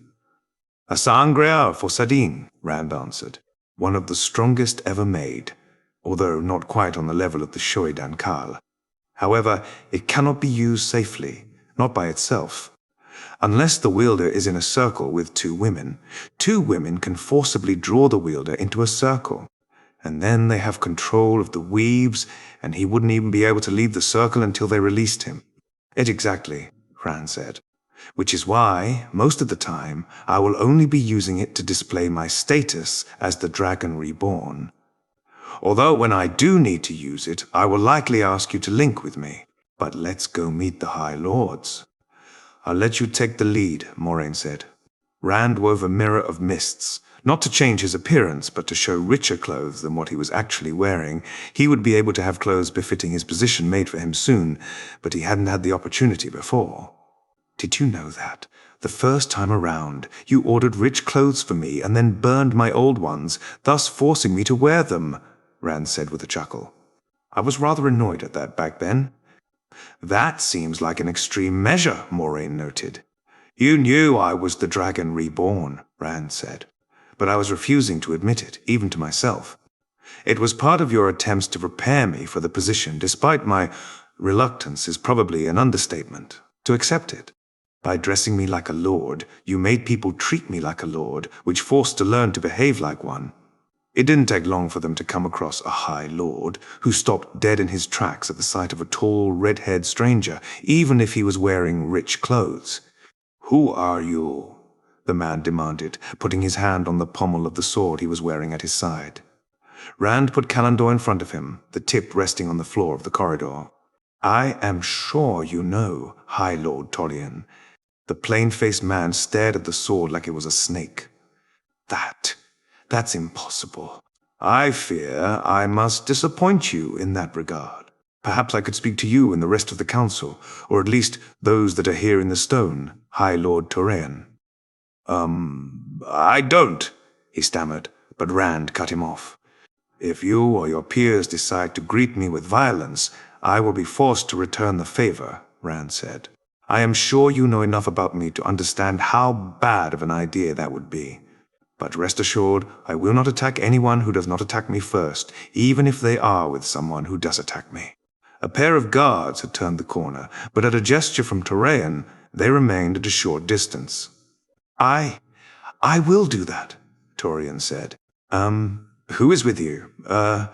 You may call me Lord Dragon, Rand said. With me is Moiraine Damodre, an Aes Sedai and my advisor. I expect you all to show her the same courtesy you would to me. Torean called the guards to him and relayed what Rand had said, including that he would not attack without being attacked. Make sure to get that message, start to finish, across to every High Lord and Lady, he instructed. We will meet the Lord Dragon in the council room. When the guards left, recruited to messengers, he turned back to Rand, but before he'd figured out how to ask his question, Rand spoke. I know the way. Torean nodded, somewhat hurriedly leading the way there. He had no need to be anywhere else, after all. Lord Dragon, he said, after spending a minute deliberating whether or not the question was going to get him killed, assuming Rand was reading his body language right. If I may ask, what is your actual name? I am Rand al'Thor, Rand said. And know that I will not act against you because you display curiosity, although I do expect respect, both for myself and for others. But we will speak about that in more length in a moment. They arrived at and entered the council room together. Well, Rand entered first, then Moiraine, and then Torean. Only one other High Lord was already present, although Rand was certain the others would join them soon. Good afternoon, High Lord Aracombe. Welcome, Lord Dragon, the man responded, sounding slightly strained. He gave Moiraine a dirty look, but didn't otherwise comment on her presence or status. As the High Lords and Ladies present filed in, Rand made sure to greet each of them by their name, visibly surprising most of them. He was glad to see Darlin Cisnera was here too. Darlin had initially led a rebellion against Rand, but eventually he had been swayed to Rand's side and had proven a capable steward and later even King of Tyr. He had left the stone in the immediate aftermath of Rand taking it last time. This time, he'd likely been too overwhelmed to decide to make a break for it, which gave Rand an opportunity to seek to secure his loyalty immediately. High Lords and Ladies, Rand said when he was informed they were complete. Thank you for your quick response after I called you here. My name is Rand al'Thor, and I am the Dragon Reborn. He put a hand on the pommel of Calendor, which was lying on the table he was standing behind. With me is Moiraine Damodred, Aes Sedai of the Blue Ajah. First of all, I wish to make clear that I intend to work together with you, not against you. Not against you. And why should we work together with you in the first place? Wiramon Sanyago challenged. The grey-haired, balding High Lord, oddly reminiscent of a strutting rooster, had little sense that Rand could remember. However, he did have power, which meant he had to be worked with. Although Rand certainly did not intend to give him the same influence as last time around, the man had never used it well. Rand was severely tempted to threaten him, and all other High Lords that had their doubts, into submission, but fear made for poor underlings. Because as far as tens of thousands of people out there are concerned, including thousands in Tyr itself, I am the rightful ruler of this land, simply because I hold Calendor. I am sure you understand that there are benefits to working with me. That got several of them to perk up. Corruption and nepotism were as popular as cheating on wives and beating up commoners among Tyrene nobility. Not that Rand intended to indulge in that, but there were also benefits that didn't require a faulty moral compass, even if they weren't the ones the High Lords were likely to be thinking of.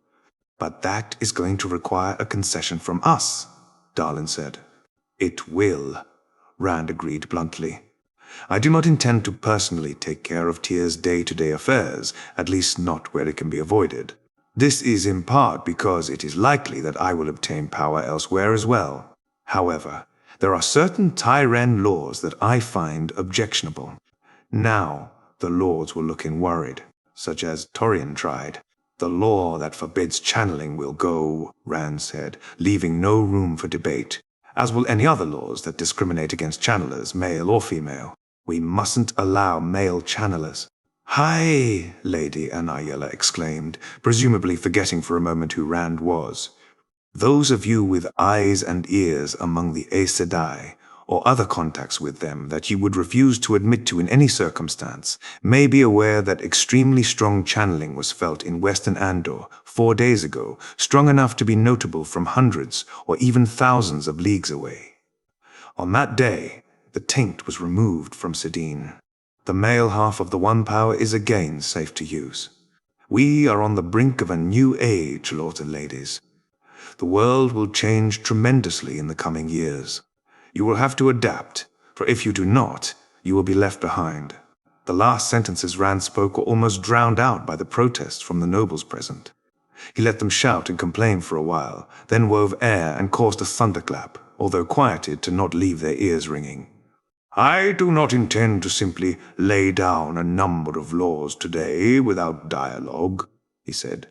He had done that last time around, and while it had gotten some effects, it had also caused significant animosity.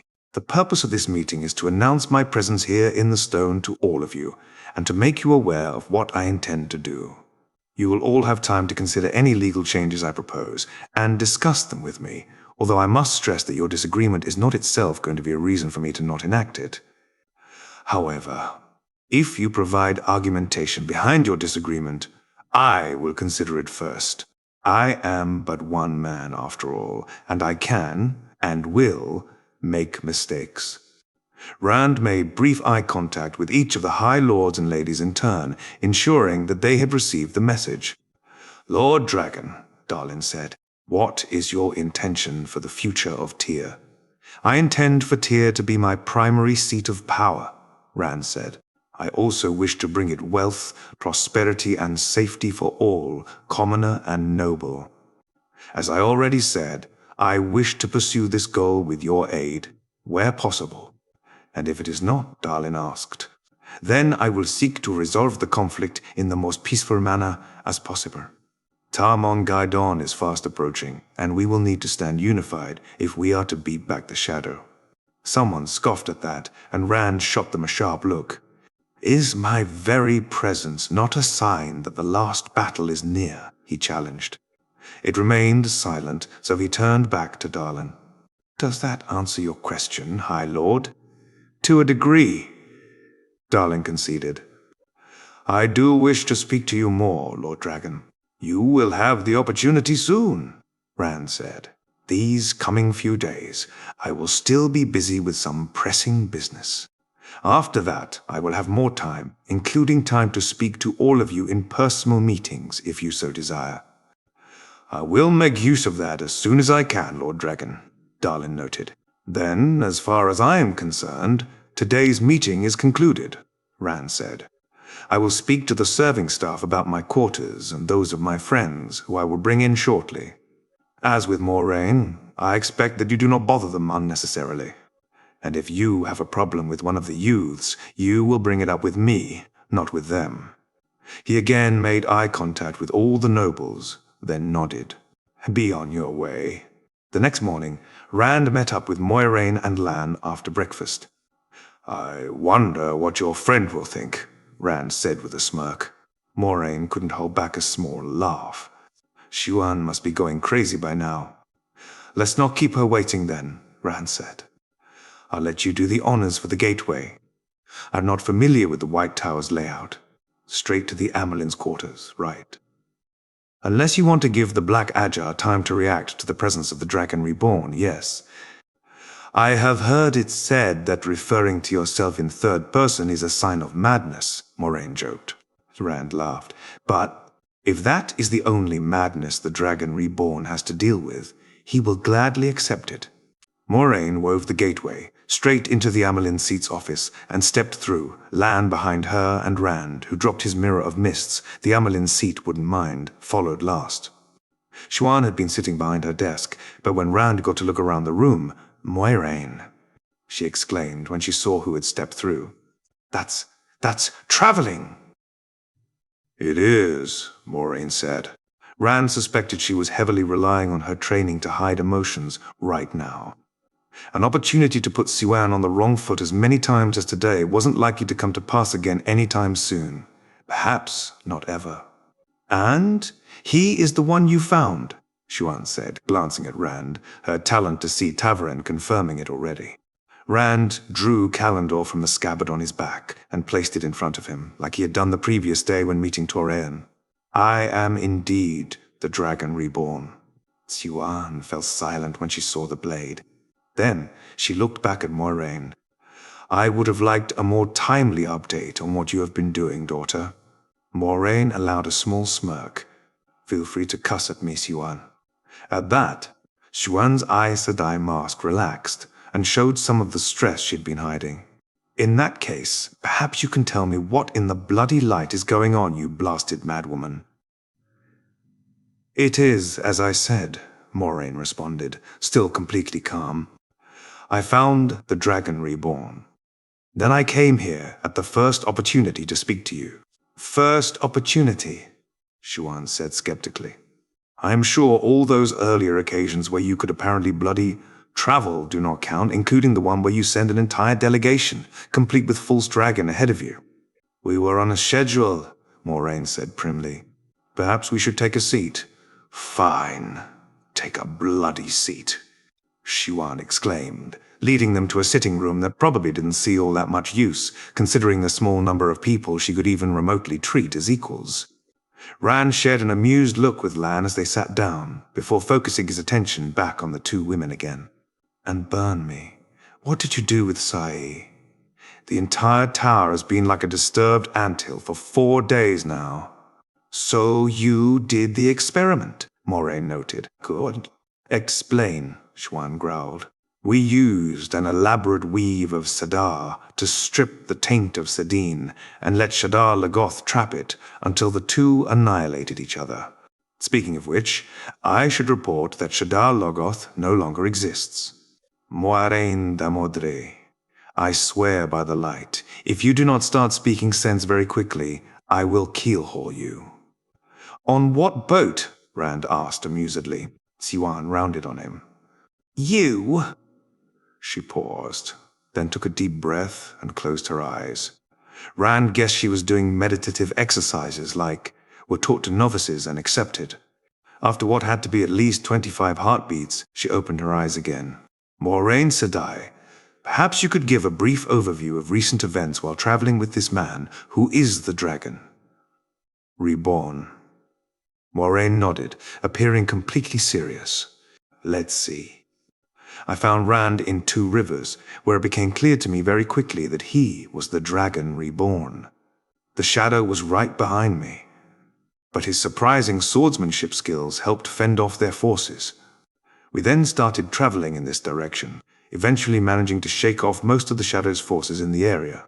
In Caemlyn, after our unexpected meeting with Elida, we had concluded that we needed to travel elsewhere and could not immediately come to Tar Valon. Thus, we first traveled to Fal Dara, and from there to the Eye of the World. There, we killed Aginor, Balthamel, and Ishamael, and broke the Shadow's army that sought to overrun Shi'anar. Then, we traveled to Shadar Logoth to cleanse Sedin, and then we traveled to Tyr so Rand could claim Kalandor. Immediately after that, we came here. I am incredibly bloody tempted to drag you down to the harbor, commandeer a ship, and carry out my threat, Xuan said. Calmly. Closely. Rand briefly glanced at Moiraine. I'd say there aren't any inaccuracies in there. In fact, your first oath wouldn't allow that anyway. She set you up for this, didn't she? Xuan said. She did not need to. The Forsaken Xuan demanded. 3 of them. I don't think they were expecting me to open with balefire, Rand said casually. Or for Moiraine to do so as well. You know what? Blast it, Xuan said. I don't know. She threw her hands up. Give me the whole story, start to finish. I don't care anymore. I'll decide what to think after. I suppose it starts with me doing something incredibly irresponsible and undoing 2 years of the pattern, effectively sending me back in time with my memories and those of Luz. Telemon, Rand said. Xuan stared at him, blinked, considered her avenues to reply. All right, fine. Just continue, please. Everything we've done since was based on the knowledge I brought with me, Rand continued. As a side note, whatever happened clearly negated the taint on my mind. Before I went back, I did not have nearly the mental clarity I've enjoyed over the past month. That's not ominous at all, Xuan noted. I fear it's the best I can provide. Together with cleansing Sedin, of course. Xuan didn't visibly react to that. Together with Moiraine, I quickly determined what our priority should be. At the top of the list was cleansing Sedin, something I had not managed until much later the previous time around. However, as you are well aware, doing so would provide a beacon for every channeler alive, including the Forsaken. Ishamael in particular was never quite properly sealed away and could periodically affect the world. Please tell me that's not true. He is the one behind the name Baalzamon, although he did seem to believe himself to be the Dark One. The Trolloc Wars were his doing, and I suspect he may have had a hand in various aspects of Artur Hawkwing's empire and reign as well. So we could not simply attempt to cleanse Sedin immediately, and instead had to keep my knowledge and experience secret until such time when we could strike at the freed Forsaken at once, taking them by surprise. The only location we knew for this was the Eye of the World, which conveniently provided a source of purified Sedin that let me fight the battle without having to expose myself to the taint. So we traveled the old-fashioned method, which also provided my friends Egwene and Nynaeve some time to get acquainted with the One Power. They are channelers, Xuan asked. Quite strong ones, Rand said. Both are stronger than any current Aes Sedai. Egwene is on Elaine's level. I assume you have met her, and Nynaeve is a little stronger yet. You have met the daughter heir in Camelin, Siwan asked. Quite a bit more than that in the previous timeline, but that's something to discuss later if it's relevant in the first place. After Camelin, we traveled to Shi'enar, and from there to the Eye, where, as Moiraine already mentioned, we managed to surprise both Agenor and Balthamel. I then fought Ishmael away from the others, and managed to kill him too. After that, we traveled immediately to Shadar Logoth, and began to cleanse Sedin, which you are of course already aware of. And what did you do in the days since sleep, mostly? Rand said. The effort of channeling as much of the one power as Moiraine and I did left us both unconscious for several days. We awoke yesterday, traveled to Ter to obtain Kalandor and get myself established, and now we're here for the last of the essential tasks we set. To announce yourself to the world? Siwan asked. Or to the White Tower specifically? That is part of it, Rand said.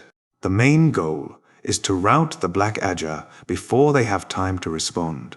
Siwan's disposition changed slightly when that word was spoken, but she was clearly well aware of their existence. Moiraine had encountered them almost 20 years ago already, and several times since.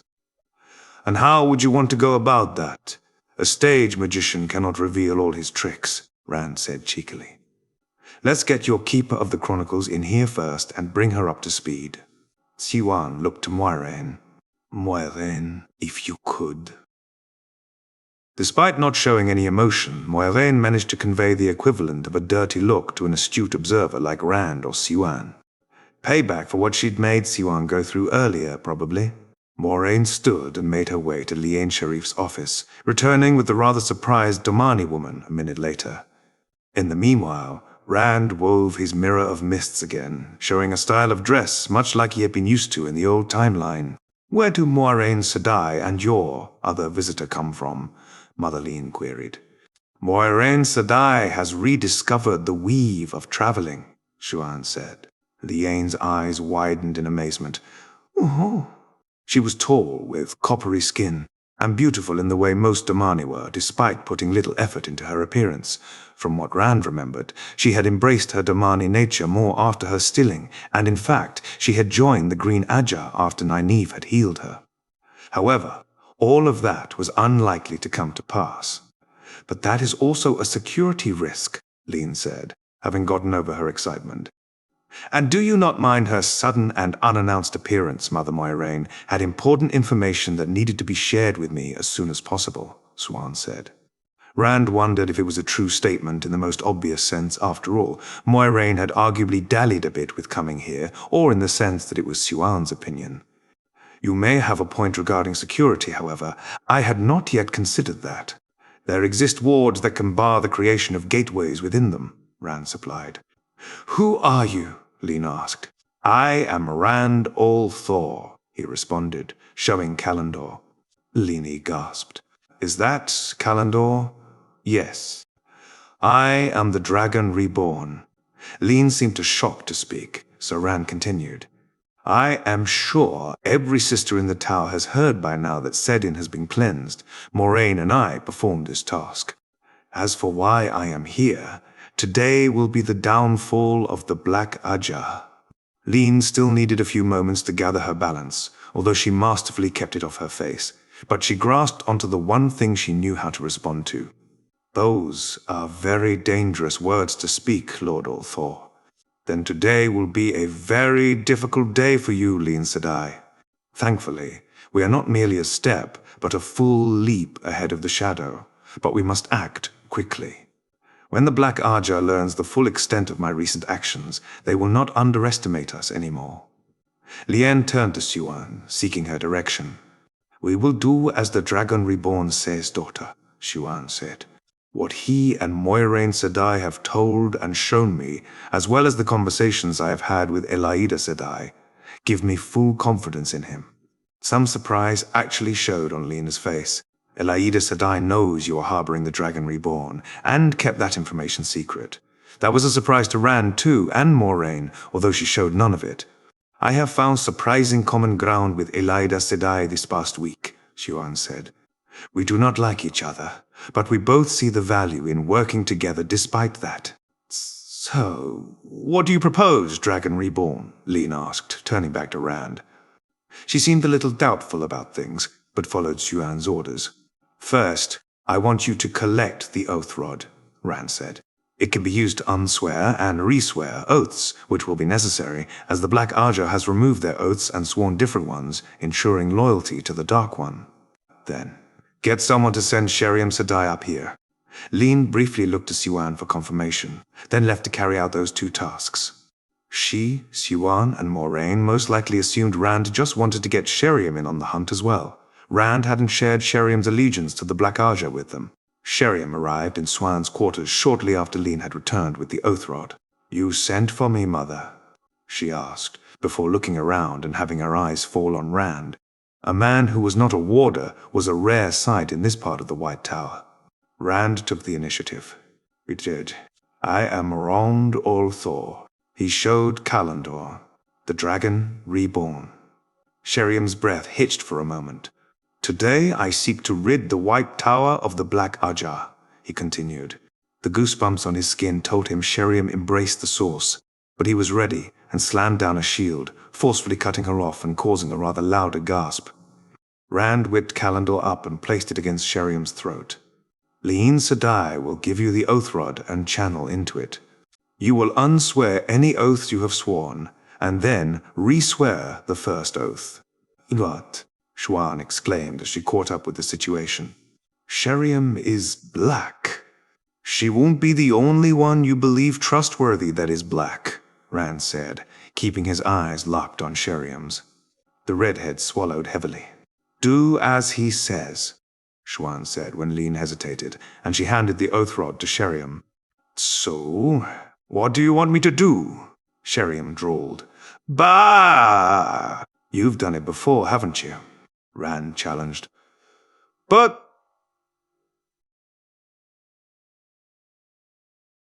She met his eyes several seconds longer, then came to a decision and steeled herself.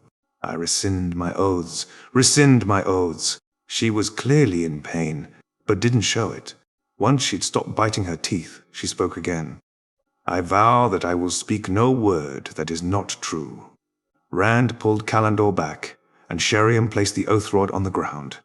Give me a single reason not to execute you immediately, Xuan growled. I feel no loyalty towards the Dark One or the Black Ajah, Sheriam responded, and Rand found himself surprised, as did everyone else in the room, no doubt. But you are a member, Rand said. I am, Sheriam acknowledged. She was pale, even more than usual, but had clearly decided on a course of action and was determined to see it through, knowing that she was currently headed for execution. I sought to get ahead in the tower like everyone else and asked questions where I should not have. We all have to make choices. Is that it? Xuan asked, an undertone of anger and betrayal in her deceptively calm voice. Had I known the Dragon Reborn was about to announce himself, I would never have joined, Sheriam said desperately. I don't want to get caught up in any of that. Rand met Xuan and Moraine's eyes and wove a weave around the three of them and leaned to avoid eavesdropping. She cannot lie right now, he said. She spoke the oath. What's she getting at, though? Xuan said. What she said must be true, but there are the things she didn't say. She clearly doesn't seem to feel any guilt over her decisions, and I'd say she has a rather utilitarian outlook on White Tower politics and life in general. She also no doubt knows execution lies in her future, even if you hadn't mentioned it. I think she's hoping she can switch sides again now that she has been found out. Well, I don't think so, Xuan said. She's completely untrustworthy. She switched sides once. She now wants to do it a second time. Who's going to stop her from doing it a third time? Blast it. I can't believe Sheriam of all people did this. Rand picked up the oath rod and gave it a contemplative look. What if we give her an out, but ensure her loyalty? That is a very dangerous precedent to establish, Moiraine said. There is only one way to deal with dark friends, in particular if they are also Aes Sedai, Liane argued. Gregoshan. Every channeler on our side at the last battle is invaluable, Rand said. In particular, those who already have experience. What if we strip her from her position and exile her from the tower, and then allow her to swear loyalty to me? It seems to me that she likes to ingratiate herself with power as much as she seeks it for herself. If I give her a position in my court, enough that she can enjoy some power and prove her dedication to me, I don't think she'll be tempted to betray me. And of course, I will have someone trustworthy keep an eye on her. Mother's milk in a cup, Xuan muttered. I don't want to sentence Sheriam to death. We've been friends since we were accepted. Moiraine glanced over at the mistress of novices, who was fearfully watching their conversation. I don't want to either, she said. We've spent years together. Objectively, Lean is right, but now that Rand has offered an alternative, I want to take it. Lean? Yuan asked. What do you say? I don't want to make this decision unless you're willing to concede. Permission to speak freely, Mother? Yes. Burn it, Line. You always have permission to speak freely. That's why I chose you for this position. Xuan said with a measure of frustration. I fear that you are letting your emotions guide your decisions over reason, Leon said. As you said, Mother, she's untrustworthy. And your thoughts on my proposal? Rand asked. She won't be here. In fact, she'll be banished from Tar Valon entirely, and she can help get things running for me in Tyr. The risk would be on me. Ah! What if she undermines your position, Lord Ulthor? There will be plenty of people attempting to undermine my position, Rand said. Most of them won't even be dark friends. I will have to trust the right people, and at least Sheriam would be a known danger. I also don't think she'll want to risk the chaos of undermining me. She's too likely to lose from it, instead of gaining. Lean nodded. I'll concede, Mother. I do not like it, but I understand the reasoning. Xuan nodded her assent in return, and Rand removed the eavesdropping protection. Kyriam, the amyrlin seat has decided to be merciful based on your past relationship with her, on one condition. And that is? The woman asked, almost begged.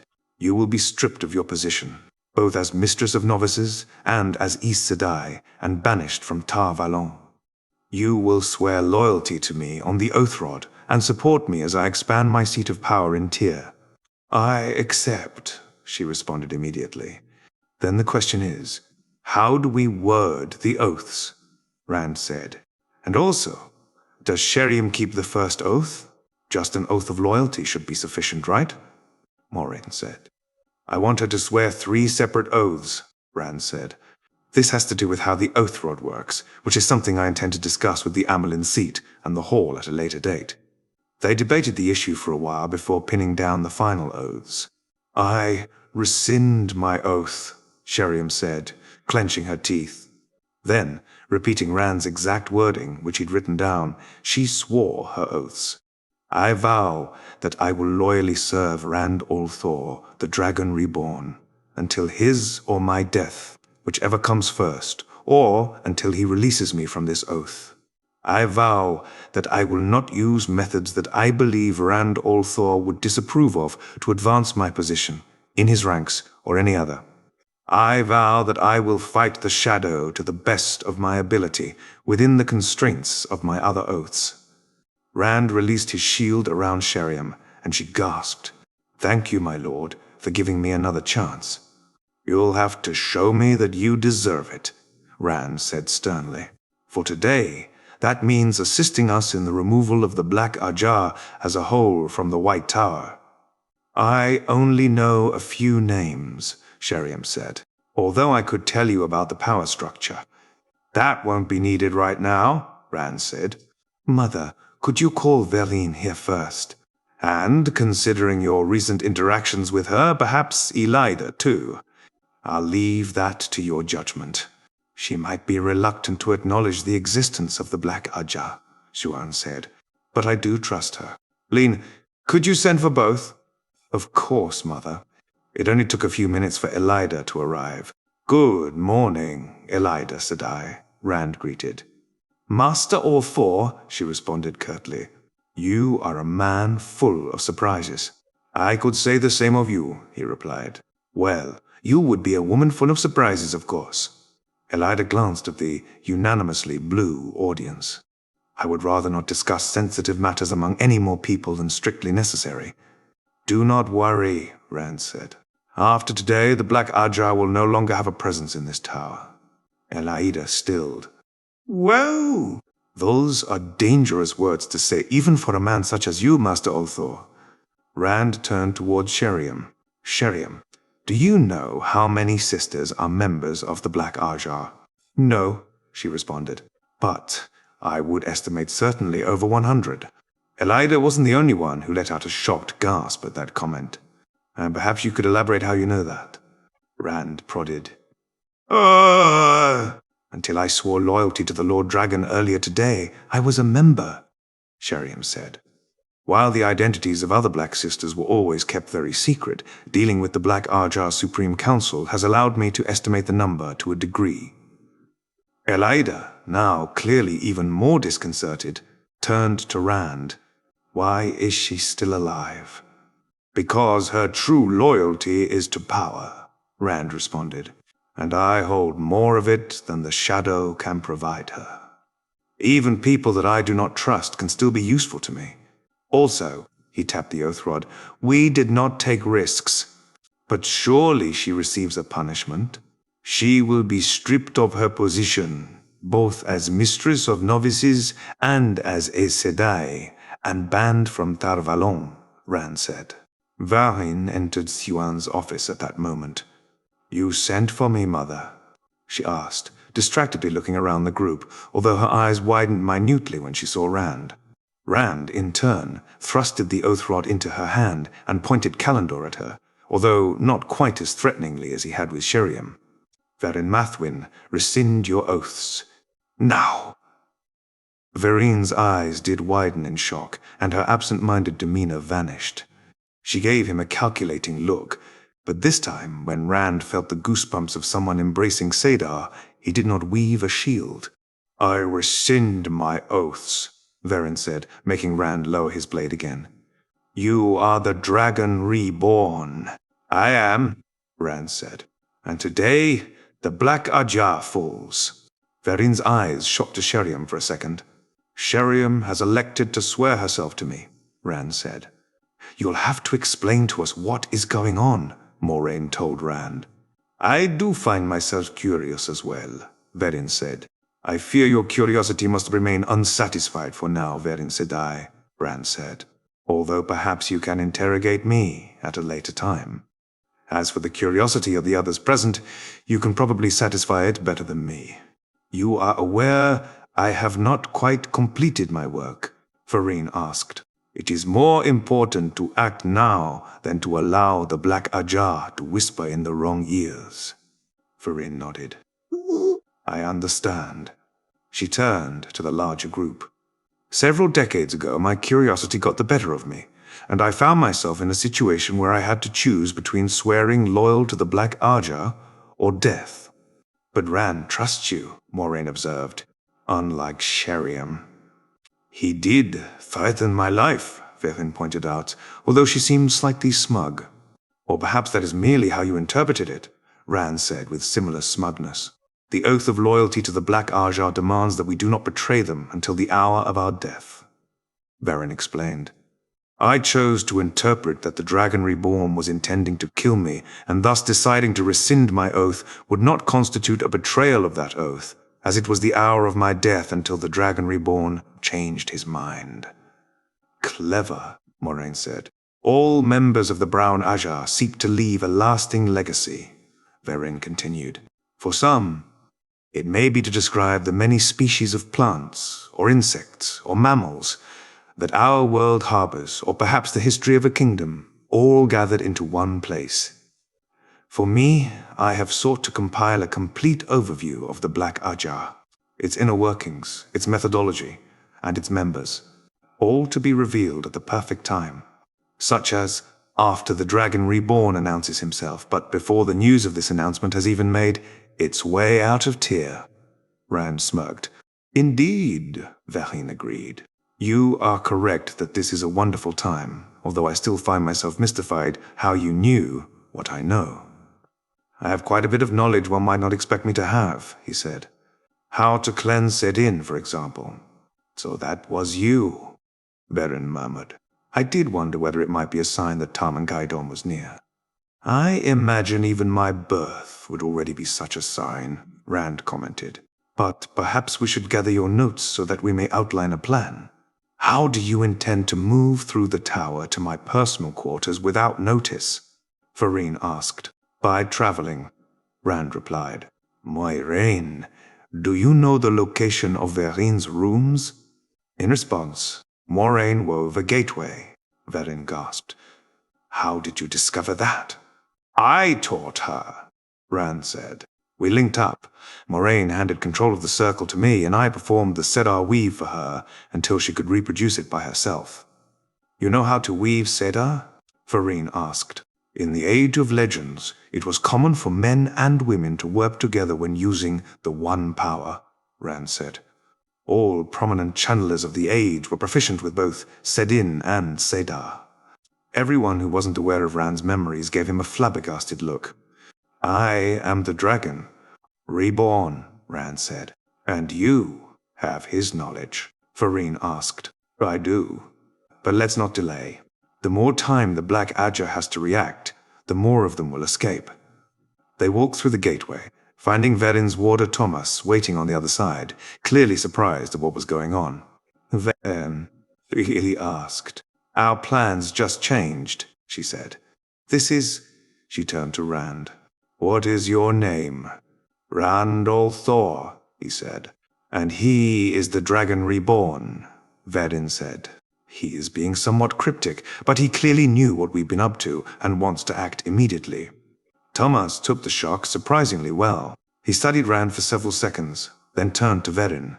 What about your oaths? I rescinded them at sword point. Thomas gave Rand a severe look.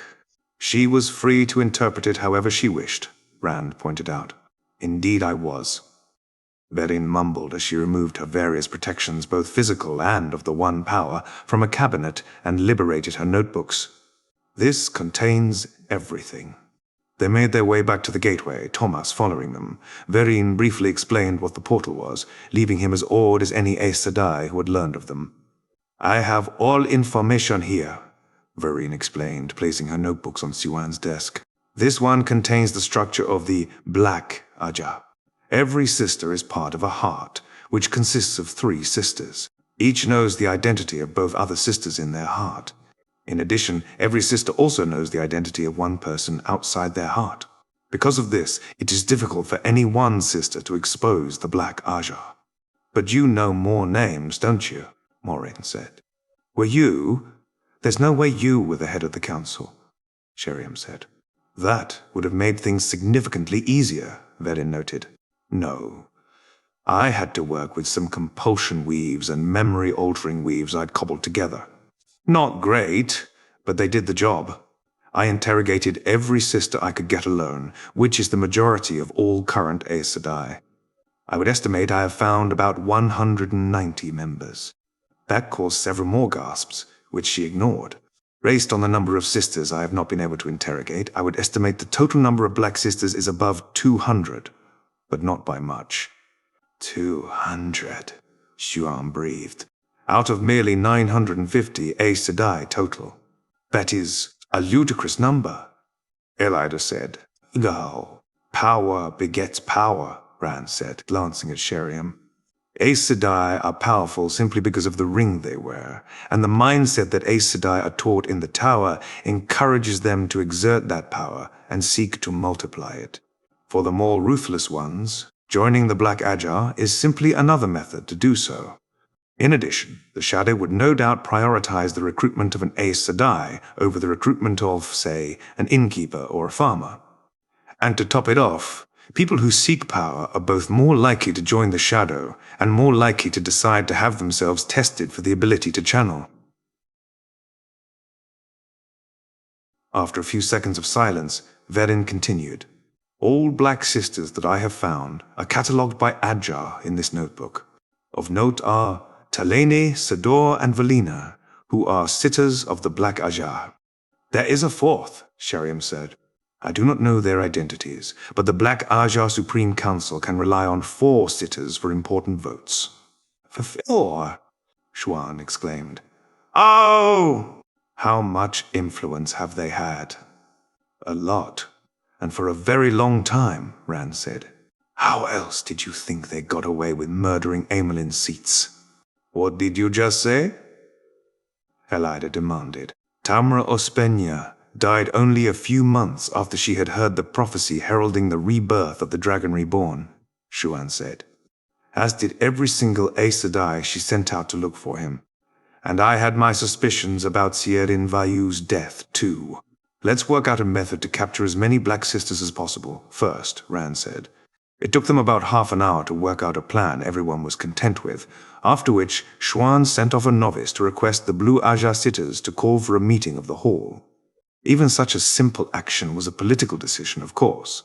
Part of it was simply that Vereen was confident about the Blue Ajah sitters not being black, but the larger part of it was that Xuan had to keep the Blue Ajah happy after working together with Elida quite a lot recently, and even using the Red Ajah to call a meeting just a few days earlier. And here we go, Xuan said, composing herself. This was not what I was envisioning for the day I met you, Lord Althor. She gave him a stern look. Nor was I envisioning everything that happened after I met Moiraine on the day I met her, Rand parried with hidden amusement. Let's call it even. They made their way downstairs as a group, not resorting to traveling this time. Rand might draw some attention, but with a meeting, sealed to the hall occurring, people would assume the two were related, and that more information would be revealed soon. You were seeking the Dragon Reborn, were you not? Elida asked Moiraine. I was, Moiraine said. The entire 20 years? Moiraine nodded. Within months after we were raised to the shore. And even before that we were involved, although we only knew what we were working on because we were present at the time of Hitara's prophecy. Elida remained silent, overthinking the information. I didn't know that, Lean spoke up. I'm sure you can understand the need for secrecy, Xuan said. In particular, considering even Sheriam turned out to not be trustworthy. She glowered at the freshly demoted former mistress of novices, who was to be officially stripped of her position later today. Sheriam didn't respond, understanding full well that nothing she could say would improve her position. They arrived at the entrance to the hall after several minutes, with some idle conversation, and Lean walked in first, announcing, She comes! She comes! The flame of Tar Valon, the Amyrlin seat. Xuan followed immediately after, but the rest of their group remained outside for now. Channeling said in improved Rand's senses enough that he was able to listen in on the conversation going on inside.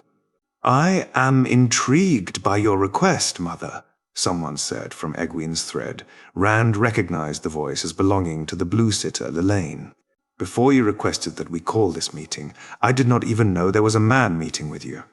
So perhaps you could answer the question we formally called it for. Who is the man you are meeting with? I would prefer to wait until all sitters are present, so that I need not repeat myself, Xuan responded. 2 sisters bustled past Rand, shooting him surprised glances just then, making their way inside. Based on what Rand heard, both were sitters. We are just waiting on Faisal, Janya, and Bevara, then, an unknown voice said. 3 minutes later, the last of the 3 had entered, and all attention was audibly back to Xuan. I would like to request that this meeting is sealed to the hall, she said, and for my guest and the Aes Sedai accompanying him to be invited in so they may be present for the meeting.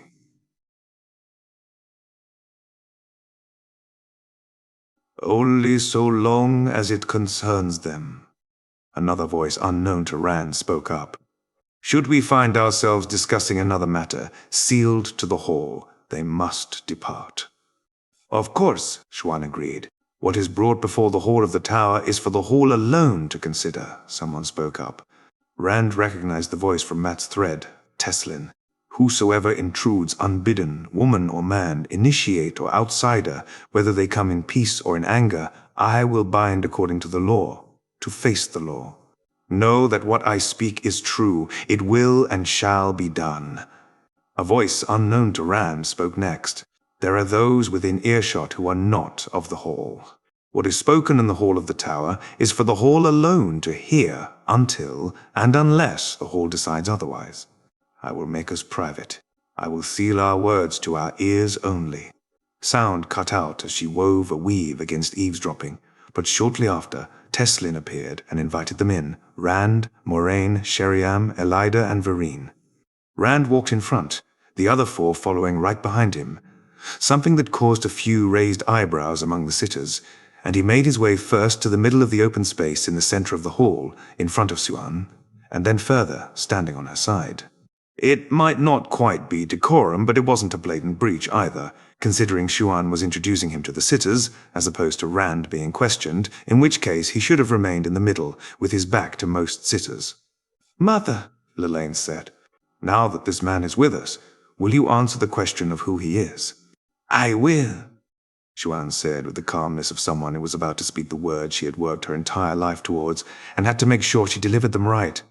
"This man is Rand al'Thor, the true Dragon Reborn."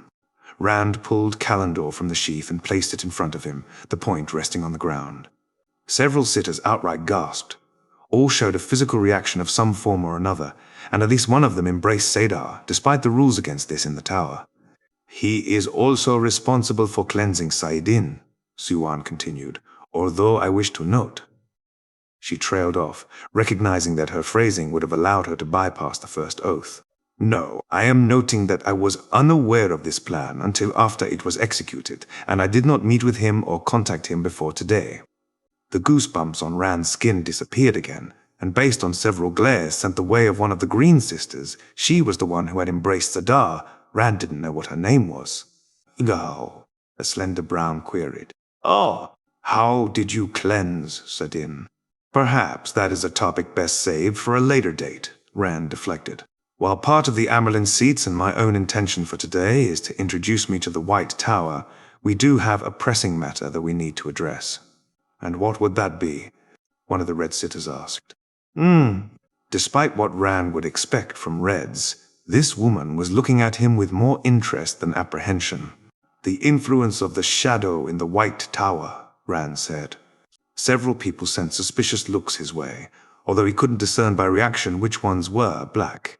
"As I have learned today, although not from the Lord Dragon himself, the Black Ajah is not only real, but its influence is far beyond what I feared," Siuan said. "Surely you have proof to back this up," a Grey sister said, suspicion evident in her voice. "I do," Siuan said, gesturing to Vereen. "Vereen has spent several decades as a mole among the Black Ajah, uncovering their secrets and members. She has provided an extensive list of Black Ajah members, and we have used the Oath Rod to confirm her truthfulness." "And who does this list contain?" the same red from before asked. "A great many names, including ones of sisters I believed to be friends," Siuan said, "as well as more than one sitter." Rand couldn't see Saidar. However, he did not need to see Saidar to read the body language of a channeler about to lash out in a desperate attempt to escape capture. A white and yellow sitter jumped up almost in tandem, but he immediately slammed shields onto both of them, easily cutting through their connection to the true source with his superior power and holding them in place with threads of air. Many other sitters had been attempting the same when the two jumped up, and most looked around in confusion for a second or two before realizing what had happened and turning to Rand. "Every sitter will be asked to rescind and re-swear the 3 oaths," Rand said, "in order to prove their loyalty to everyone present here. I will lead this, so that you know I am not deceiving you myself," Siuan added. Vereen provided her the Oath Rod, and Siuan went through the full process. "I am not a dark friend," she spoke after finishing her oaths. "Nor have I ever been a dark friend. Everything I spoke to you before now, I said while under the power of the oaths. I swore when I was first raised to the shawl." She looked around the shocked hall. "Who will go next?" Silence reigned for several seconds. "This is preposterous," a green sitter blurted out. She was tall and statuesque, with golden hair. "In what way, Talene?" Lelaine queried, allowing Rand to identify the green as another member of the Black Ajah, leaving only the one whose identity they were missing. "While this is certainly very unusual, I doubt Sador and Valina suddenly sought to leave merely because they had forgotten something from their quarters. Meanwhile, a red sister, the one who had seemed interested in Rand more than anything, gestured for Elida to walk over and exchanged a few whispered words. Both by Rand's gut and by the looks from several other sitters, this wasn't quite according to decorum. However, the red was the one who spoke up next. I will go first. Mother? Xuan nodded and walked over to her to hand over the oath rod. Meanwhile, Moiraine stood on the tips of her toes to make her best attempt to whisper into Rand's ear. Pluvara. Rand nodded in thanks, having heard the name a few times before. Pevara repeated Xuan's example of unswearing and reswearing the oaths. I am not a dark friend, she concluded, and I do not see a good reason why any of us would refuse this simple action to prove our loyalty, when two sisters among us felt the need to flee at even the suggestion that they might have to do so. Yes, it hurts to remove the oaths, but it is nothing compared to the punishment a novice would receive for minor misbehavior, which I am sure we have all experienced at one point or another. She gave Talene a meaningful look in particular. The green looked increasingly agitated and flustered, seemingly losing control over the mental trick that allowed Aes Sedai, but also Rand, to remain composed and ignore their environment to a degree. I must admit that your reluctance is not doing you any favors, Talene, a Whitey Sedai said. From Egwene's thread, Rand recognized her as Seanchan. What if I go next and you follow after? Talene didn't respond, and after a few seconds, Seanchan went to collect the oath rod from Pevara. I hope this is just you being stubborn, Talene, she spoke quietly as she did so. Then she re-swore her oaths. I am not a dark friend. She stood up from her seat again and walked over to Talene, presenting the oath rod. Your turn. Rand readied himself further, in case Talene would try anything, but she didn't. With visible hesitation, Talene spoke. I rescind my oaths. She cringed visibly at the pain, but continued. I vow that I will speak no word that is not true. I vow that I will make no weapon with which one man may kill another. I vow that I will never use the one power as a weapon except against dark friends or shadowspawn, or in the last extreme defense of my life, the life of my warder, or another Aes Sedai. Then she changed track from the ones who preceded her. I seek to walk in the light. None of the Aes Sedai present needed more than a moment to recognize the hidden admission in her words. It seems rather late for that, Teslin said acerbically. Talene, Xuan spoke. Speak clearly. Were you a member of the Black Ajah? Yes, Talene said. As Rand did not feel goosebumps on his skin, still, he did not move to shield her. Then there is no just punishment other than execution, one of the Grey Aes Sedai said. Rand recognized her as Yukiri, again thanks to Egwene's thread. Your dragon. Sheriam spoke, as if to remind Rand of her. Talene, Rand said, coming to a decision. I expect you to answer my questions to the fullest, without omissions or attempts to mislead me. Yes, Lord Dragon. Why did you join the Black Ajah? I sought to achieve a position of power, she responded. Why did you choose to do so by joining the Black Ajah? I was approached by them when they became aware of my goals, Talene said. I did not seek them out, and once they contacted me, I did not have the option to refuse if I wanted to keep my life. Would you have refused had you been able to? I cannot say for sure. Is that an attempt to avoid answering clearly, or your genuine thoughts on the matter? They are my genuine thoughts, Lord Dragon. I would have considered the offer had it been one, but I cannot say without more thought whether or not I would have accepted. Lord Dragon, Lelaine interrupted, is there a purpose to this interrogation? There is, Rand responded. I will elaborate in a moment. Talene, have you ever harmed someone in any way for your own enjoyment, or simply because it made things easier for you? I have not, Lord Dragon. I sought to live, as if I were not a member of the Black Ajah in every way other than to gain political power.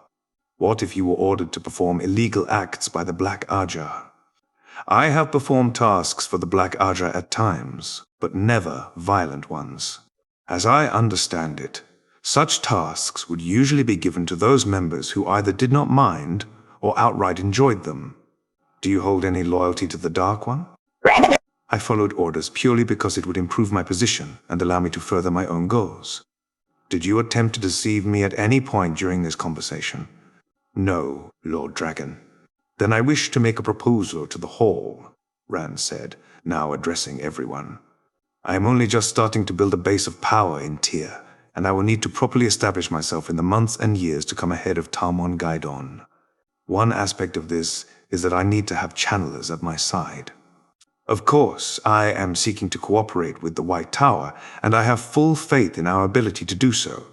However, Aes Sedai would be allies, not underlings, no matter how highly regarded. My proposal is this. Instead of executing her, the White Tower will strip Talene of her position as Aes Sedai and exile her from Tar Valon. She will then swear loyal to me on the Oath Rod and join me in Tyr. Why would you need channelers beyond what the White Tower can provide? The Red Sitter, that Rand didn't have a name for, asked. The White Tower is not nearly as aware of channelers around the world as it likes to believe, Rand said bluntly. Even if there is full cooperation between me and the White Tower, there will be times in the coming years where channelers will be fighting channelers, and not all of those fights will be against Dark Friends. I wish to be prepared for this. In addition, with Sedin cleansed, I wish to start seeking male channelers to train, and it will be beneficial to have people who have experience as members of an organization of channelers. Even if that is true, I am certain we could find more trustworthy sisters to aid you. The last white, her name unknown to Rand, said. We also, to put it bluntly, need every sword, bow, and indeed channeler we can get, Rand said. If the loyalty of a former Dark Friend can be guaranteed, and indeed, with the Oath Rod it can be, that should be enough that we prioritize it above executing them. I will also add that there will be an additional punishment involved for their prior acts. And what would this be? A pretty, Grey Sister asked, the same one who had requested proof for Rand's claim that the Shadow had infiltrated the White Tower. Rand considered the question. He did not want to reveal the Oath Rod's side effect of shortening the lifespan of those who swore on it yet, as that would likely interfere with today's efforts. But the question was a sensible one that needed an answer. They will pay in years of their future life, he eventually said. They will simply grow older more quickly than they otherwise would, although they still live well beyond the lifespan of someone who cannot channel. I cannot reveal the method for now, as we simply do not have the time today, but I can promise that you will know before midsummer. How does this interact with the current age of the person? The Grey asked, seeming almost more like a Brown to Rand in that moment. It does not, Rand said. It only affects the years of their life. They still have left to live. He nodded. I would like to note that I object to having to unswear and reswear my oaths. Everyone stilled. Everyone stilled. Rand, after a moment, went to collect the Oath Rod from Talene and gave it to the still unnamed Grey and pointed Kalendor at her throat. I am not giving you a choice. The Grey Sitter went ahead and unswore, then reswore her oaths. I do not know which way the Hall will decide, but I prefer a chance over no chance, she stated simply. I will interrogate you before deciding whether or not you received the same offer in the first place, of course. This process is making me uncomfortable, Aiel said. Let's swear our oaths, so we can be certain there is no one else first. If nothing else, I wish to clear my own name. I agree, Rand said. Let's complete this first. I will say that based on our information, there should be no other Black Sitters, but I do not intend to take that for granted until we have it confirmed.